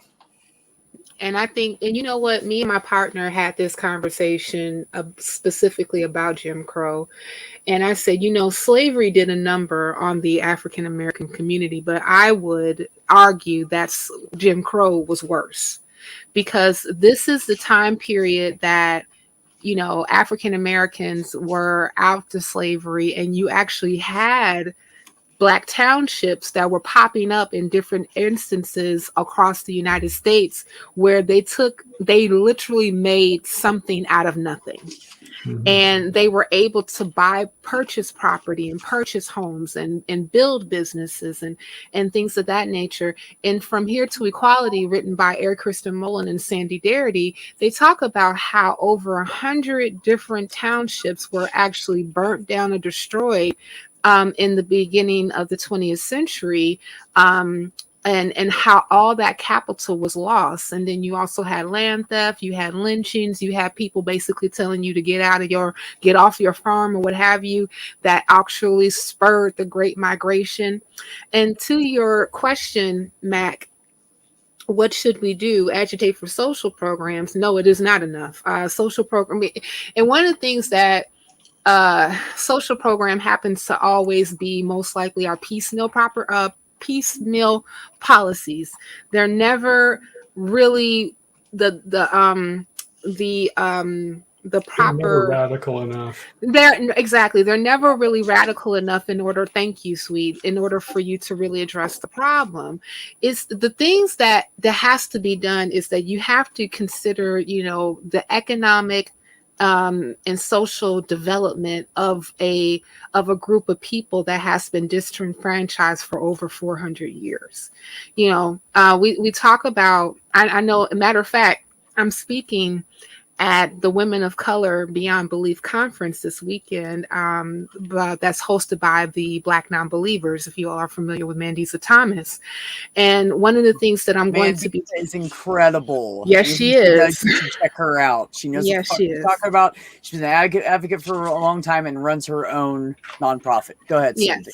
Yes, Mandisa I'm a complete fangirl. When I met her, I was like, I know. Anyway. Actually, I'm going to brag for a second. I've had her on twice or maybe 3 times now. So if you guys go look back and look at my playlist, you can find her. So yes, carry on. but Mandy's is awesome, and so she really is. So she invited me to actually come to the conference to speak. It's actually going to be in Chicago, so that makes sense since I'm already here. And right. I'm going to be speaking on reparations and economic justice because that's basically what's needed now. Because if we just say, okay, well, we're just going to give free college to Black people. Okay, that's nice. But the thing about it is that the median income for Black households that have at least a bachelor's degree is $15,000 less than a white household that with no high school diploma. So education is not going to fix the racial wealth gap, and then some people say, well, like free healthcare. I said, well, free healthcare, that's all these different things are nice, but they're not going to fix the racial wealth gap. We need capital. And matter of fact, I was even looking up, part of the speech because right now I'm just really here because I love you, B, and also I'm doing work avoidance because I really need to finish writing my speech. I love you. And I'm glad I could be your avoidance. Oh yeah, all day. But even with General Order 15, I was even looking up this whole the 40-acre land grants, they would have been worth over $6 trillion in today's money. That is no, I mean that's just I'm just talking about the land grants. I'm not talking about everything else. No. Okay, I gotta talking about the land grants too. I gotta pause this. We need to pause this for a minute. First of all, it's getting close to my bedtime. And I have to get up and go to work in the morning. Second of all, Dick Dawson was saying something about getting you guys, if you guys want to do an after party kind of deal, he's up for talking more. If you and Swede want to, I know Ben and me have to go to bed, but the rest of you, if you guys are interested in that, let me know. And then Dick said something about doing an after party. I wouldn't mind. If you guys want to continue. I wouldn't mind, but I should go to bed too. And I really should finish my speech. Yeah, tomorrow's my last day on internal medicine. Yay! And then I start OB-GYN on Monday, and it's gonna be worse. Killing it, bro. Man, I gotta tell you, and I'm gonna say this for everybody because I know it's true. We're all really proud of you. So you just keep doing what you're doing. Thanks. Hopefully I don't have that thing on the wall, and then this will all be behind you. And Ben, congratulations in advance. We're all confident that you'll do well. Oh, you'll be just fine, Ben. Are you going to learn? Are you going to learn how to do pap smears? Yes. I mean, I've done them in practice before. I heard this attending though does not let students do anything, which is awful. I mean, there'd be pressure if we were telling you have to do well. We have confidence in you. There's no pressure because we know you'll do well. Watch me fail my test on Friday. We'll find out. You can take it again. Exactly. No pressure. You'll be fine. You're gonna nail it. You'll be just fine. No, you're brilliant. OB-GYN attending though is she's on call all the time, so I don't know what my schedule is gonna be like because she is literally. I've heard she'll have someone expecting to deliver that night, and she will call up the students when the parents at 9 centimeters and be like, all right, I need you now. Or well, I'm 20 minutes away. I gotta get there. I have to drive to the hospital that's 30 minutes away. So apparently she's like that. So hopefully it won't be too bad, but it's gonna be busy. So you might not see a lot of me. Well, Ben, we are confident, like Randolph said, that you will do well. Just drink lots of coffee. Yeah. This weekend I'm doing a lot of streaming though, because I don't know what next month it's gonna be like. So tomorrow night we got 2 things tomorrow night. We're gonna have a longer stream. We have orange themed mukbang with Puck at I believe 6 Central Time, so that's 4 Pacific Time, my time. And then Puck's gonna get off before Truth Wanted, and then B and I are gonna have our Beers and Bros. This is on Friday, all on Friday. And then Saturday I have Medical Myths with Jonathan talking about homeopathy, and then I don't know what I'm doing Sunday. Ben. So you have nothing on your schedule. Okay. Ben. Moving on. Ben. You know what we need to, and even though like I you know like what happened, we still need to do our video. We do. I was giving you the time to decide when it was right for you to start that up again. So yes, we can chat. Yeah. Yes, we got. Well, you know how to reach me, so yeah, we still we'll discuss that and get that done because I want to do it so bad. Just spelling what was it? D-gain HIV. De-gayifying HIV. Yeah, it's like we're gonna talk about HIV stigma in healthcare and how we can do better. So much awesome. needed conversation. Wow. Yeah, that's interesting. So, and it's going to be a good one. You're working toward a PhD. Did I understand you correctly? Me? Yeah. Oh, Sweet is. Okay. Yeah. Good I'm for right. you. Congrats, Sweet. What did I? Congrats. Yeah, Sweet. What are you? right. What are you getting your? What are you doing your PhD in? Econ. Okay, cool. Well, yeah, that's why when you start talking about the economy, he knows so much. Nice. That's what he does. That's what you I've actually got a video on reparations itself that talks about the number and that the number of social programs that would have to be installed aren't enough, and that you also need like community trust funds that are run by the Black community that decide, that can give grants out directly to projects, or be VC funds, or can be other feeder funds where angels can go, all the things that have to go around it, because free college, free healthcare, yes, those do need to be part of it. It's not enough though. It's not. That's why HR 40 in its present form doesn't, in my opinion, doesn't have the teeth that it needs to actually address this particular issue in a holistic manner. There's no legislation that has enough teeth. No, it doesn't. Yeah, I would be interested in I would love to see that video, Sweet. You need to put it in the side chat so I can watch it. This is what I think. I think that Cynthia and Mandisa and Sweet need to come on and have this conversation, and I'll host it. I think that's what needs to happen. I'm down. Because this is something I've been wanting to talk about, and I don't know shit about it because I'm not an economy major. Well, and the problem that we've come to face with, say, like judging how much capital was lost in A, slavery, and B, Jim Crow, was people are only looking at the value of the actual labor that was done, rather than trying to figure out what those people would have been doing. Some of them may have been doctors, some of them may have been lawyers, some of them may have been farmers with a lot of land, some of them may dentists. You think about all the other things that they could have done, and then think of the value of the wages of that rather than just the farm labor.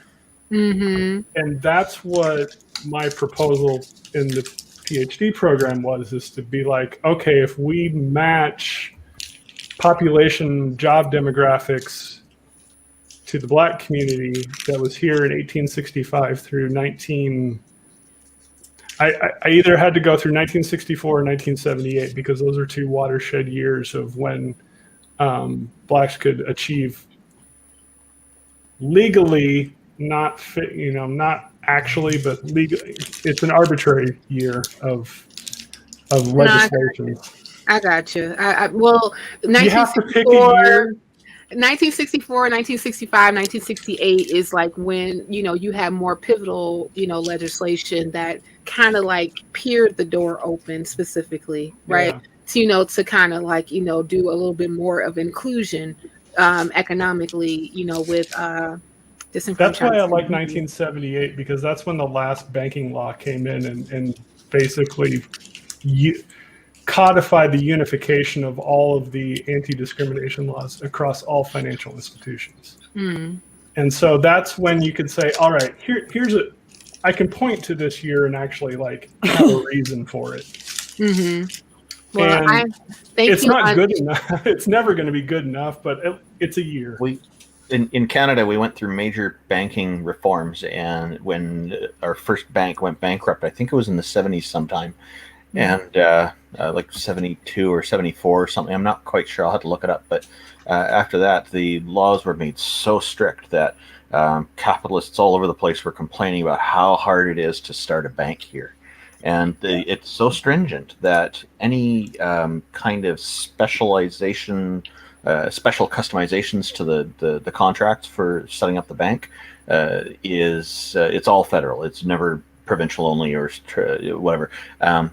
They would draft a separate piece of legislation to cover that, just for that bank. So in addition to the Bank Act, we also have the Royal Bank Act, the CIBC Bank Act, the Canada Trust Bank Act, and so on, just for those little customizations. It's really a very serious system here. So, but this was another thing that Canada does better than us. Yeah, Noel, in some ways, no. Actually, I'm going to end this. banking You guys laws can and keep talking in the capital background for a while or whatever you want to do. But I'm gonna I have to get up at 4 for the last time. Hopefully, and Randolph suggested I end us at 4:20, and since I thought it was a good suggestion, I'm going to. 40 seconds left. I'll just quickly say, with Canadian Atheists, you can find out more about us at www.canadianatheists.ca. Who else has something to shill in the next 30 seconds? Join me on the Women of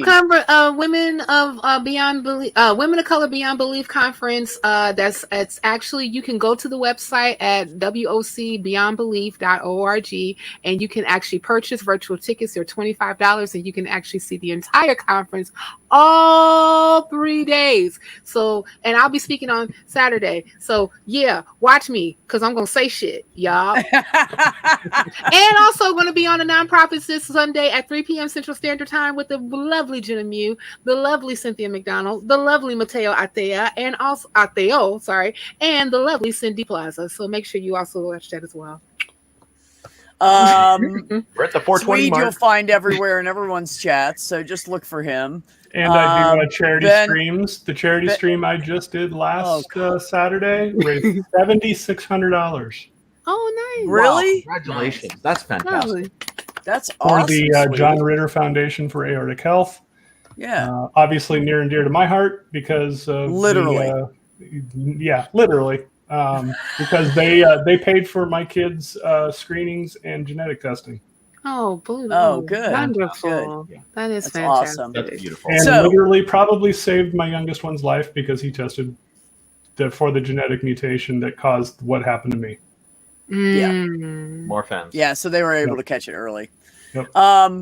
So everybody, go find Dick if you want to do the after party thing with him. It's 11 o'clock where I'm at. I'm going to bed. Search Everybody on in the YouTube chat, for thank The you so much Shill. for You'll coming find him by. I really appreciate it. I always appreciate you guys' support. You guys are always a constant. Thank you so much. To find him, Everybody on the search panel for with me. I love you. Nope, too late. The Shill. That's how you find Dick I love Dawson. you with all my heart, and I appreciate you guys, and I always appreciate the great conversations. And to answer Mac's question or comment earlier, we always have good conversations here because I don't put up with asshole people, so I always have good people in my life. Everybody, take care of yourselves. Take care of one another.